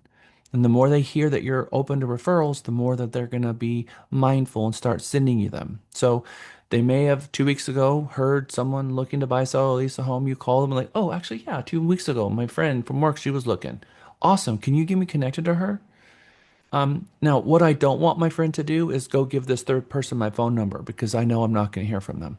What I want my friend to do is get permission from that third party for my friend to give me their phone number and me call them. Hey, I was talking with Nancy the other day. She said you guys were looking for um, maybe possibly purchasing a home here in 2026, um, and open the conversation with them. If if they've already got someone, great. If not, then awesome. But you know that if you train your raving fans, or what I call the army of raving fans, to keep handing out your phone number, it's very unlikely that those people actually will call you. It's more likely if you do the opposite and ask them to give you the phone number of the third party and open up that door for you to call, then it's more certainty you can take more control of your business and you can work your database in a way that makes more sense. So how you ask for a referral and the action that you ask them to take is important because sometimes we just say, hey, if you happen to know someone looking, would you give them my number? That's not what you should ask. If you know someone looking to buy, sell, or lease a home, would you call me? Would you call me? Because that would mean the world to me. Because I want my friend to call me first to let me know that they're about to refer me, and then I can ask them, hey, can you give me their number and then let them know that I'm going to call? That is the right way and how professionals set up a meeting or a first touch when they have a third party. Now, you're not always going to get it to work out that way, but at least that's what your basic ask is going to be, and calling everyone and just checking up on them and maybe even talking to them for a while. If you had a cousin that you haven't spoken to in a couple of years that just called you out of the blue and say, "Hey, I opened a plumbing company. And I'm super excited about it. My whole family's excited about it. I'm calling everyone to let them know the big news. Are you going to be upset and annoyed and irritated that they called you? What do you think? I see no ups and downs. I see no lefts and rights, and I'm looking at the gallery. If your cousin calls you and they just started a plumbing company, how are you going to feel about that? Are you going to want to help them? Yeah. So I think that they're going to feel the same way about you when you call them.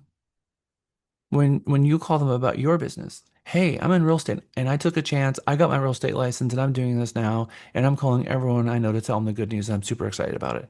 Oh my gosh, I'm so excited for you. Thank you. I'm super excited too. I had no idea that it was going to be so difficult to find clients, and that's what I've been struggling with right now is to build my book of business. But I understand it's going to take a couple years for me to build that book of business. So, hey, if you know someone that's looking to buy, sell, lease a home, if you could throw their name at me, that would be amazing and super helpful because that's really what I'm struggling with right now. How are you? How are things going with you? What can I do to help you? Those are the conversations that you have to take. And boy, for some people, that's a really difficult thing because you got to be willing to help the person on your right and you have to be willing to help the person on your left. But you also, as Simon Sinek said, you also have to be willing to go to the village. And the village is your family and extended family and friends and everyone. That's the whole village. And asking them to help them build your business. And they're going to watch your business grow. And they're going to see on Facebook and watch your business grow and you close more homes. If you're closing 20 homes now, 100 next year, they're going to see you at Platinum Top 50, getting a Salesperson of the Year award, and then getting a team. And now you have 5 buyer agents under you. And over the next 3 or 4 years, you're on a journey that's building an empire for yourself that is producing multi-generational wealth for you and your family. And it's something that you dreamed but never believed that would come to pass. And boom, here it is because you focused on being a salesperson and focused on building your business the right way, which is maintaining the relationships of those people who took a chance on you in the first place by letting you represent them. And the more people you close, the more people go into your database, the bigger your database gets. And those people are a different class because you got to showcase your services in front of them. You actually got to the closing table with them and they know what it means to work with you. And through that process, if you make it easy to work with you and solutions oriented and you fix whatever problem is in the way and you eradicate all the issues and you stay ahead of them and you make that transaction fun and enjoyable and easy and productive, they're going to want to work with you again and again and again and again. It's those people, it's always those people who are grateful and thankful and solutions oriented that find great success in real estate. 100%. And everyone here at this company is not out for themselves. My staff is not out for themselves. My staff, in our staff meetings, the first question we ask, how can we help our agents? What can we do to help our agents? And so we're there to help you. If you're struggling with the problem, bring your laptop and come in and sit down. Moving the mindset from scarcity to abundance is a big shift. And there will be things that break. There will be breakdowns. There will be tears. There will be all this uncomfortable things that start settling up, like objections. And and usually I start hearing objections first. And that's good. That's healthy. That's normal. And that's what we're looking for. Get the objections, the roadblocks out of the way. Because first of all, number one, we know that the opportunity is there for all of us. We see agents in the first 2 years of their business closing 30, 40, 50 million in production. What are they doing? And we're going to talk about that. I'm going to show you the agents that are actually doing it, and we're going to look at some of the math. But it all starts first with your mindset. Your actions, your thoughts, and your emotions. What we talked about have to all be in harmony. Think it, feel it, do it. That all has to come together. And that's a mindset that we wake up with every morning. John D. Rockefeller, his famous quote, don't be afraid to give up the good for the great. You did that with your profession, but it's also making sure that you've got to give up the good for the great. You might be closing 4, 5, 6 transactions, but we are going to start humbling ourselves with our spheres and really going for the great. We are going to make 2026 our best year yet. Michelangelo, the greater danger isn't that our aim is too high and miss it, but it's too low and we reach it. I want you to set a goal today because we're going to be asking you to set a goal in your realtytexas.me for 2026. So in the nose, out the mouth. I want you to have a cleansing breath for a moment because you're going to set the goal that your entire 2026 is going to be built upon. Now, it doesn't have to be during Mega Session 1, but it needs to happen before Mega Session 2. So you have today, you have your Mega Mini tomorrow, and then before Mega on Wednesday to set the amount of dollars and cents that you want to make in 2026. Now, usually for most agents, boom, it's done in 13 seconds. They already know the number. But I want you to look at that number that you're able to materialize so quickly. And I want you to think about it. Does that number make you a little uncomfortable? Because I want it to make you feel a little bit uncomfortable because this is going to push you a little bit. Just like Michelangelo said, the greater danger here isn't that you set a number that's really low and you make it. It is that you didn't set it high enough. If you set it higher and you don't reach it, that's better because a goal half reached is when you set it. We're going to talk about that in literally a couple more. A goal properly set is halfway reached. Halfway to the goal actually isn't setting the goal and being halfway there. Halfway to the goal is setting it and putting the goal. What do you want your goal in 2026 to be? What does that number look like for you? Raise your hand if you have an idea of what that number might be. Yeah, okay. Raise your hand if you're not quite sure yet. It's okay, don't be shy. Okay, cool. All right. Um,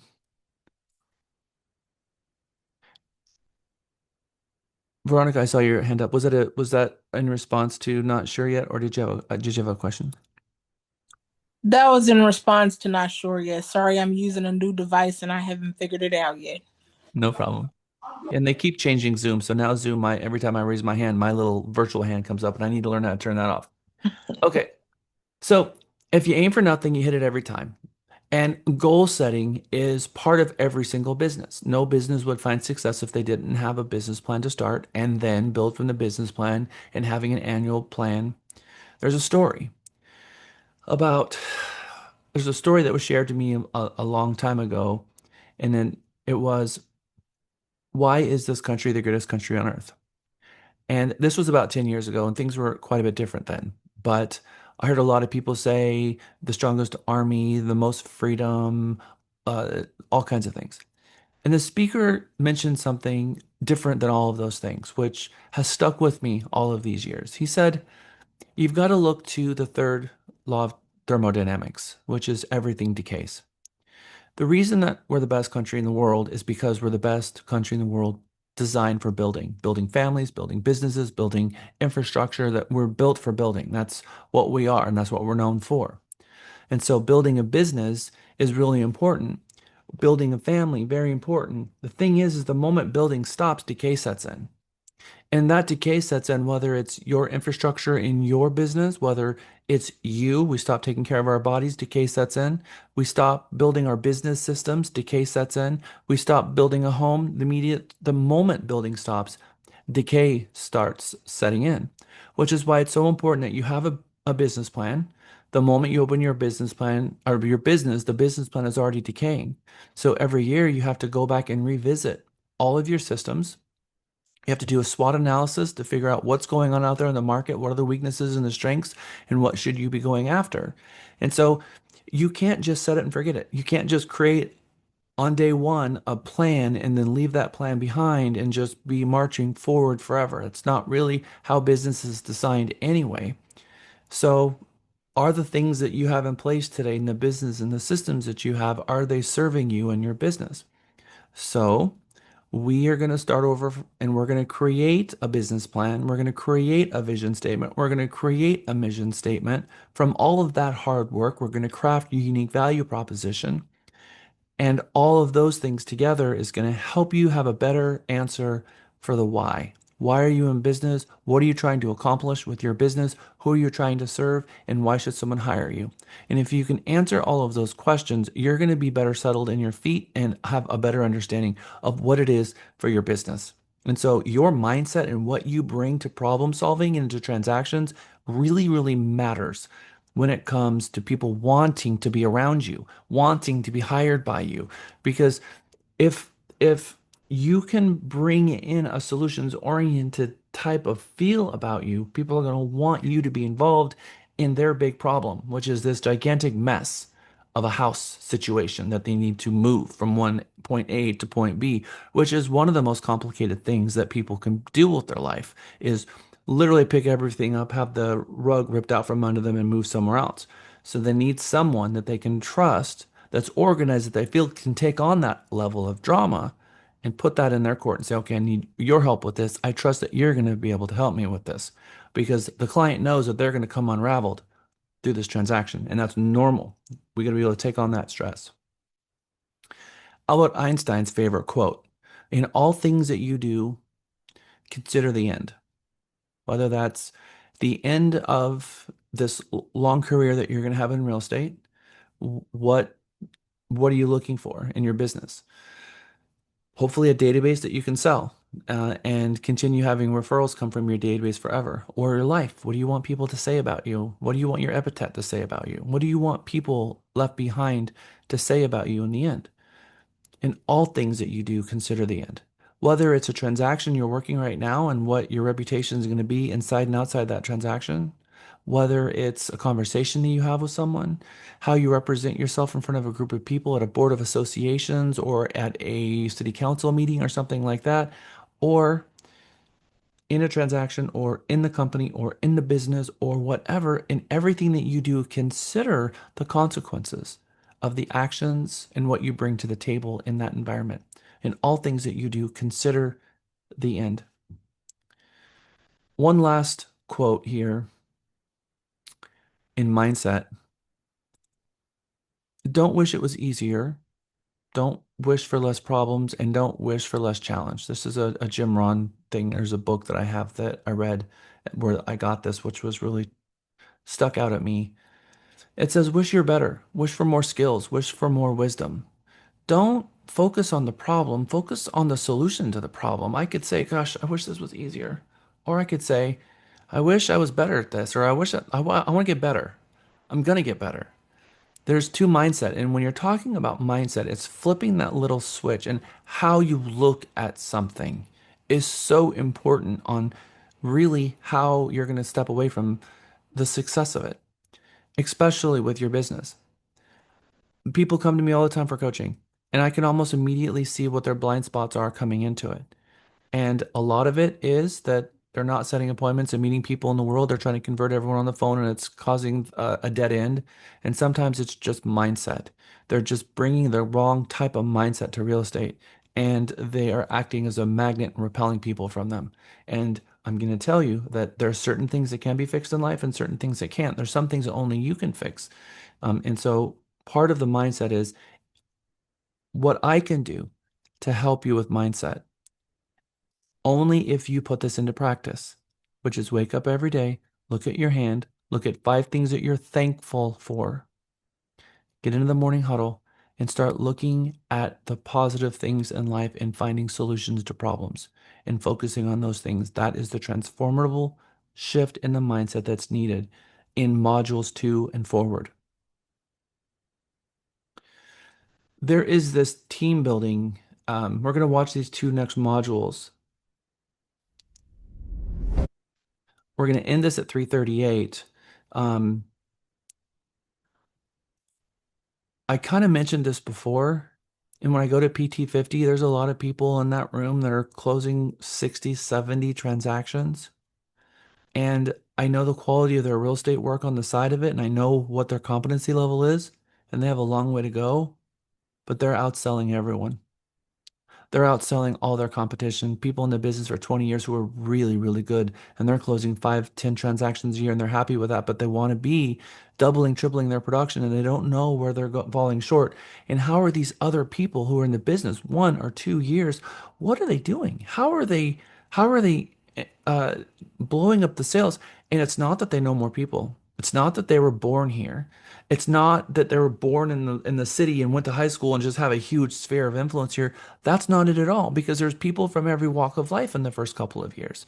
People moved here from somewhere else, I moved here from Southern California in 2006, and I capped and was considered a top producer in my very first year in real estate, and I didn't know anyone when I moved here.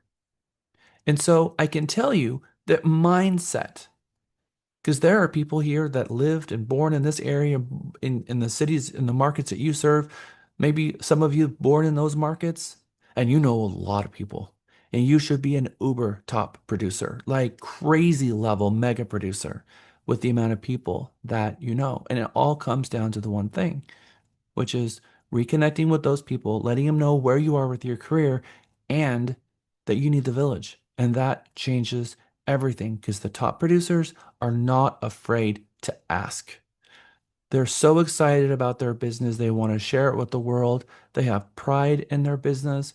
They're excited to be in this business and they're telling everyone about it. And it is the conversation that they have at the parties. It is the conversation that they have when someone asks, "How are you?" "I'm great," and talking about real estate. And it becomes the mind shift of that's what the topic is.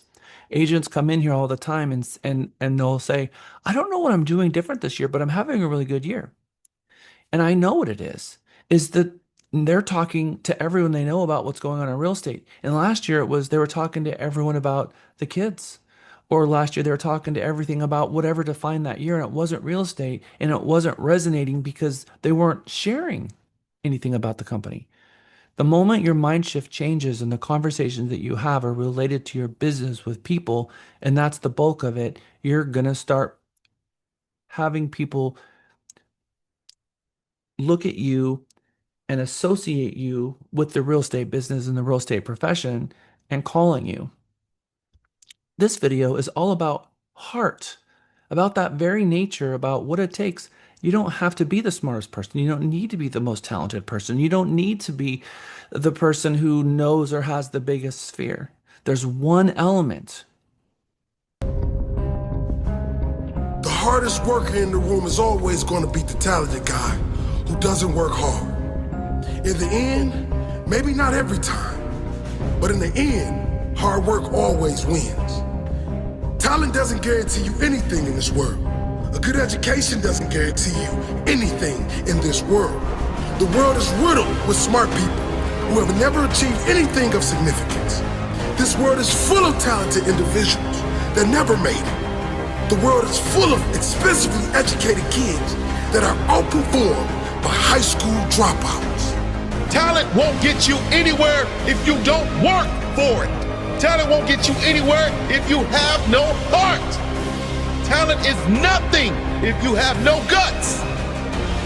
The one who is hungrier to reach the top will always get there before the talented guy. Maybe not immediately, but in the end, hungry always wins. In the end, hard work always wins. In the end, heart wins. Courage wins. In the end, the one who is more dedicated to reach the top will win. How can you beat the guy who will do whatever it takes? You can't. Hard work always beats talent when talent thinks he is too good to work hard. Talent can be a blessing, but it can also be a curse. It can make you think you don't need to work as hard as the other guy. And that is a mistake, my friend.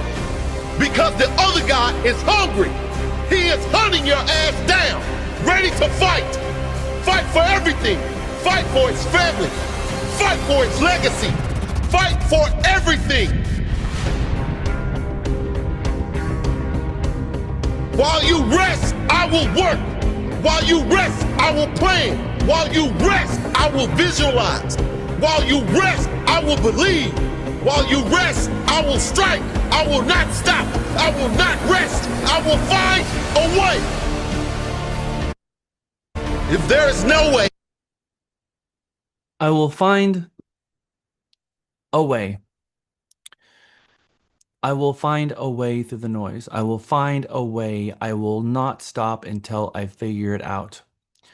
Realty Texas would not be where it is without sacrifice, without just pure 100% grit, solving problems, continually looking at the big picture, having a vision of where it's going, and having all these things thrown at you every single day, and having to literally dodge the market, the government shutdowns, COVID, the largest rising interest rates of all time, the strongest sellers market of all time. Every single year, something is thrown at us that we could throw in the towel and say, this is just too hard. Or in every single scenario, we can say, let's look for the opportunity in this market. How can we find the opportunity and share this opportunity with our agents so they can focus their attention on the positive side of it? Because there's one thing that's always true. There's no such thing as a bad market, because the market is going to always benefit someone. It either is going to benefit the buyers or it's going to benefit the sellers, but you are a real estate agent, and on every side of you, the transaction you work is both a buyer and a seller every single time. And that market was going to benefit one or the other. Very seldom do we have a market today where you kind of have this balanced thing going on in this little market that we have in the moment. But we have to figure out, who does the market right now benefit, and be able to market our services to those groups to find the opportunity in the market for ourselves, for us to thrive. There is a lot of opportunity in the market right now, especially coming into 2026 with what we've had happening in the last 3 months and what's going to be going on in the next 3 months.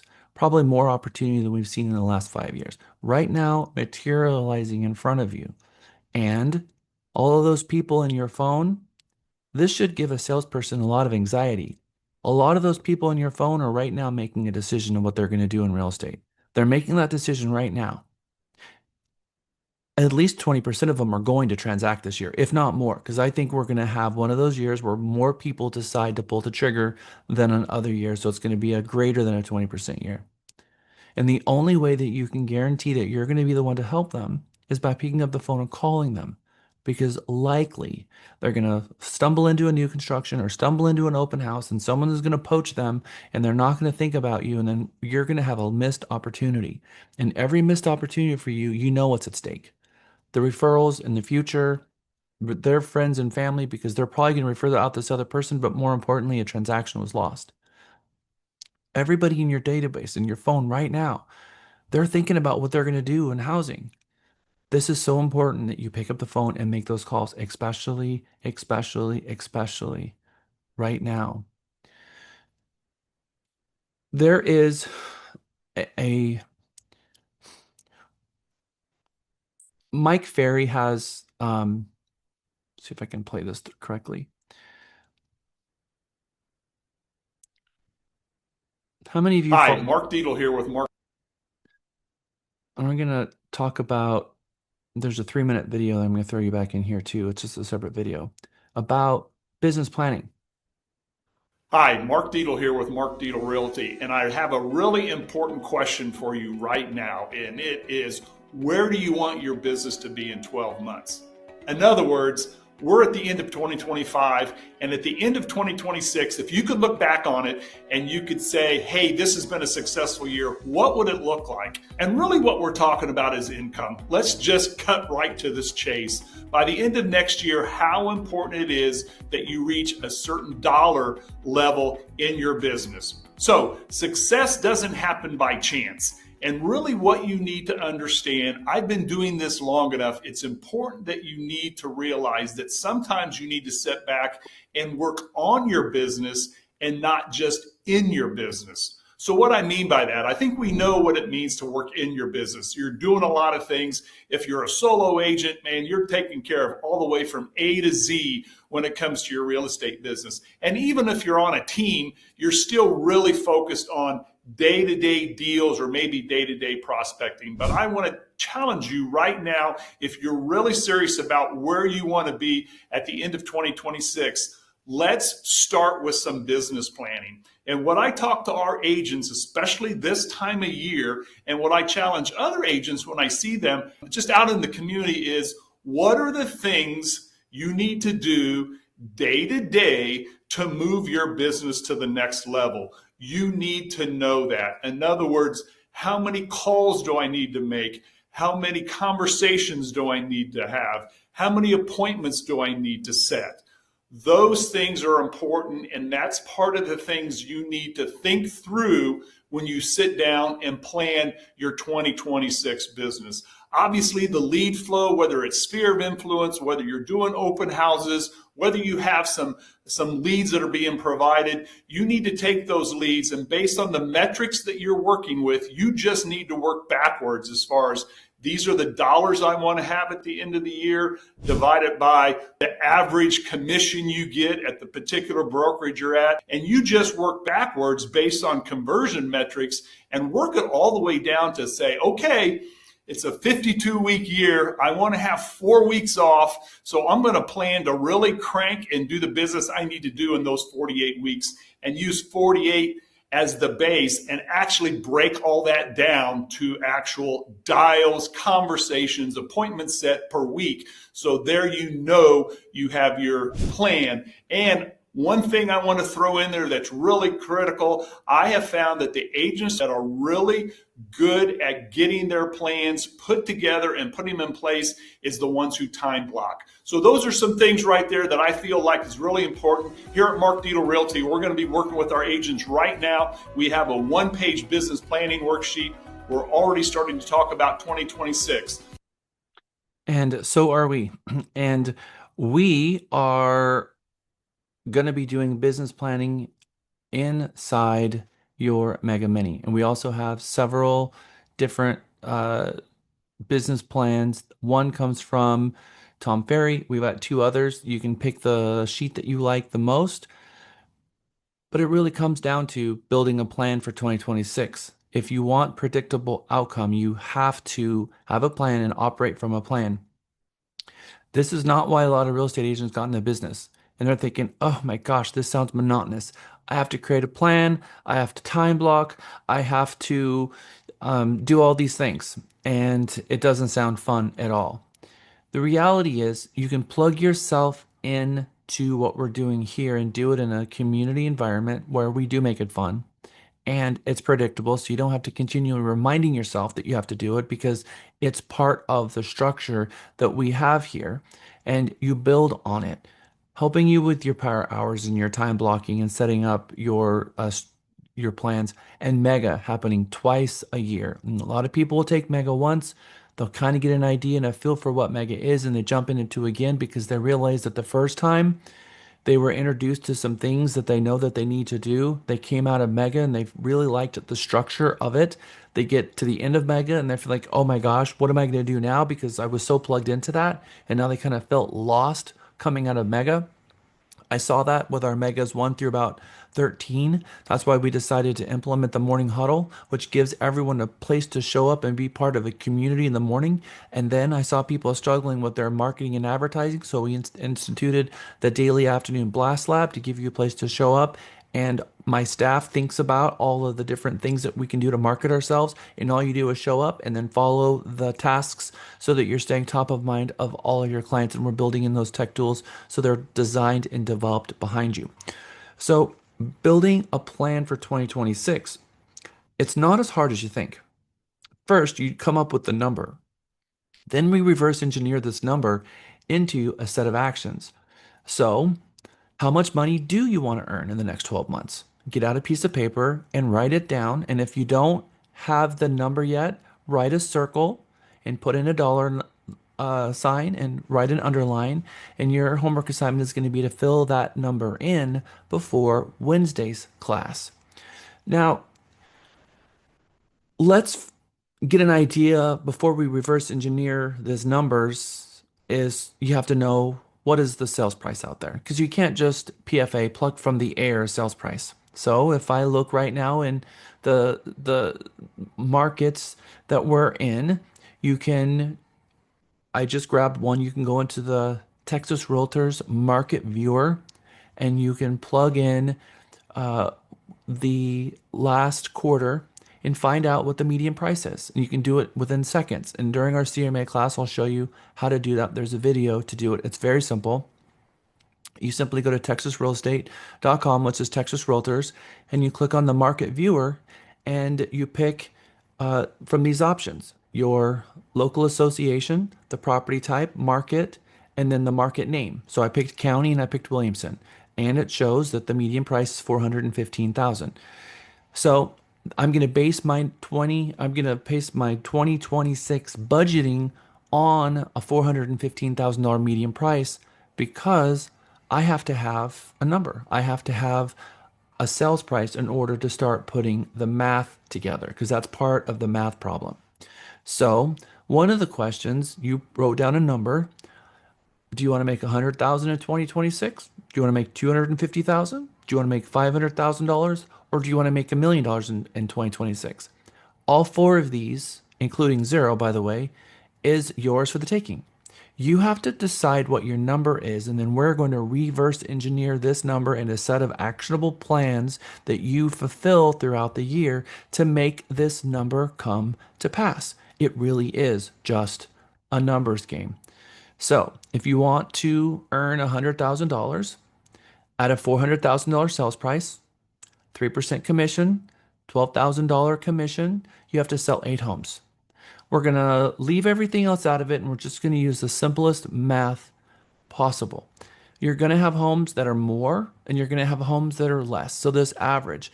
Typically, most of the homes that are selling in our major metros are more than 400, 450, 500, something like that. But in any event, we're going to use this 400 number and it's going to figure out how many units that we're going to need to sell. So for 100,000, it's 8 units. For 250,000, it's 20 units. For 500,000, it's 40 units. And for $1 million at the $400,000 sales price, it's 80 units. Want to make $1 million in 2026? You have to figure out, how am I going to sell 80 homes? That is a lot. Is it impossible? No, because there are people out there right now in their first 5 years in the business doing that business and more. And it seems impossible, but we see them doing it all the time. Now, my banner year was 62 units. I usually sold between 40 and 70 or 40 and 60, somewhere around there. My best year was 62, and 2 other years I had 61 and 60. So I typically sold 60 homes a year, which is just a little bit more than 4 a month, which was just a little bit more than 1 home a week. That was my production for about a decade. Breaking down $1 million income. Is it likely you will earn $1 million in 2026? I don't know. But your goal is to find out. If that's what your goal is, you should set that goal, and we're going to tell you exactly how many leads you need, exactly what type of action you need to take place, and what organization you need in your business to materialize $1 million in commissions in a year. So if you're going to go for the million, that means that you're going to be closing 6 homes a month, 1.5 homes per week. So if you look at a calendar, you're closing one on the 4th, one on the 8th, one on the 16th, one on the 19th, one on the 25th, one on the 28th. That's a lot. You're going to have a lot of organization in your business. That means you're going to need to have an office. You're going to need to be able to start your business on time every morning at 8:30. Jump into the morning huddle, get out of it, and you're already late to make phone calls. Calling the title companies, calling the lenders for deals that you have in progress, picking up the phone after that in your middle morning after hour, probably from 10 until noon, calling and prospecting for your past clients, and then your afternoon showings and your afternoon listing appointments, and you're going to time block and you're going to live from a calendar. Because if you're going to play at the $1 million level, you have to time block. You have to have in the mornings your time that you're going to make your calls, and the afternoons you're going to have time blocks where you're going to have, this is my time where I'm doing listing appointments, this is a time where I'm doing buyers, and then you're going to realize that you can't knee jerk your business. If someone calls you and says, oh my gosh, this 123 Main Street came up on the property, can we go see it right now? And the answer is, yeah, we can go see it today. I've got a 3 o'clock available. Does that work for you? Not, it's 9 o'clock, let's go see it at 9:10. You've got to time block and take control of your business and not be reactionary, but you got to be proactive because you got other clients to service. You have priorities. And yes, you can get them in, but you got to time block. You got to schedule, meaning you can't blow up something that's already on your calendar for something else. So the first thing that goes in the world of real estate agents' schedules is their power hour. If they've got a power hour between 10 and noon and someone wants to do a showing, boom, they blow that right out of the water. They don't even ask the client, yeah, can we do that at 2 o'clock? They just say 10 o'clock, you want to go show homes? Yeah, let's do it. And they just completely disrespect their own calendar. To play at this level, you're going to have to respect your calendar more than that, and you're going to have to give the client times that you're available, and that's okay. People don't expect you to be available in 10 minutes, and sometimes we haven't even given them the option to fill in a time where we really are available, and we go ahead and just disrupt our entire calendar, which throws us into chaos, which is the number one mistake business professionals make, is blowing up their calendar because of a second item. You got to have what's called goal integrity and calendar integrity, and respect the calendar and respect the goals. These are things that are absolutely critical in your business, and you got to get that right from the start. Time is the asset that you trade to earn money, your time. We all know it. The time is ticking away every single moment that the time ticks. There's another tick second gone. And we're closer to whatever the end looks like every single second. You trade your time for currency. You trade your time with your family and all the time spent away from your family. We've got 8 hours of being awake, 8 hours of being asleep. Well, we got 8 hours of working, 8 hours of sleeping, and then 8 hours of free time. That is your typical 24 hours a day. 3 times 8, 24. We got 3 8-hour segments, and 8 hours of that should be earmarked and hard coded for your craft. And you need every single minute of that 8 hours, because 3 hours of it is going to be prospecting, 3 hours of it's going to be closing, and 1.5 hours to 2 hours is going to be administrative tasks. And I'm going to show you how to build a calendar for success for a real estate agent that gives you the space to get to the $15 to $20 million in production by yourself without an assistant. I'm going to show you that recipe and how you set yourself up for success in giving your calendar space, but you have to respect the calendar, because if you don't, you'll be in chaos. And if your business is in chaos, it's going to fail. Or you're going to fall into disease, because we can't survive in chaos. Again, 8 hours of your day, 8 hours of your day should be for work, and that's a lot. But if you are wanting to earn $1 million a year, you can watch a lot of YouTube videos that say, oh yeah, you can make $1 million and work 3 hours a day in real estate.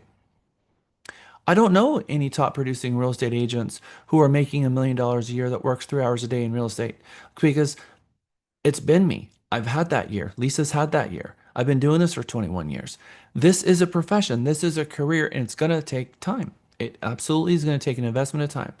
Can you do it in 40 hours a week? Yes, you can. But you have to organize your time and respect your time. So here's what NAR says. Average income, agents 3 to 5 years in the business, is 42.5. Did you get in the business to make 42.5? How many of you can get a job right now and make 42.5? Every single person, put your hand up, because every single one of you can go get a job right now for 42.5. Hands down, done, period, exclamation. And they're paying your payroll taxes. And you're probably getting health insurance. And probably 401k plan and all the rest. On top of that, 42.5. But the average income for a real estate agent, the average, 42.5. So all years, all across the board, the average is 58.1. 2 years or less, $8,000 average. 3 to 5 years, 42.5. 6 to 15 years, 70. 16 years or more, 78. You've been in the business for 16 years and you're making 78?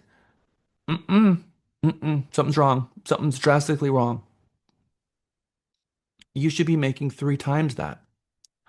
So the average agent in the business 3 to 5 years who is making 42.5, they're earning $20 an hour, because that's what it works out to. $20.43 an hour. If 42.5 is an annual amount, the standard conversion assumes 2,080 hours per year. That's 40 hours a week divided by 52 weeks a year is $20.43 per hour.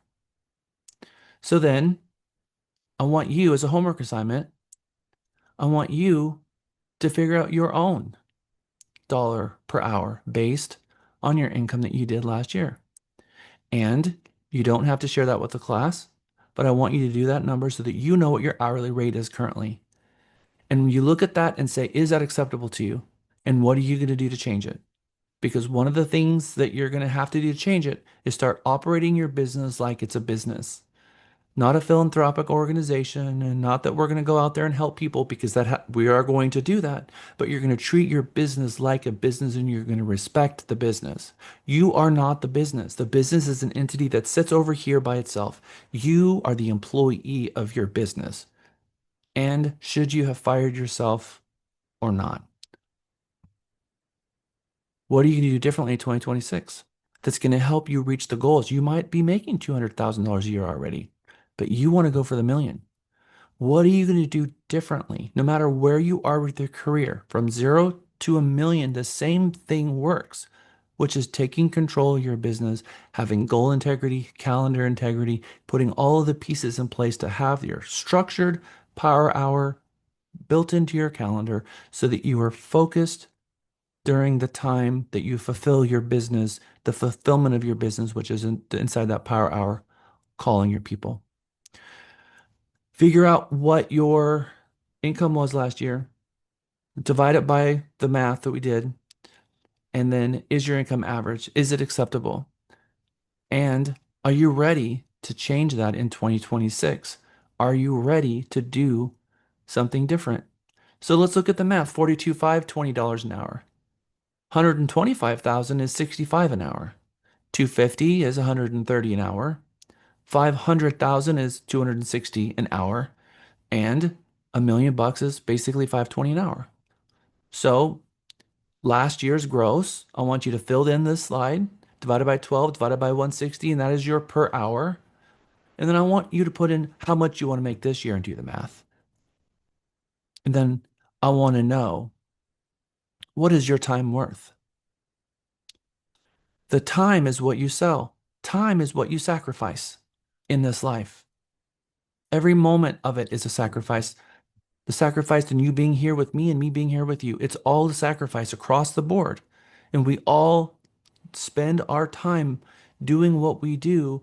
Is that time serving you? What are we going to do differently in 2026 if you want to up your game? How many of you are putting in a number here that feels a little uncomfortable? I like it, Miriam. I like it, David. Indu, I want to see that. Oh, there you go. Indu's got one pinky up. You got to be more confident than that, Indu. I want to see it. I want to believe it. Amy, what you got? You're on mute. I can't hear you. Oh, in terms of which number or both numbers? You put your hand up. I did, but which number are you asking for? This year's what you want to do in 2026. Oh, okay. Yeah, I wanted to do 300,000. I love it. All right, so do the math. And what does that work out to? Put it in the chat. What does that work out to per hour? And then now you know what your time is worth. And I just want to throw this out at you. There are a lot of real estate assistants out there. The average income for a real estate assistant is 36 to 50. So you're looking at 15 to 25 an hour. Most real estate assistants are working at $20 an hour. If you're making $260 an hour, can you afford to be your own assistant? You can't afford to be your own assistant when your income, your earning potential is $260 an hour, which means every time that you focus your attention on non-income producing tasks that could be farmed out for $20 an hour, you're sacrificing $240 an hour to do that task. So then I ask you, can you afford to spend $240 an hour for an assistant? Because that's what the assistant is actually costing you. If you are making $500,000 a year and you're making 260,000, or your hourly rate is $260 an hour, for you to be your own assistant is costing you $240 an hour. Can you afford that? That's an astronomically expensive assistant. You are a very expensive assistant for yourself. And quite frankly, as an assistant for yourself, you will fail yourself every time. So, food for thought. I know it sounds a little backwards when we say you don't need an assistant until you get to that level. Your mega top producer at 500,000, that's going to be pushing the 20 million mark.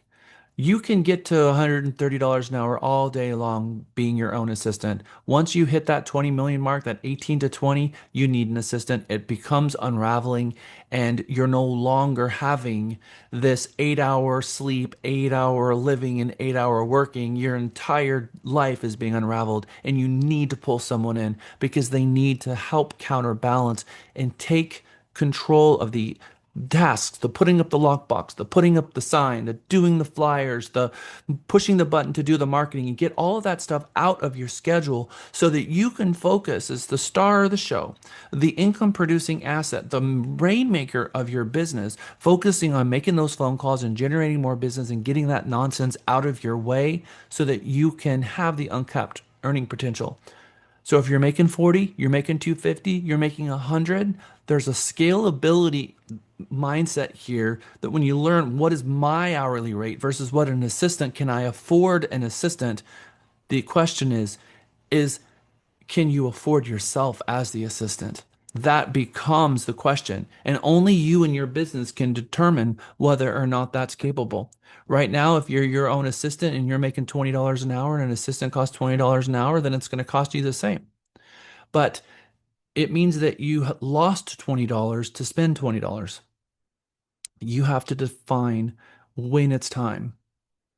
So, 125,000 a year. That's 10,000 a month. That's 2,500 a week. That's $520 an A at 65 an hour. 500,000, 42 a month, 10 a week, 1,700 a day, 260 an hour. $1 million a year is $84,000 a month. It's $84,000 a month. It's $20,000 a week. It's 2 closings a week. $3,400 a day, $520 an hour. At the $1 million mark, which is 100% possible for each and every one of you, hands down without question.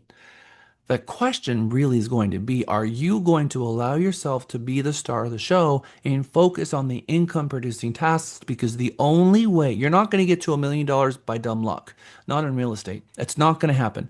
Not unless you sell a $250 million property somewhere and it just happens to fall in your lap. That is quite possible, but not on the normal scale of selling 80 homes.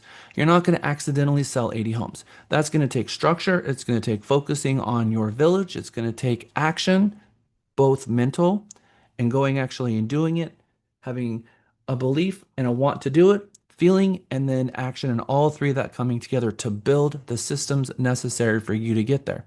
Not all of you want the million, maybe 300,000, like Amy Tran said, or it's 500,000 for someone else, and that's all okay. But it's completely up to you and your design your business for your income. Then I will help you rewind it all. We're about to go on break, but we're going to help you reverse engineer the whole thing into the separate actions that you need to take. So, for Texas, $330,000 median price point in 2025. Q3 was $335,000 price point. So we're actually seeing a price point increase. The entire year was 330. The third quarter, we don't have the fourth quarter numbers in yet, actually increased a little bit in the third quarter. 2024 was 339,000. So for the entire year of 2024, the median price was 339,000. 2025, the median price was 330,000.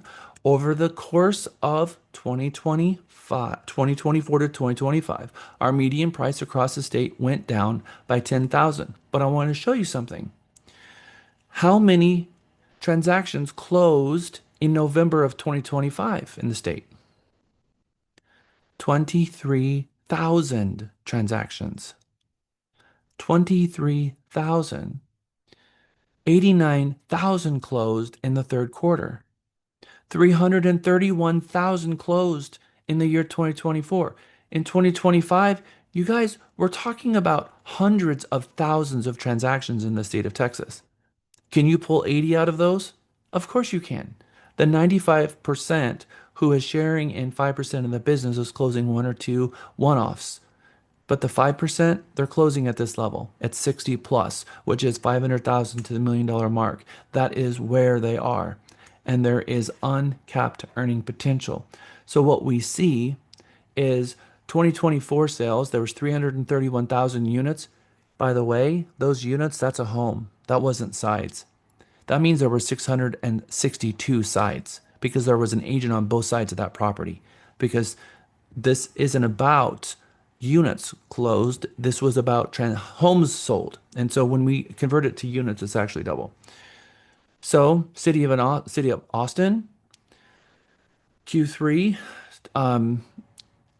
this is the median price point, 530,000 for the city of Austin, 425,000 for Austin, Texas Metro, and in the entire state of Texas, 330,000. Gives you an idea of what the median price point is when you are doing your numbers in the first place. So 331,000 homes sold from January 1st, 24 to 12/31/24. 342,000 homes sold from 1/1/25 to 12/31/25. The number of transactions increased from 24 to 25 only by 10,000. But in any event, you're talking about 664,000 sides in 2025 because this was homes. 664,000 sides in the state of Texas. That's astronomical. You're looking for 80. It exists. It's more than possible. It is so close to being realistic for you that all you have to do is reach out and grab it. The amount of opportunity that's there. We're not talking about a small number of transactions in this state. We're talking about $6 billion in commissions were earned on these sites. We're talking about extreme opportunity for you. We are in the best nation, in the best state, in the best metros in the world for selling real estate. And there are billions of dollars in commissions up for grabs. And you are you are a licensed real estate agent with an active license, actively sponsored in the business to sell real estate right now. And all of the opportunity in the world is at your fingertips to go and take. There's nothing in the way. You have everything that you need at your fingertips right now. All you have to do is structure your business in such a way that you're touching the clients and you're asking for the business because you're going to get it when you ask for it. And that means that you have to be making those calls. If you're not making the numbers that we're talking about, it's because you're not asking for the business. And it's not about the rates. In the 1980s and 90s, we had 13% rates and 18% rates. The average interest rate over the entire country is 7.74, and right now we're at 6.32. And in fact, in some cases, we're in the high fives. So rates are not an issue. We're not going to even, rates in 2025 have come down, and that's one of the big draws for the push that we're having in 2026. We're going to see the number of transactions even go higher. And people talk about a bubble. I don't want to get involved in this bubble because this bubble is so scary. I can prove the bubble is not there. Here is Texas. Here is this is the city of Austin. This same bubble exists everywhere. I'm going to show you this. I did this. Cindy Bell and I worked this up in every metro, in almost every county, all 300 of them. We have a very smooth line from 2012 going up where we were appreciating across this country, across the state, about 1% a month. Very smooth line all the way to 2019. We got into 2020. We went from a $330,000 median price point to $535,000. So we just exploded out of nowhere because of the lack of trades, the lack of inventory, all the things. And then since 2022, we've come down and come down. And right now we are at 415. This, when we do it like this, shows 450, but right now we're at 415, we are still higher than we were pre-COVID. We are still higher in price right now. So the market hasn't crashed. Sellers are able to sell a home for more right now than they did before COVID. And if anything, COVID has completely erased this bubble because we are exactly, if you look at this trend line right here that I created, we are exactly where we should be as if COVID never happened in 2025. That event is far behind us in the rearview mirror. So it has nothing to do with that. We'll see the average median price point in 19 was 330, 375 in 2020, 521, 535 in 2022, 475, 460, 450. 450 still higher than the pre-COVID era. So that has been erased as well. There's no bubble from COVID. And what I really want you to look at is let's blame the interest rates for the reason why the money's not there. Let's blame COVID for it. Let's blame. Let's find something to get in the way and we're going to blow it up, whatever it is. Because 300,000 sites closed last year, $6 billion in commissions closed last year. There's agents in the first couple years doing it. If they can do it, so can you. Period. End of story. If they can do it, so can you. So, if you're broker Jack, if I can show you how to make $1 million in the next 12 months, would you find value in that? Does it seem impossible?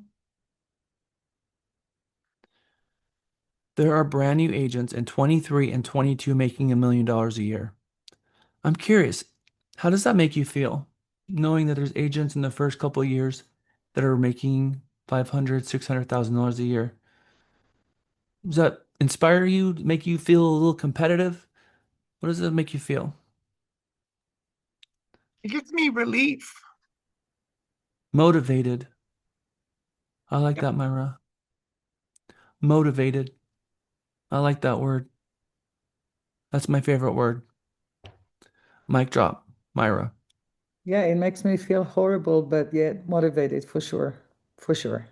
Yeah, I like it.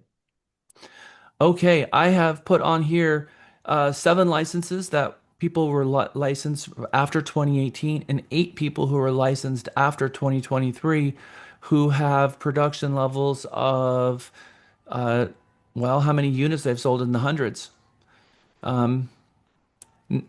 Kumar, 318 units, 318 homes sold. We're talking about 80. So these people are making more than the $1 million mark. 214 units sold. Abigail, 181 units sold. Russell, 158 units sold. Michael Garcia, 139 units sold. These are directly from the MLS. And I break it down this way. Ivan Ferrer, license number 718366. He's number 30 in the market. Made $860,000 in 2019. I haven't updated this in a while. Alex made 1.2 million in commissions. Radha made 1.2 million in commissions. Tanya made 1.1 million in commissions. Surrender, who's a friend of mine, 900 million right at the or 900,000 licensed. Now all of these people made these numbers in 2020 because I redid this in February for 2020. We're in 2026, 2025, and so these are 2024 numbers. These were when they were licensed, originally licensed. These people here, we have someone, Tanya, licensed in 23, 1.1 million out the gate, and there's their production, hundreds of millions, larger than some firms. So agents making $1 million plus. So why not you?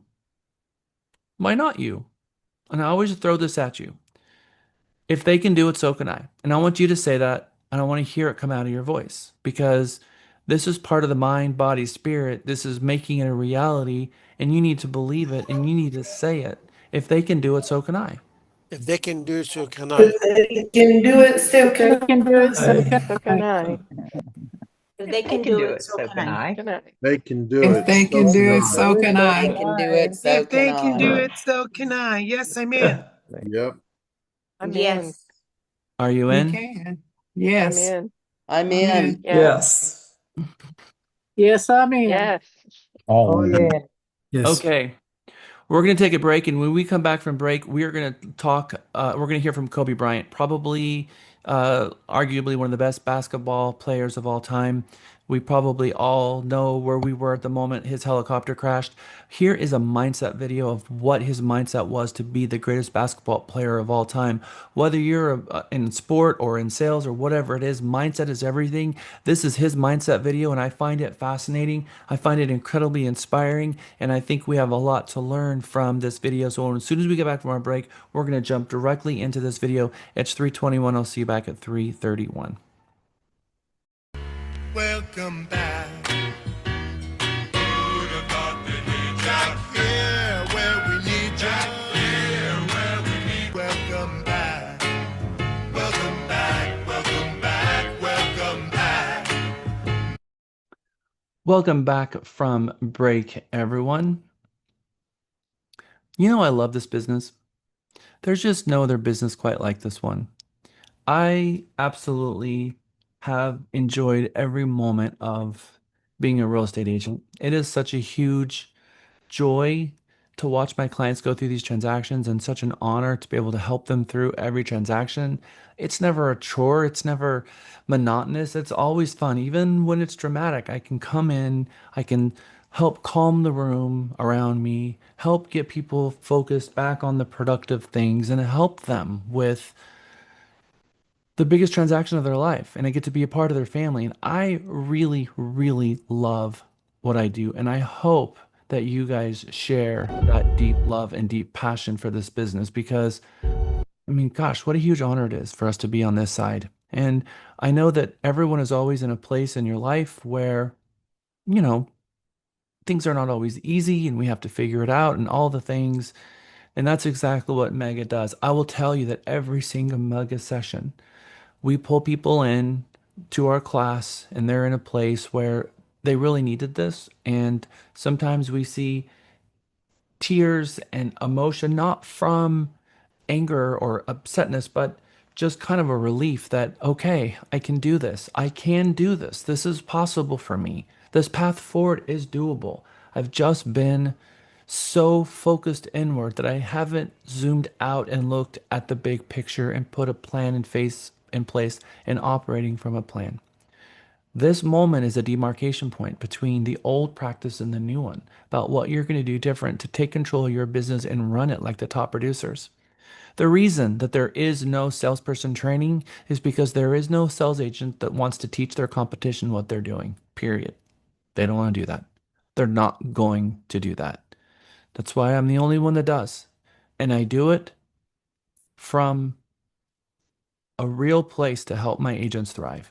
When I created this company with Lisa and we decided to create it, I said, I'm going to teach these kids exactly what I did to be successful, and we're going to make it a brokerage for agents by agents. Inside these four walls, we're going to force each other to hold each other accountable to be the very best practitioners that we can be. And I'm going to pour everything that I have, thank you, Lisa, into this. And you know that's true. And I have your back. This video is, we're not going to be able to watch the whole thing. We're only going to be able to watch a couple of minutes of it, even though you're probably going to want to watch the whole thing. So as part of your homework, and it's already in the slide, is the link and the QR code to pull up this video to watch the whole thing. This is the Kobe Bryant video. You really want me on the team. What's your approach to recruitment?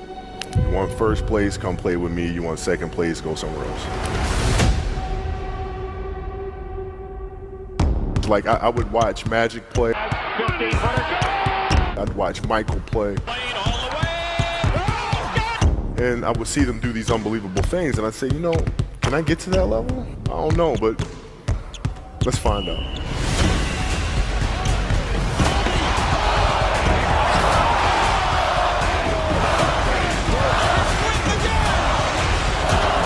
That's why he's the best player in the game. Everything was done to try to learn how to become a better basketball player.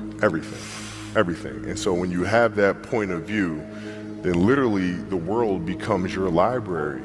to help you to become better at your craft. So because you know what you want, the world's giving you exactly the information you need to become better at it. Because you know what you're looking for. So many guys tell stories about your work ethic. Yeah. What was really your work ethic like, and for how long did you stay disciplined? Well, I mean, every day. I mean, since 20 years. I mean, it was an everyday process, and trying to figure out strengths and weaknesses. For example, jumping ability. Man, my vertical was a 40, it wasn't a 46 or a 45. My hands are big, but they're not massive, right? So you got to figure out ways to strengthen them so your hands are strong enough to be able to palm a ball and do the things that you need to do. Quickness, I was quick, but not insanely quick. I was fast, but not ridiculously fast, right? So I had to rely on skill a lot more. I had to rely on angles a lot more. I had to study the game a lot more. And but I enjoyed it though. So like from the time I can remember when I started watching the game, I studied the game and it just never changed. It's a good separation for me, emotionally, to be able to put myself in a place where at practice or when I'm training or during games, I switch my mind to something else. I switch my mode into something else. Right? For me, it's the equivalent of Maximus, Decimus, Meridius, and Gladiator picking up the dirt, smelling the dirt. It's go time. Right? So that was my mental switch. It was like an actor getting ready for a film. You got to put yourself in that cage. When you're in that cage, you are that character. And then when you leave there, it's something completely different. But when I'm in that cage, bro, don't touch me. Don't talk to me. Just leave me alone. How did you get mentally and emotionally so strong where it doesn't bother you? Well, you got to look at the reality of the situation. Like for me, it's not, you kind of got to get over yourself. Okay. There's already been like 10 nuggets, and I'm like, I'm like going nuts because there's so many things I can say to this, right? First of all, get over yourself. If you're afraid to talk to your people, you're afraid you're going to get embarrassed, get over yourself. When you're in the zone and you're making your calls, the most important thing you can do is everyone leave me alone. Compartmentalize. This is your power hour. This is when you shut the door. This is your time to shine. This is your Maximus and Gladiator.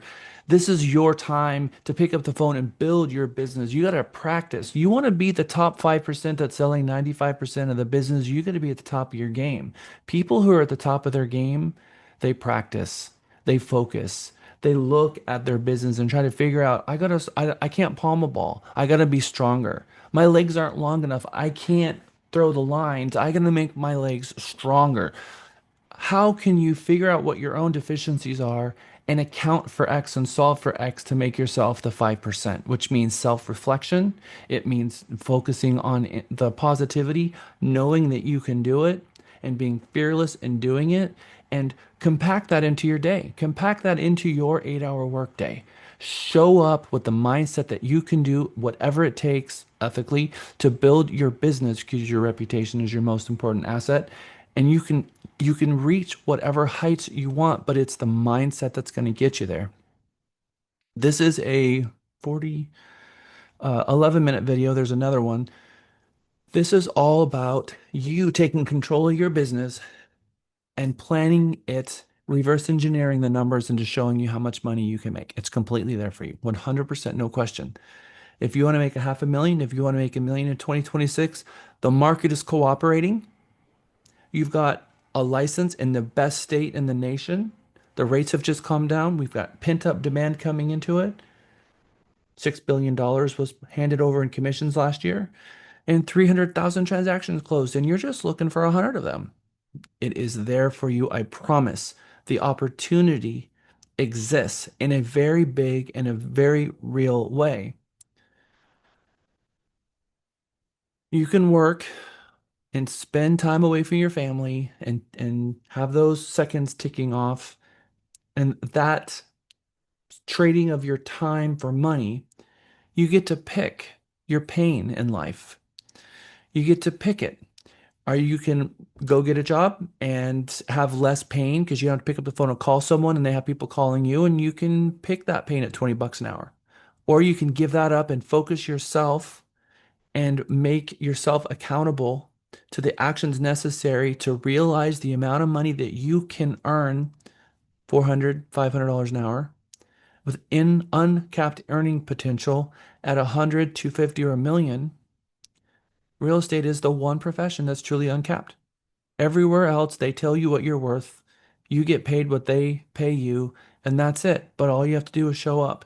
Here, you show up, and it's on you to prove your worth, and you just have to go out and take it. And that means that you have to market yourself.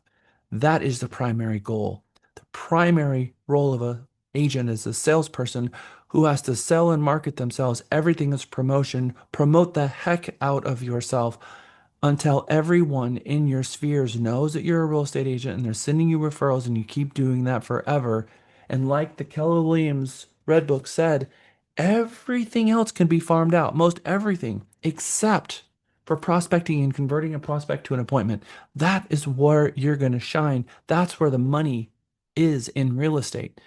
And agents want to be the assistant and pay for leads, and it's exactly backwards. You got to flip that model. I'm not buying leads. I'm going to pay for an assistant, and I'm going to be the prospector myself and get my own leads. And when you convert that in your mind, it becomes so powerful, because you can convert people at an open house, but you have to understand what you're there to do. When people come in, you need to know what to say to them. If you've ever been the agent who was in an open house and someone came in and left, and you're like, okay, I'm going to do better on the next one. I'm going to build up my confidence. I'm going to talk to the next one. You're not ready yet. You're not in the sales mindset yet, and you're going to struggle, and that has to change. You have to know exactly what you're there to do and understand how valuable your time is, and make best use of your time, whether that's in the grocery store. We're going to teach you that you need 6 leads a day. You can get them from talking to the cashier at the grocery store, talking to the person in front of you in line at the cashier, talking to someone in an elevator as it's going up into the parking station, talking to the person on the other side of the counter at Starbucks.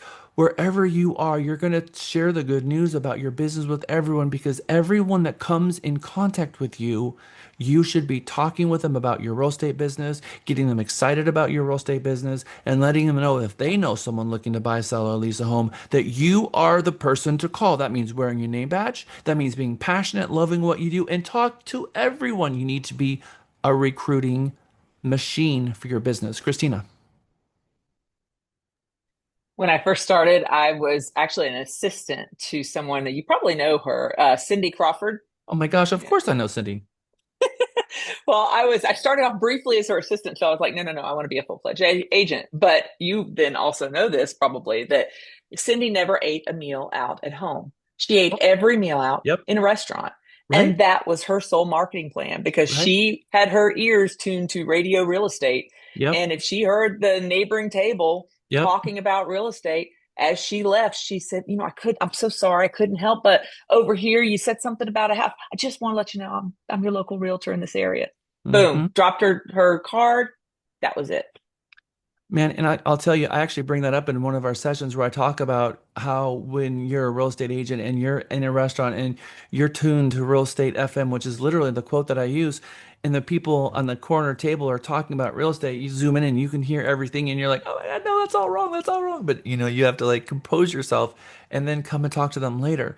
Cindy Crawford is fantastic real estate agent. She does a huge business out there because she knows what it takes to market herself, and she's got a thing that she does. So she also follows up with her people and communicates and keeps her spheres because she's got lifetime clients. In short, at the end of the day, we have to ask ourselves, do we want to live to work or work to live? And your dreams and your goals and all of these things that you have for your life and vacations and family and plans, all of this needs to show up on your goal board so you can look up and say, why am I putting myself through all this pain? Why am I calling all these people? But once you get into it and the money starts flowing and the transaction starts closing and all of this starts happening, it's going to be the best thing you've ever done for yourself. And you're going to be so proud of yourself and your business and the success that you've created from it that it becomes infectious, and it gets more and more and more and more fun. And you want to learn how to be a better practitioner and do more things. And it just turns into this incredible thing. But if and that is what happens in the 5%. And then you've got this 95% who are just lost puppies in the field, going all different directions, having no idea what to do to become the 5%. And the 5% doesn't have anything that these people don't have other than the focus. Miriam. Yeah, I'm not quite the 5% yet, but one of the things that was on my vision board from last year was a beach house. And so I bought a condo in Gulf Shores this year. And so I can attest to just having something to aim for that's really meaningful to you, and it's it really motivates you to, keep putting the work in. That's amazing. And thank you for sharing. Get that goal board and put those things up there and materialize that for yourself. Exactly as Miriam is saying. What is it that you have your goals, short term, long term, the big things, the vacations, the family, all of it, and get it on your goal board so that when you wake up every single morning, it drives you. It drives you into the right direction for your business. It motivates you. It keeps you centered. And it's also going to be like the materialization of your business plan, which is going to keep you from turning left or right, and it keeps you focused every single day. Christina and then Tara. It's like I put something in the chat earlier. The best thing about vision boards are the ability to go back and create a new one because you've already accomplished everything on it. And so what are you going to replace that with? That's my question. Okay, so you got Vision Board 2.0 and Vision Board 3.0. Oh, I love that. And we see that in Mega. We see people coming back and saying, well, I had to upgrade my Vision Board. And boy, is that a proud moment. Boy, is that a proud moment. Thank you for sharing, Christina. Tara. I have never even made a vision board, believe it or not. I'm planning on making one this year and I want to cross everything off. You just don't know. Sorry, Christina. Guess what, Tara? Next But Thursday, we're going to I do. did hit 2 goals last year and I didn't realize it until Miriam said that. So I had to give myself kudos. Because my real estate's kind of been in and out. I haven't like been steady at it, but I always was like, oh my God, I wonder what it's like to have 2 closings in a day. I wonder what it's like to get 2 people under contract at the same time. And then wonder what it's like to have 3. And I did both last year. So it was a very rocky year, but I hit some big goals. And you just keep going. I mean, as much as I get in my head, just keep going. That's right. But I was really proud of myself. That's amazing, Tara. I'm very proud of you. Next Thursday, as a group, the entire Mega Mini is going to be about creating your vision boards. And so Lisa's going to walk you through that. I know some of you might think that the vision board is, pulling out the, glue and cutting out the newspapers. Feels a little high school, but I'm telling you, it works. It is something that you need, but put some thought into the vision board They because say it's like writing a check. I am not one for just going through a magazine and finding something that kind of works. I'm going to have an idea in my brain. I'm going to Google that item and print it out and cut it out and put it on my board. Right. So I want my vision board to reflect what's in my brain, not try to find something in a magazine that appeals to me in the moment. So a lot of this comes from magazines, and that's okay. Better, higher, greater vision board comes from things that you Googled to that you could print out and put on your vision board. So I'm going to throw that out as a tidbit. Eden, and then we got to move on.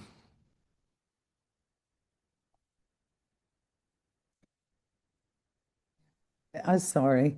So I was listening to Tara as she was saying, I wonder how. And I'm at that moment asking myself, Eden, remember, you used to take 2 or 3 clients at the same time and close them at the same time, even if it was a lease to the same property, leasing 3 different units for 3 different clients at the same time. If I was able to do that back then, why can't I do it now? So, Tara, everything is possible, and I'm ready to go and do it again. 2026 is going to be both of your years. I can feel it. I think the entire class can feel it. You got the desire, you got the drive, you got the wish, you got the want. Now it just means you got to get kicked in the butt by me to do it. And that's Yeah. why I am here, is to give you all of that push. Uh, I remember when I was a kid, I wanted to swim so bad, but I was so afraid. And I remember the first two swimming lessons, I stood behind and I walked around the pools. Everyone was swimming. And the first time, the entire time, the swimming was going on. And I was just so afraid to jump in. And finally, someone just pushed me in. And I was terrified when I landed in there, but then I didn't drown and I survived. And then after about 5 minutes later, it occurred to me in that moment, something that I've remembered ever since, that, wow, I really put myself through a lot of pain for absolutely no reason. Because here now I'm swimming and I spent all this time worrying about it and it wasn't bad at all. And so that made me look at fear differently. And I've always looked at fear in that same way now. Wow. Something to just throw in and get it away. Because when you're worried about something and it hasn't happened yet, you're paying a tax on something that's not yet due. And that is painful. So just let fear say where it is because you're going to feel the fear. That's okay. Don't let it stop Oh, you. not Okay. again. Woo! All right. So 95% of the agents out there are sharing in 5% of the business, and 5% of the agents are sharing in the 95%. So the question is, the 5% are selling between 40 and 80 homes. That's between your 500,000 and $1 million a year income. I was closing on an average of 60 transactions every single year. Your 40 to 80 to $400,000 price point again is at 500 to $1 million. The top 5% of agents are earning big amounts of money. $500,000 is a good, solid income. 400,000 at a 3% commission. If you are dealing 12 closings, that's one a month, you're making 144,000 a year. Two closings a month, 288, three closings a month, 624, four closings a month.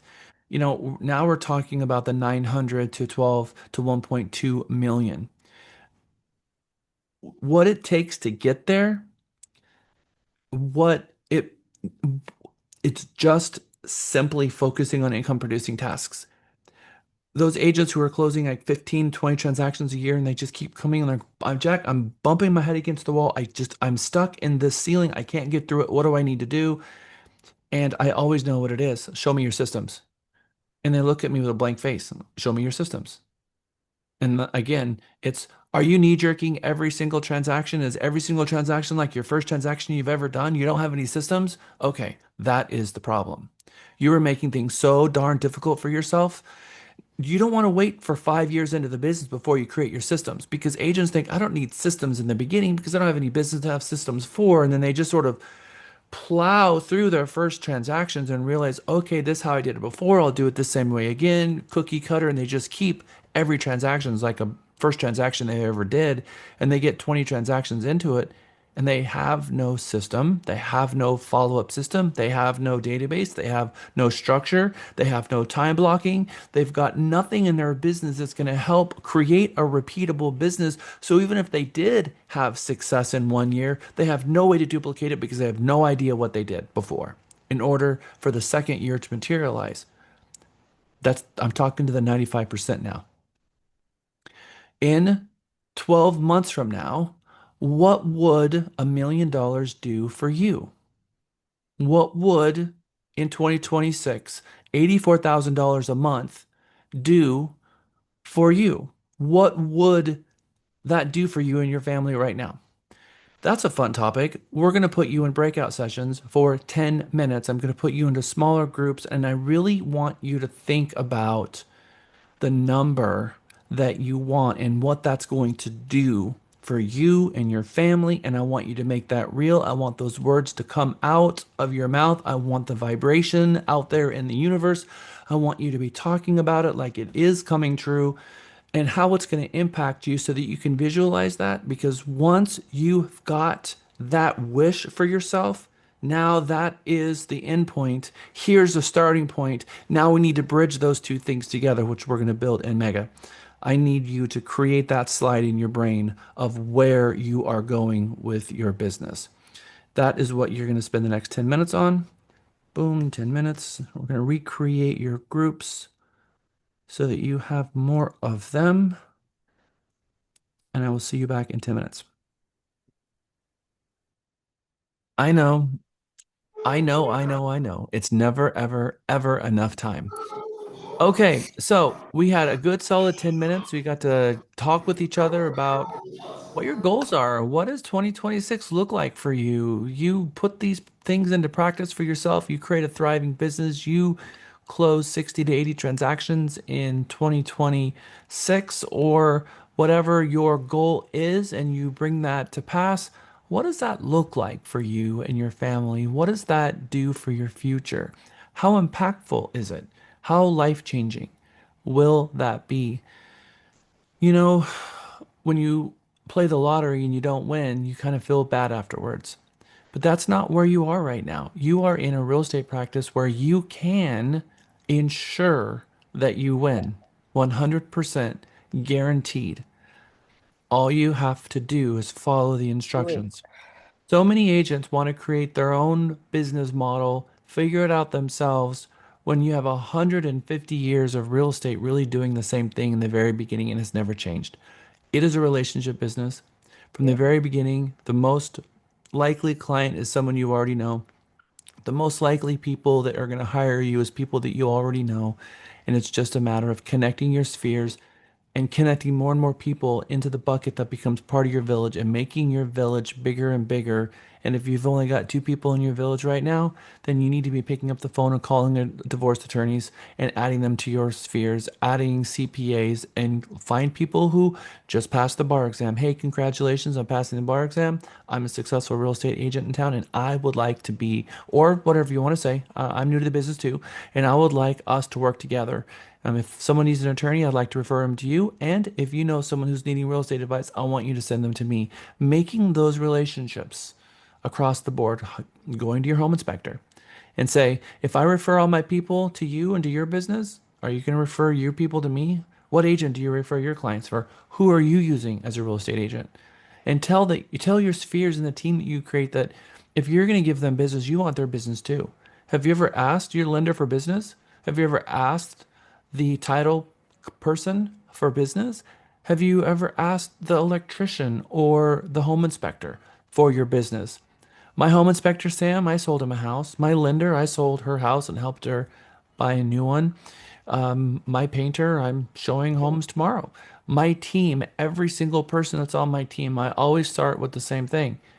I build relationships for life, and if I'm going to send you business, you're going to send me business too. Now, I don't have people on my team based on them sending me business. I have people on my team because they are the best of the best, and I want their business, and I'm going to earn it. All right. So raise your hand if you are a team captain. Woo-wee. All right, good. All right, so we're going to start with group one. Ann, Damien, David, Donita, Miriam, Sharon, were any of you selected as a group captain? Not self-selected now, but did you remember in group one to pick a captain? Damien says yes. Who is it, Damien? It's Miriam.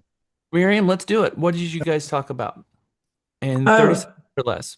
okay, we had a really great group, a wide variety of dreams that might be fulfilled with that kind of production, including getting into commercial investment, charitable or nonprofit startups, just being a generational wealth builder, but like children's college funds, grandchildren's college funds, and the impact, oh, and travel. Several people mentioned travel, and the impact was just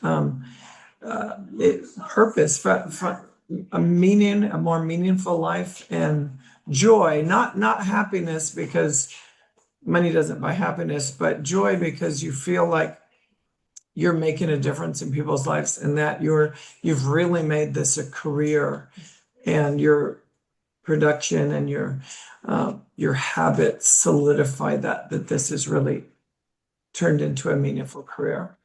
Thank you, Miriam. That's beautiful. Joy, joy. I love that. Find joy in what you do, and it becomes infectious, and other people want to be around you. Amazing. Group two.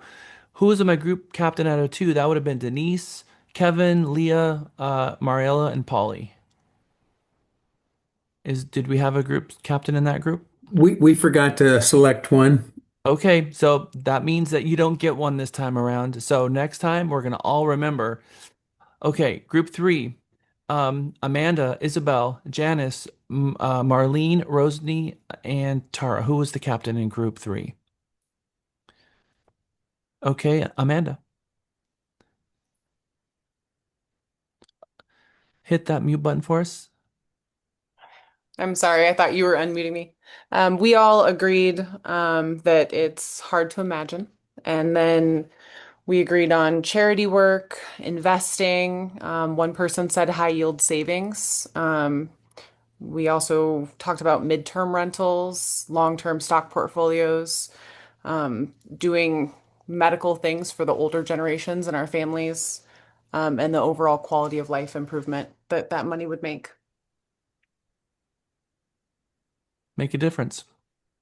Make a difference in people's lives. Thank you, Amanda. Very beautiful. All right, going to move four. Andrew, Astrid, Christina, Donna, Sharon, what did you come up with? Hi, Andrew wasn't there, but for the three of us that were there, big common denominator was security for your family, charitable outreach, being able to realize some of the charitable things that we haven't been able to do in the last few couple of years because of situations or whatever, that getting back to that.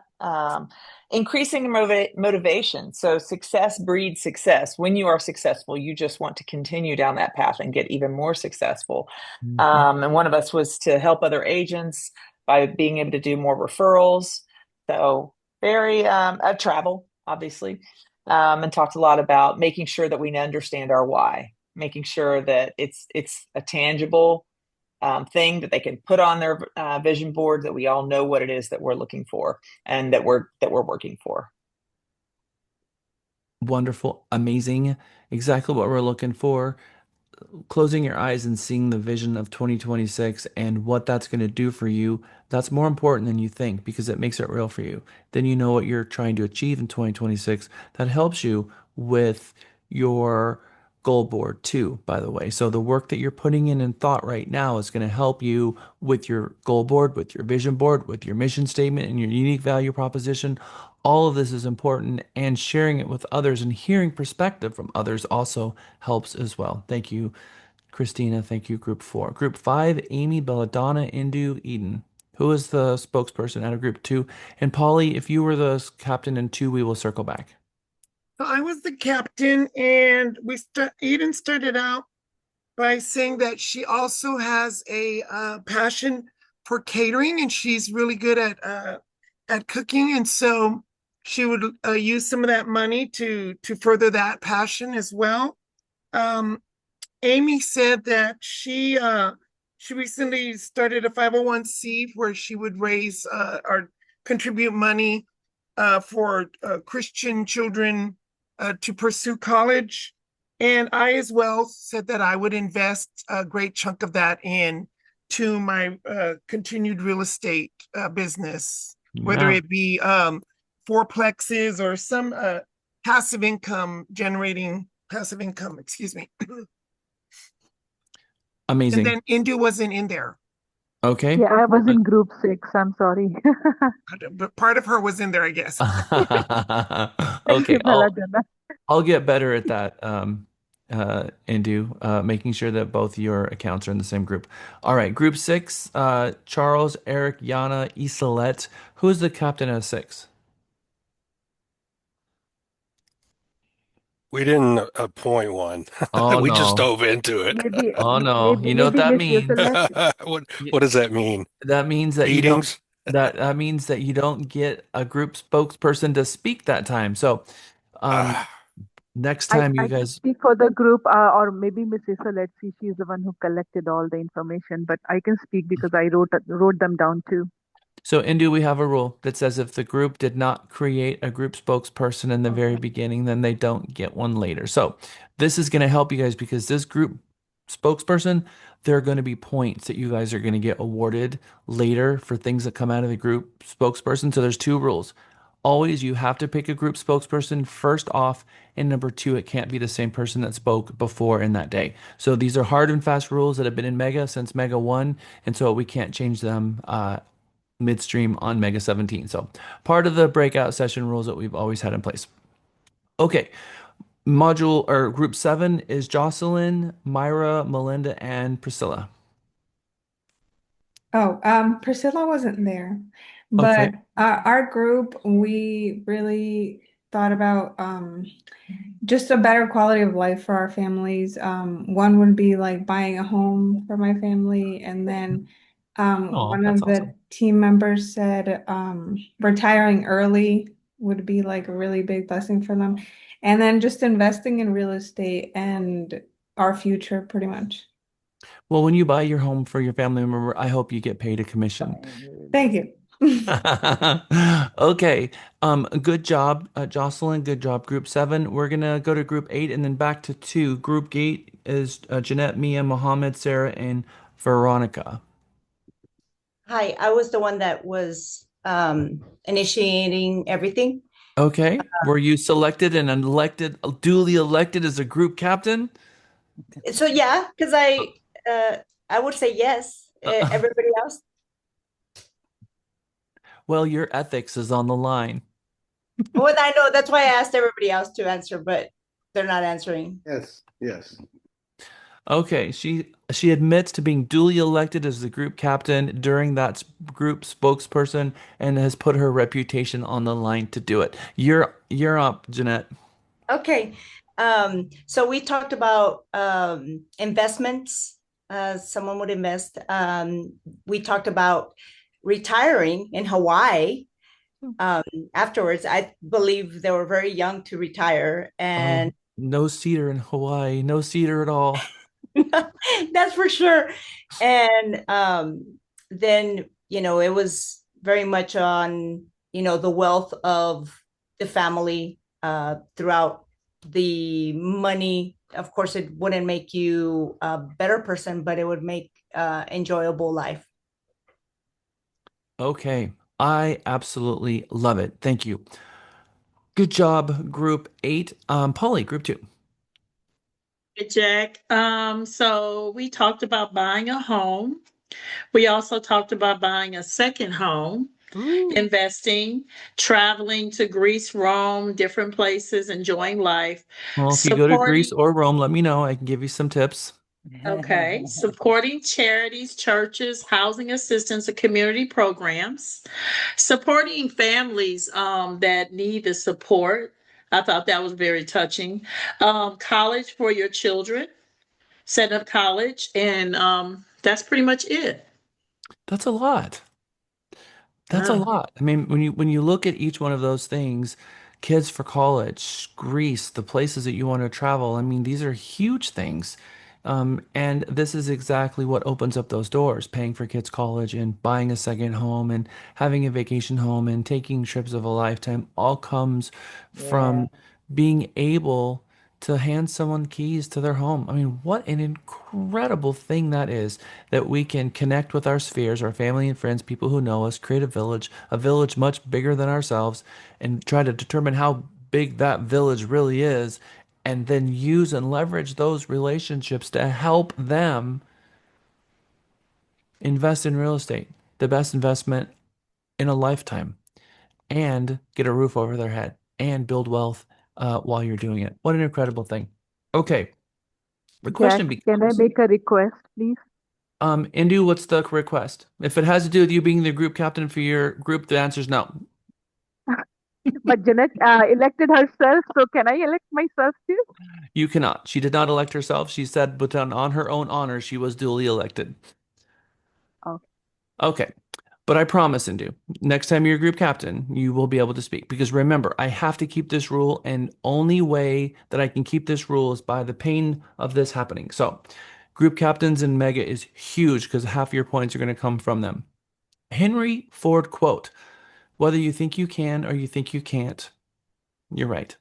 It's not a matter of thinking you can or thinking you can't. It's believing in yourself, believing that you can. And the truth is, you can do all the things that we've spoken about today. You can make this reality for yourself in 2026. All you have to do is do it. And the plan is here. The proven framework is here. You just have to set yourself into the framework that's already been built and just start operating the business. The framework exists. Real estate has been around for a lot longer than we've been around, and the same construct and the same framework works. You have to market yourself to the people, create a sphere of influence, make that a village, and get your business from it and get known from it, and being relentless about sharing the good news about your business. And if you follow that framework, which is the same framework that has been in place since the very beginning, you will find untapped earning potential every year building on the last, where you have to start pulling people into your business as an assistant in order to take your business to the next level, because you're recognizing that you're having to be your assistant too much and you can't afford yourself, and you're having diminishing returns, and you pull someone in. Again, 15 to 20 million in production is where that really begins to be diminishing returns for an agent. How many of you have heard of the Dunbar number? We're going to get that in a second. Before, we're going to go to this. There's another little thing we're going to pull out of here, out of the Red Book. How many transactions do you get from each referral? Now, if this is a set of leads, LEAD, prospect, cold, who knows where, internet leads, you're going to get 24 of them for every closing. So if you're buying leads or you're calling leads, out of every 24, you're going to get one. So out of every 100, they're going to be four. That is a 24-to-1 ratio. On average, for every 34 contacts an agent made with prospective buyers and sellers, they netted one closed transaction. Someone who's interested that reached out to you, people will net 1 out of 24. Now, that number, when someone refers you someone, is much higher. The question becomes, where do you find all of these people? And how do you communicate with them? How do you keep up with them? How do you build that foundation?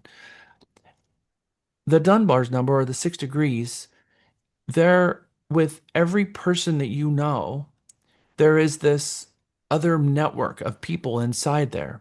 So if one person knows 50 and each of those people know 50, you are exponentially connected to the entire world. And the 6 degrees of that, within 6 degrees, the entire world is connected.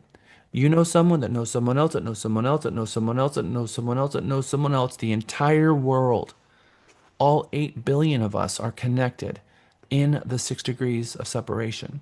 Every movie actor, every human being on the planet is connected.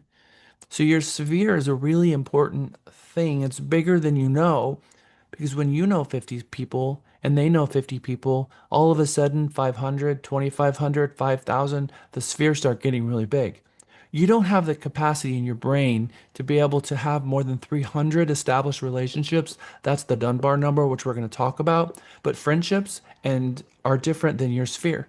You're going to have people who you've helped as a professional before, and you're calling a few times a year. They're in your database, and your database will be bigger than your brain, which means your database will be bigger than your memory can keep all of these people sorted out, so that your pipelines have to be set, your people have to be properly categorized, and the system needs to remind you of when to call, so that you can just show up every day during your power hour and it says, here are the 7 people, here are the 10 people that you're going to call today.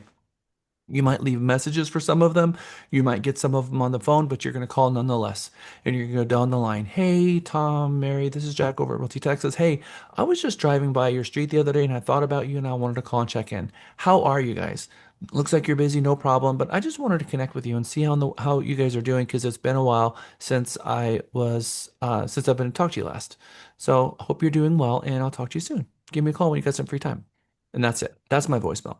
Very simple. Got my coffee in my hand, calling people, and maybe I remember something. Hey, and by the way, last time we talked, you were going to Greece. Did you make that trip? I want to hear all about it. I saw on Facebook yesterday that your kid's birthday. Wish him a happy birthday for me. whatever it is. And maybe you take a second to stalk them and look at their Facebook and see what's going on with them before you call and take a minute so that you can update yourself so you're having good conversations. But that is what it means to connect yourself. You probably have a grandma or someone in your life who was very structured and went down the line and called everyone in the family on a regular basis. And you got that call and a check in. When is the last time someone called you just to check in? And who was that person? Dunbar's number says this. It's a anthropologist, Robin Dunbar. And he suggested that the average person can maintain about 150 relationships. 10% of the 150 people that you'll have in your database will refer 3 people a year. 7% will refer 2 people a year. And 5% will refer one a year. So 45 plus 21 plus 7 is this 150. You should get 73 referrals from it. 150, 500 acquaintances, 1,500 people that you know by sight. How many people do you know? And it's bigger than what you think. Every single person that you know needs to be in your database, where you met them, who referred them to you, if it was a client referral, someone else, so you can track where and who are your biggest referrers, because your A clients and your B clients and C clients aren't the people who bought the most expensive homes or the people who are the easiest in a transaction. Your A clients are people who have sent you more than 5 referrals.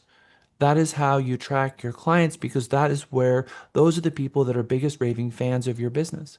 And sometimes we might be in the first 5 years of our business and there was one person that sent us 3 or 4 referrals and they were the first ones too. And you're thinking that that's the biggest referral that you've got. And lo and behold, here's this other person that sent you 5 and you didn't even realize that they had sent you 5. So we can't be committing this to memory. We have to be loving and thanking these people who send us a lot of referrals, because referrals is what keeps us in business. So we need to be tracking who are our biggest referrers, but also when they do refer you something, part of the professional practice that a real estate agent needs to employ, by the way, is that we're going to pick up the phone and call them and thank them for their referral. And then we're going to pick up and call and say, hey, we just met. They signed my rep agreement. I'm going to be working with them. Thank you so much.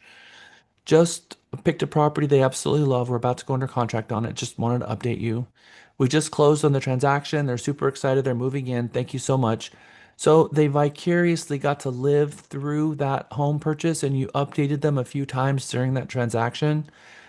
If you really want to get a lot of referrals from people, every time someone refers someone, you can keep them updated without breaching confidentiality, and you can let them know the public facts of what's going on and let them know about this and share a little bit about what's going on with that transaction on just high marks. They signed my rep agreement, got them under contract, just closed.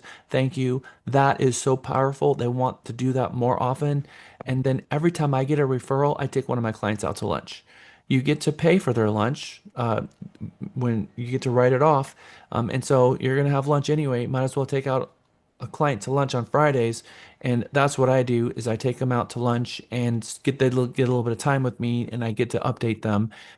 That's what I do for a referral. And sometimes you've got a couple of Fridays in a row. You run out of Fridays. There's a product called Sugar Wish. We'll get into that later. But you need to be thanking them on a whole different level than you've ever thanked them before. And it's not by sending them a check or sending them money or sending them a referral fee because they're not licensed and you can't. It's something different. It's everyone wants and loves buying a home. They love being involved in that process. And when they get to live vicariously kind of through you a little bit about what's going on, it makes it more fun and they want to do that more. And so if you keep them updated through the transaction, they're actually going to want to send you more referrals, not less. It's a very powerful thing. So show them how much you care by actually caring enough to pick up the phone and call them and let them know how much you care by keeping them updated throughout the transaction. That's a sign of a true professional, and it will change how many referrals are actually coming at you. Cold internet leads, 4% conversion rate. No trust is built. That's it, just 4%. So 100 leads you blow through, you're going to have 4 transactions in there, and that's pretty low. Warm referrals, borrow trust. Some third party put their trust on you, on themselves. And so, it's Tom referred me Mark, and Tom told Mark Jack's really great. So there's borrowed trust there. That closed 1 in 3, which is very high, 33% close rate.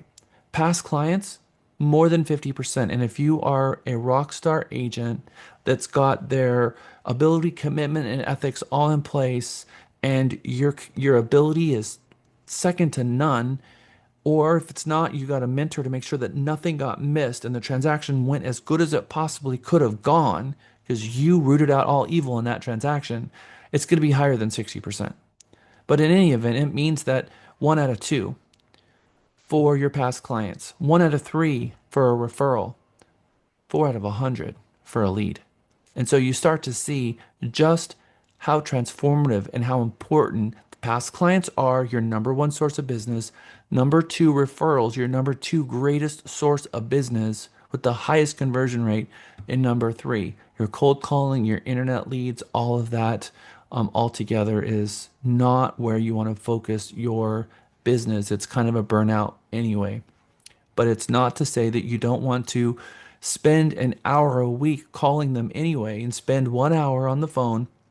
Make your goal to call 100 people, especially as a new agent, and through our department, and try to walk away with 4 referrals that you're working with. That is powerful. And it's not that you shouldn't do it. It's that should not be your only marketing. If your only marketing is that, then you have sidestepped the first and second most powerful marketing, and you're only doing the third. The trick is you need to do all three. 5 company lead calls a day, 2 personal sphere calls a day, 2 open house calls a week, 1 8x8 campaign a month. So 5 transactions per year should be coming from these sources. Cold calls, sphere calls, open houses, 8x8 campaigns. A $450,000 transaction at 3% is 13.5. 13.5 times 5 transactions is 67,500. And so this is where some of the business is going to come. If you just focus on everything other than your sphere, this is what you're going to walk away with.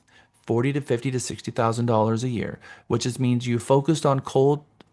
You didn't really do your sphere calls, you didn't do enough, and you did your open houses and 8x8 campaign. You want to blow it up, you have to change it, and you have to focus on more production. So, depending on where you want to be with your business, 5 transactions a year, where you want to be is where you're going to focus your attention. I'm hoping that all of you focus your attention first on your spheres, get your database together, be calling those people, and then supplement that and those calls later. So you don't have time to call anybody else, a vault call or a pawn call, until you've gone through your entire database. And now you're diminished, and you've gone through it, you've had 100 people, and you made 20 phone calls a day, and you ran out of people. And now you're like, okay, now what? Now you're going to pound the phones. Now you're going to be looking for more opportunity, because your first 5 years is building a database that's gigantic. It's going to have thousands of people in it, but only 200 people are past clients. And those 200 people, you're going to prioritize. Those 200 are your past clients, and that's going to grow every single year. And so that's where most of your business is going to come from. But in your first year, there's none. There's no past clients. And then after year one, there's 5 or 6 or maybe 10. So the first 5 years, you're building up that past client base, and you're living on them, getting referrals from them, and that grows and grows. But you have to be focused on the referral based business from day one, not at the very end, because you get 5 years into it and you haven't been working your referral based business. You've left a lot of business on the table, and you've lost all that business because you're chasing new ones instead of investing in the people who would become your number one referral based if you simply connected with them and asked them for the business, so it's being left. $500,000 a year is 75 leads a month, 2 to 3 per business day. 2 to 3 leads a day is what you need, and the $500,000 mark. 5 to 6 leads a day is what you need for the $1 million mark. Each day, sales agents should be making calls no less than 5 days a week. To make $500,000 a year, you must obtain 60 leads a month. You can nearly double your income from 475,831 by simply learning how to increase your conversion rate. Now, remember when I said 24 to 1? If you're calling the leads and you're going to get 4 out of 100, if you can get better scripts and you can have better conversations and ask better questions, maybe you can get a fifth and a sixth, which means you do the exact same amount of work for your prospecting, but you get better results for them because you're converting more with the same 100 phone calls. Otherwise, would have had to make with a less conversion rate 25 more calls in order to get that one more person. You were able to get 5 out of 100 calls, which just saved you a couple of hours of time. So, learning how to have the right first being the right mindset when you make the call, looking at your goal board, having the right mindset, asking the right questions, and making sure that you know how to properly address an objection, because an objection is not a rejection. An objection is something different. It's a piece of information about what their fear is, and once they voice it, they've given you permission to help them solve it. And that is where we come in to help solve their problem, because there's absolutely no reason that people are not buying a home right now in the market that we have. So, how many leads does it take to earn $1 million? Open houses, 6 open houses a month, 1 off day every other weekend. Calls, 20 calls a day. That's 100 leads that you're calling a month. Sell 60 homes a year. You're running Facebook ads. You're hosting open houses. You're calling the vault, which is our vault here that we have. You're calling your sphere. You're calling your past clients. You're asking every single person you know for referrals. You're enrolling into Live Connect. So as leads are registering, you're calling them as well. 6 open house events making 20 SOI calls per day should net you 60 closings a year. That is what you need to do in order to get there. That is the map for that. So, what will increase your profitability more as an agent? Increasing the number of leads, increasing your sales price, or increasing your conversion rate? What do you think?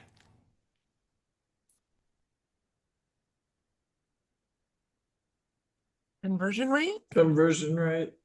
A thousand, a thousand Conversion percent. rate. Okay. It's all in the conversion rate, which means if your biggest result in profitability is earned by increasing your conversion rate, then the question you should be asking is, how do I get better on the phones? What questions can I ask that I'm not? How do I become a better agent on the phone, converting more people? What do I need to do? What do I need to change? What do I need to work on? Well, we have an entire program for that here. It's our weekly sales meeting where you get to listen to productive calls that we're having live on the phone. And so we listen to good calls. You get to hear what a good call sounds like and hear the calls that converted a buyer. And so you get to hear it and also hear from other practitioners that are hearing objections that are current and live in real. There's another brokerage that created this really cool tool that will allow you to have that same experience with AI. That's BS. We get to do it with actual real live phone calls here and actually real with what the consumer's fears are. AI is one thing, and that's pretty cool what they've done. But here we're actually doing it with real phone calls, real conversions, and it's every single week. And part of Mega, we ask you to go to it. Tomorrow after Mega Mini is our once a week sales meeting, and I recommend that you attend that. So here's an example of how you can increase your conversion rate and what that looks like. So here is a $500,000, $400,000 sales price, $12,000 per commission. $500,000 income divided by a $12,000 commission is 40 closings a year. 40 transactions a year divided by 12 months is 3 transactions a month. If you are going through the 24 to 1 ratio, how many leads do you need? You need to multiply that by 24. So 3 transactions a month at the 24 to 1 ratio. You need 75 leads, buyers and sellers that are looking in order to get yourself there. So at a 4% rate with 75 leads, that's 2 closings a month. 5% is 3 closings a month. 6% is 4 closings.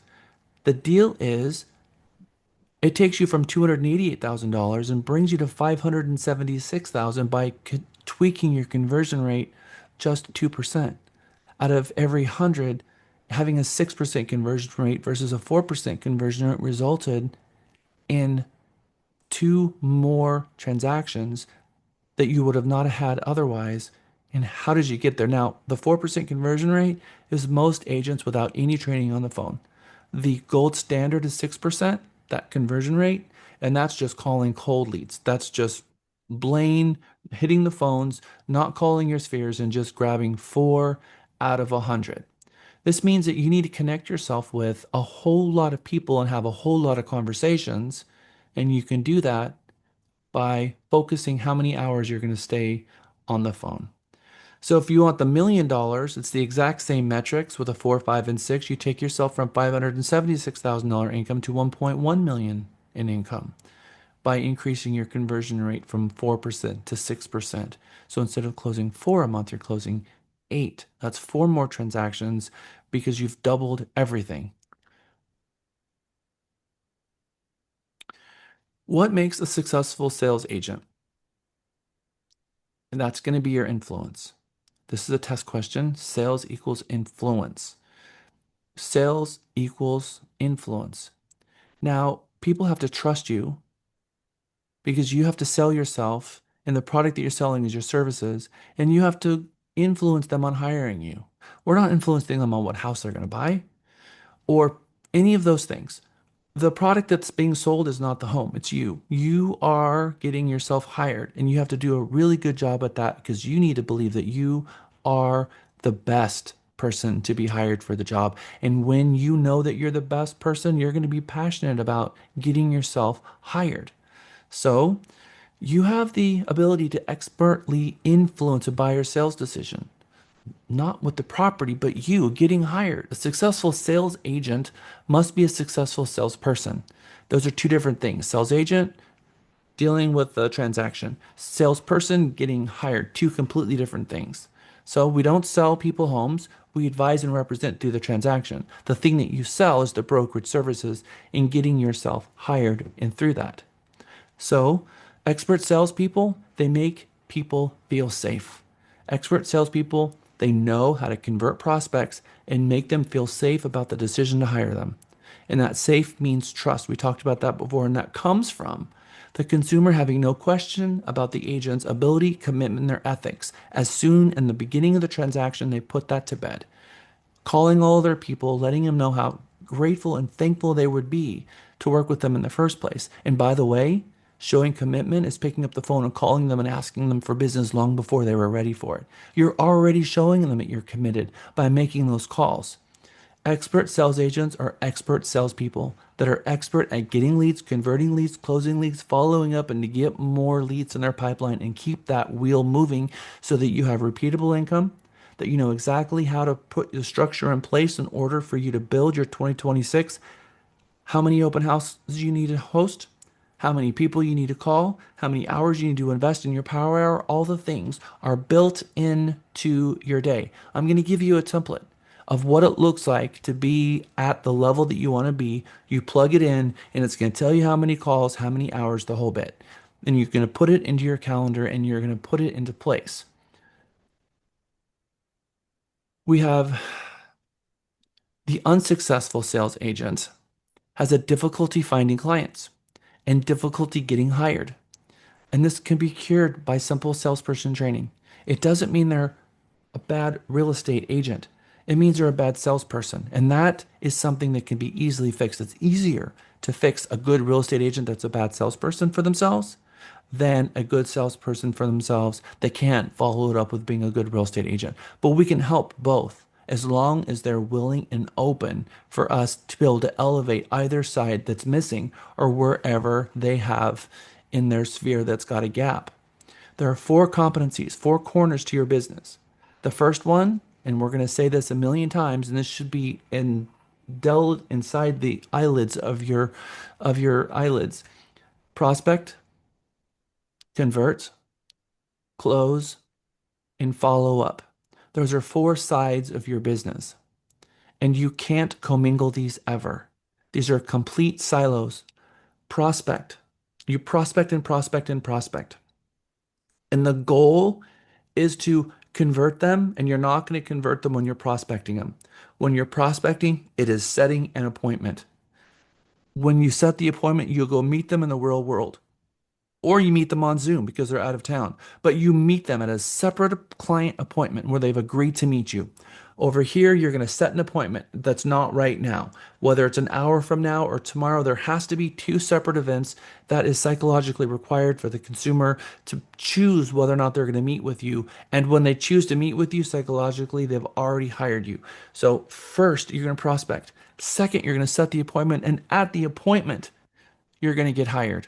Once you're hired, then you're going to work the transaction from buyer rep agreement all the way to the closing table. And that's its own silo. You're not going to start that process until you've been hired. And then there's the follow up. After closing, you're going to be following up with them and getting more prospects and starting that cycle over. These are four completely separate buckets that cannot be commingled. You have to think about them separately, and each one of these needs to have its own time built into your calendar. So you need to be calling your past clients separately than prospecting. And those are two different things. A lot of your prospecting might even be coming in here for an hour, might be doing an open house out in the field, might be filming a video for your last city council meeting. Prospecting can be a lot of different things, but following up for your past clients, that's a whole different thing. That is, I'm in the zone, gladiator moment, Kobe Bryant video, focused on making those calls because that's where the number one source of business is going to come from. And those are very important relationships with your business. Those are the four corners of your business. Bring new customers into your business, convert that customer into a client, close them and fulfill them and do a really good job in that transaction, and then long-term prospecting and build a referral-based business from your past clients. You do this correctly, then there's a business there that's a model that's very, very, very powerful. That did this research project where they chose a community of homes. They went to this community, they knocked on every home, talked to every homeowner, and asked them the question, who's the number one real estate agent here? And after they got through, they had a myriad of different answers, so it was a bunch of different agents. Not one single agent was dominant.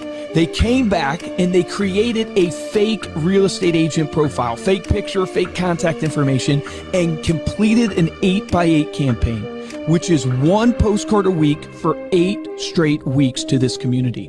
After the 8x8 campaign was complete, they went back to the same community, knocked on the same doors, talked to the same homeowners, asked the same question. Who's the number one real estate agent in this community? The majority of homeowners chose the fake real estate agent. Think about that for a second. This agent has never sold a home, doesn't even exist, but is being chosen as the number one real estate agent in that community. Why? Because sometimes it's not about being the best, it's about being the most known. You have got to be the most known. You've got to be the one letting the secret out. You could be a secret agent. Might be the best agent in town, but you're a secret agent because you haven't let the secret out. You have got to let the secret out. Let everybody know about the good news about the real estate practice that you have. The astonishing truth is that agents who are new in the business, who are fearless about going out there and telling people the good news about their business, they can thrive in their first year and their second year because they understand the importance of promotion. They're hungry. They're not letting anything get in the way. They're focusing on relentlessly prospecting and converting those people, closing them, following up, getting more business. And they start off on the right foot on the first day and boom, they have a thriving practice and they keep that momentum going. And there's other people who really want that for themselves. They haven't created that structure yet. They're struggling on one of the four spokes. Either they're struggling with prospecting, or they're getting a lot of leads, but they're not converting any of them, which means they're not creating trust. Everything's falling apart at the closing table, which means they've got some issues transactionally that they have either got people under contract on the wrong properties or something's going on there, which we can fix, or they're not calling the people to follow up and they're not getting referrals. Sometimes it's a combination of multiple things, but when we look and we triage your business, how many past clients brought you business in 2025? What is the number? 0, you're not following up. How many transactions did you have fall out last year? 1, okay, you're doing well with that. How many leads did you have come into your business? 315. How many of those did you convert? 2. You have a problem with conversion. And by the way, we need to get more leads because 300 is not enough. We're going to triage your business that way, which means you need to know your numbers so that you know where you are. Now, these are a lot of concepts that we're throwing at you, and we're completely running out of time, which sometimes happens, and that's my fault. So I want to give you a break, but I also want to get you out of here on time. So who absolutely needs a break or who wants to push forward? Are we good? Christina says drive forward. David says drive forward. Who says drive forward? Forward. I'm good. Onward. Class says drive forward. All right. There is a concept that I've created called 20-20-200. Call 20 people a day, build your database to 200 past clients, and when you have a lead come in, call them within 20 seconds. That 20-second timeline is really, really important. We have this idea that your power hour needs to be in your calendar every day. Every day you need to devote some time to making the outbound calls. That's part of the fulfillment system that you have.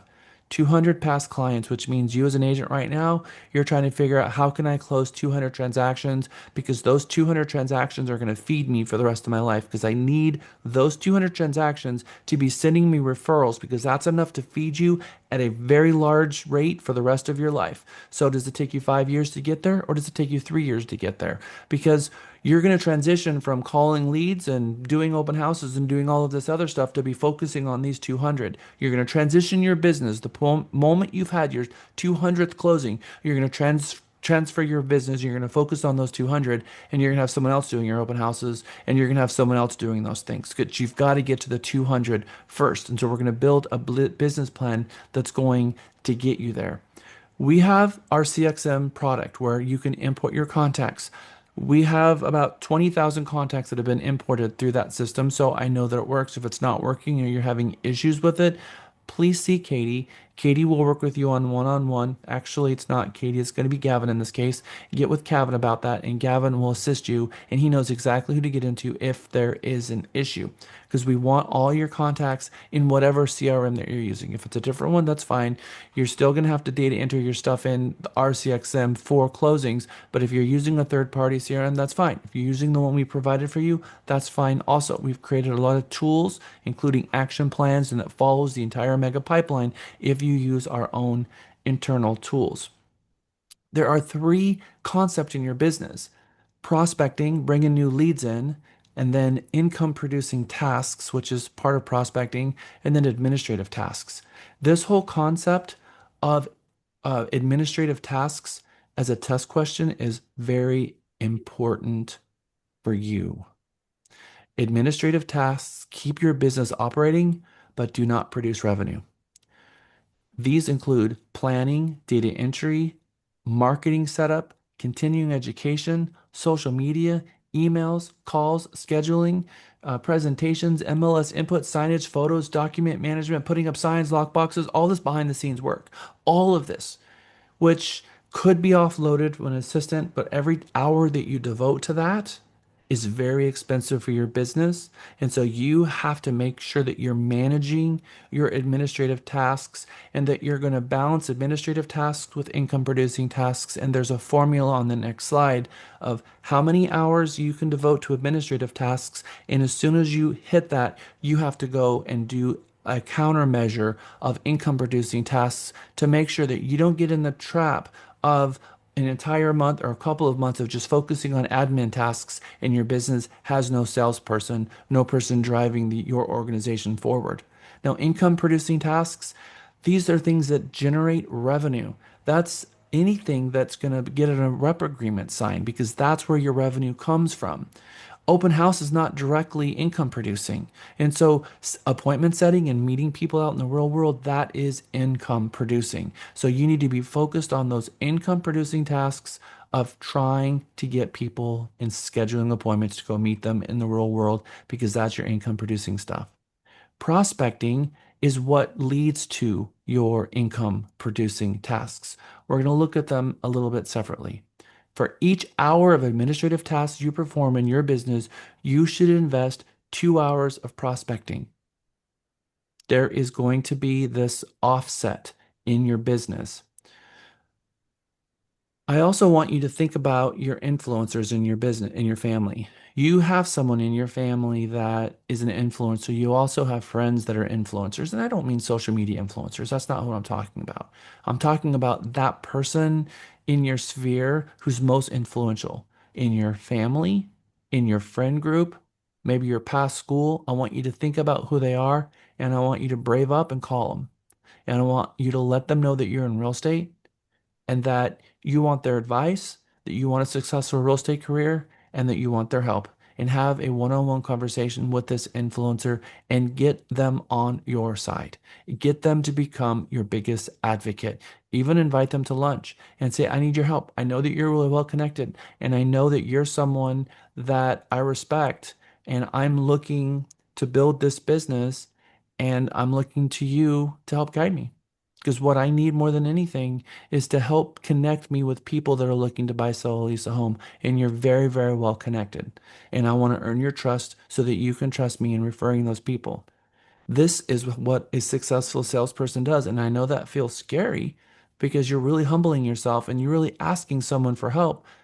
And you're also putting yourself in a situation where someone can say no, but usually they don't. They want to help you. And they're like, wow, thank you. I'm honored that you would reach out to me like this. And yes, let's see what I can do to help. That's the conversation you need to have with a lot of people. And I want you to come to Mega Mini tomorrow with your influencers written down. Who are these people? And I'm going to ask on Wednesday, I'm going to ask you who you called, how those conversations went, and I want you to share a couple of experiences between now and Wednesday. God isn't making any more time or any more land. That's a coach, something that she shared with me. Both are our most precious non-renewable resources, she said. A successful agent, you have to operate from a plan. To be successful in your business, you got to have long-term plans and goals, weekly plans, goals, daily hour goals for your prospecting, hard-coded on your calendar. That will take the cyclical cycle that is in real estate today out of it for you. We're going to really dive in on very specific topics on Wednesday, but this is going to get you a high level view of what is coming in mega. This cyclical cycle is what we're going to shave off. Agents prospect really hard and find two or three buyers or sellers because they're desperate. They need the money, they need the closings, they want it. Then they get inside those transactions and they immediately stop prospecting. And for 30 days and for 45 days, as these things are closing, they don't call a single person. They don't ask that client for any referrals. They don't ask that client to replace them. Hey, I'm going to be dedicating all my time for you for the next 30 days. Please, if you can help me find my next client, that would be so transformative to me. Please help me. I've had actual people ask me that as professionals, and I've given them referrals. People need referrals and they understand what that means. And if you're going to dedicate a month to someone, ask them for referrals. It's not a bad thing to do. And I know that some of the people in this company are going to tell you, don't ask for referrals until you get to the closing table. I'm going to tell you they're wrong. Straight up wrong. Ask for referrals and become the referral engine from the moment you get hired all the way through, and let them know that this is what puts food on your family's table, and this is something that's important to you, and this is what will make your business thrive. You can't be afraid to make the ask. Christina. I didn't want to interrupt you or your flow. Just super quick. One of my longest clients that has yet to buy a house from me is one that is responsible for the house I'm sitting in, my investment property, and another closing in Sun City. Lisa And they have yet to buy a house. Lisa has a story like that. One of her very first clients has referred her 6 or 7 people, and they finally closed after 15 years last year. I have a similar story too of these 2 people who just kept sending me all kinds of people, and finally they bought a home like 15 years later as well. It's not it You're going to have these really cool people that's in your database that you may have not have transacted with that sold you transactions that have closed, lots of them, and they become your number one referral source. And we've got to identify who they are, track them, be grateful and thankful, take them out to lunch, keeping them involved in the process is when that transaction is closing, because we want more of that, because that's where your business is going to come from.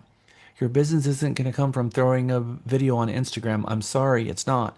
It's going to create more views. It's going to keep you top of mind. It can make people like you more. And it might generate 2 or 3 closings a year. That is true. But the amount of time that you spend and the effort for the return of keeping all of these Instagram videos and YouTube videos and TikTok videos and Facebook and all the reels and all of that. The reality is the business actually comes from a different source. Now, you can have people trust you more and have a better first conversation because they've decided the first conversation they've already hired you before you had the call, but it's the call. It's the appointment setting and going and meeting them in the real world is where that's going to come from. So agents do so much work to generate 2 or 3 closings, and then they stop prospecting through the entire transaction. They close and they get to the bottom, and then anxiety sets in. Where's my next deal coming from? I've got nothing in my pipeline, and I'm stressed. How am I going to pay my mortgage payment? Oh my gosh, this is terrifying. It is scary when your pipelines aren't filled. And so the thing is that your pipelines is your checks and your transactions coming into the future, which means the only way that you can keep your pipelines filled is having a repeatable and constant prospecting, constant promotion, constant calling, which means your sales department can never be closed. You can't afford your sales department to be closed. You have to be continually every day on the phone, at least 3 hours a day, doing prospecting in the mornings and filling your pipelines. And if you do that, that's where your $1 million is going to come from. 85% of your transactions are going to come from that. 15% of your transactions are going to be the ones that just fall out of the sky, which is the 15% that you're closing probably right now if you're not someone who's regularly prospecting, which means you're missing 85% of the business. So that means that you tack on the 85% that you're missing, boom, there you go. That was the missing element. That's what the 5% are doing. And the 5%, the 95% are kind of all just sharing in this pool of what falls out of the sky, saying, how do I make more of that? It takes an action, which is the whole picking up the phone and solidifying these conversations and these relationships and making sure that these people who are looking to buy and sell this year do so with you and not someone else.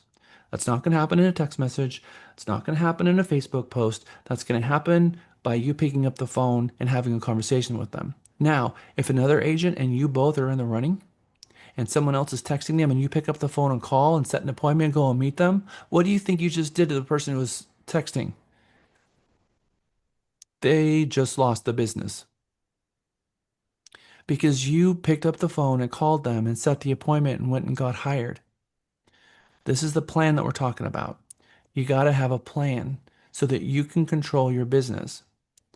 Tom Ferry has a video. We're going to show you part of that video here in a moment. We've got 20 more slides and we're done for Mega Module 1. Is that you have to have a plan in your business. All of the money in real estate today is in tech-enabled, systematic, relentless scheduled follow-up. There's a video here that I want to show you from Tom Ferry, which I might have thrown in the next one, where he says all the money, and that's in my next module video. So we're going to talk about that on Wednesday. All the money is in systematic, scheduled follow-up. And what that really, really means is that as long as you are a real estate agent, you've got to be calling your people on a regular basis, and you have to have a system that organizes all these leads. Because if you can't organize yourself, there's no way you're going to remember. In business today, all of the money, all of the money is in tech-enabled, systematic, relentless, scheduled follow-up. Picking up the phone and making those outbound calls. Every single real estate coach in America is saying the same thing. This has not changed because of social media. This has not changed because of the world of SMS. This has not changed because there's a new generation out there. Appointment setting. Homes are sold in the real world, not in the virtual one. So those people who make themselves real and materialize out of thin air and meet them somewhere and get a representation agreement is who is going to be the one to get hired. And if your entire system is designed to slide text messages under the rug in the virtual space and keep pinging them, they're going to respond to you and you're going to be doing a lot of work and nothing is going to come back and you're going to feel frustrated and disappointed. And the difference is picking up the phone and having a conversation that sets an appointment and go meet them in the real world. People buy a home in the real world, not the virtual one. I don't care if you're 21 years old or 75 years old. That is still the case today. I've yet in 21 years sell an entire home where I've not spoken to the person once. In 21 years, that's not the case. And a lot of you want to create a real estate practice from social media. I'm not saying that you're not going to get 4 or 5 transactions from that, because you likely will, but it's not going to bring you $1 million a year. That's not where the money's come from, and that's not been the case.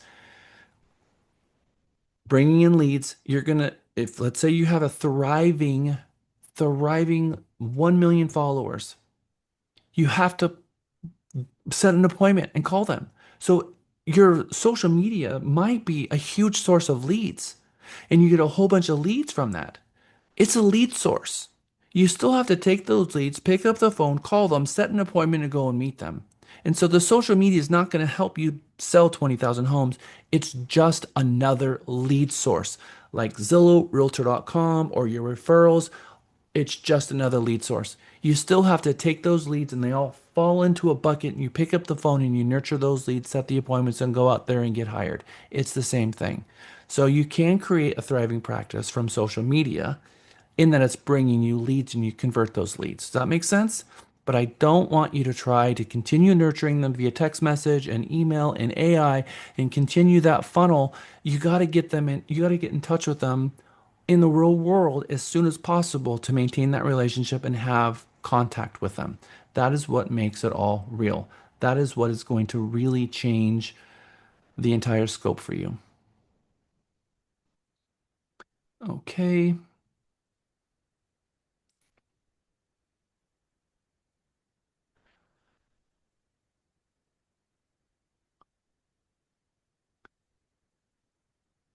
A real estate agent is in sales. Number 2, the product that you sell is not homes, it's brokerage services. Number 3, what does it take to get hired? Your client believing in your ability, your commitment, your ethics. This is a recap. 4, what duties do the agents have? We have duties to clients separately than customers. Clients are old car fiduciary duties. Customers are people that you're trying to turn into clients. How does a real estate agent get hired? You set an appointment, you go and meet them, you provide them the information about brokerage services, and you walk them through the information about brokerage services. The most important thing that you can do is go and meet them out in the real world. Professionalism is not something that is accidental. It requires gratitude for the business, a genuine servant's heart, relentless commitment to learning. The agents who succeed become information consuming machines. They study the market, their clients, their own performance, and as a result, the income becomes substantial because they're focusing on the one thing, which is the prospecting and converting and setting appointments. When an agent starts this business with the right mindset, their pipelines fill.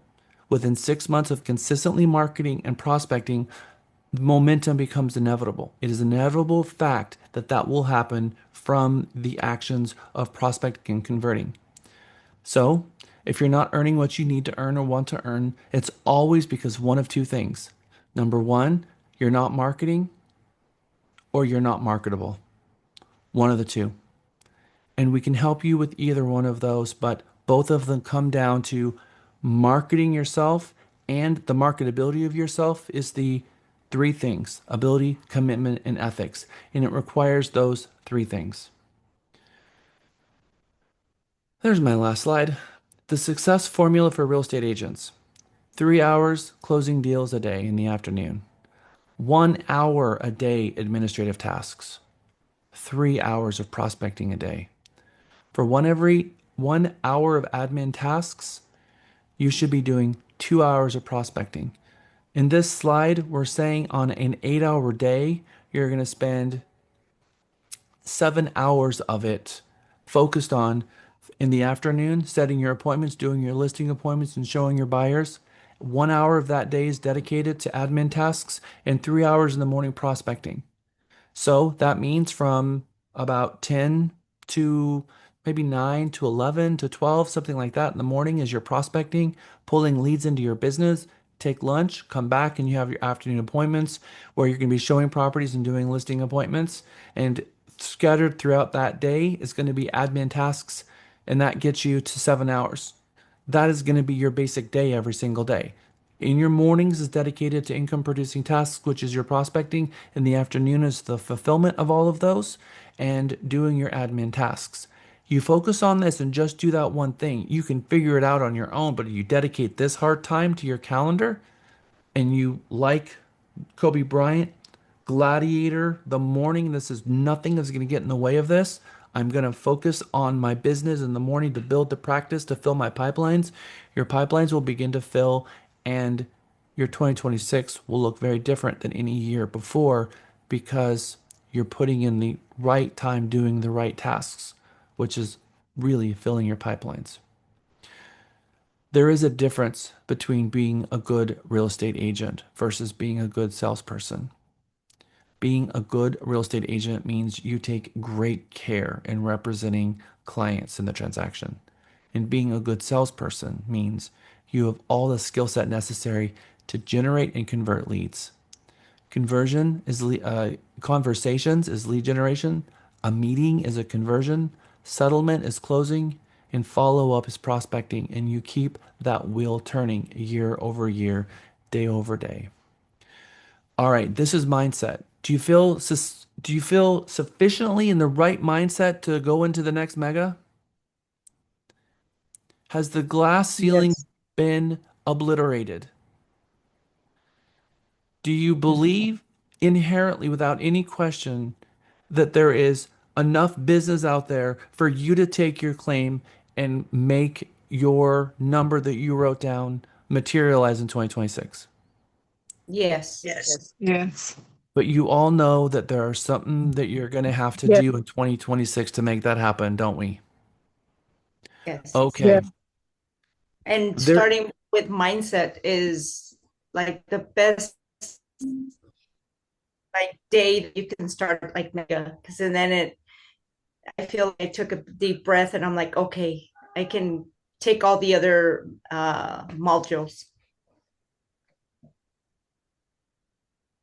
on this journey together, it's going to transform your business. It's going to transform your mindset. It's going to make you a better practitioner and it's going to make you more money.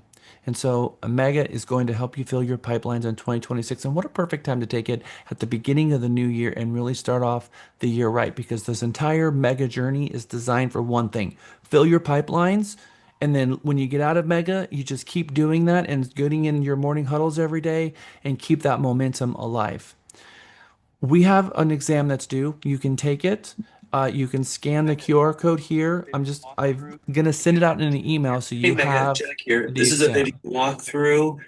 A little bit about Okay, Sarah, I'm gonna mute you. But yep, that's it. You found it. That is the exam for Module 1 that I'm gonna take you through. It's gonna show you how to get to the exam center, how to take the exam, and I'm gonna walk you through all 20 questions, and it's everything that we've already covered. It's gonna be kind of like a review.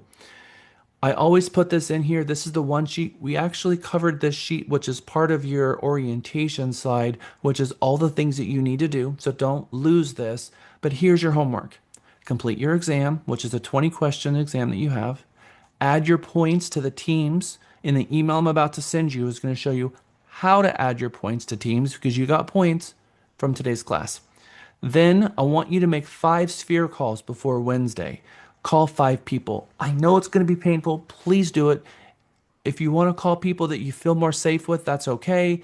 We're going to teach you some better scripts later, but I need you to break the ice and call 5 people. Please call 5 people. Don't put this off because this is the magic that makes Mega happen.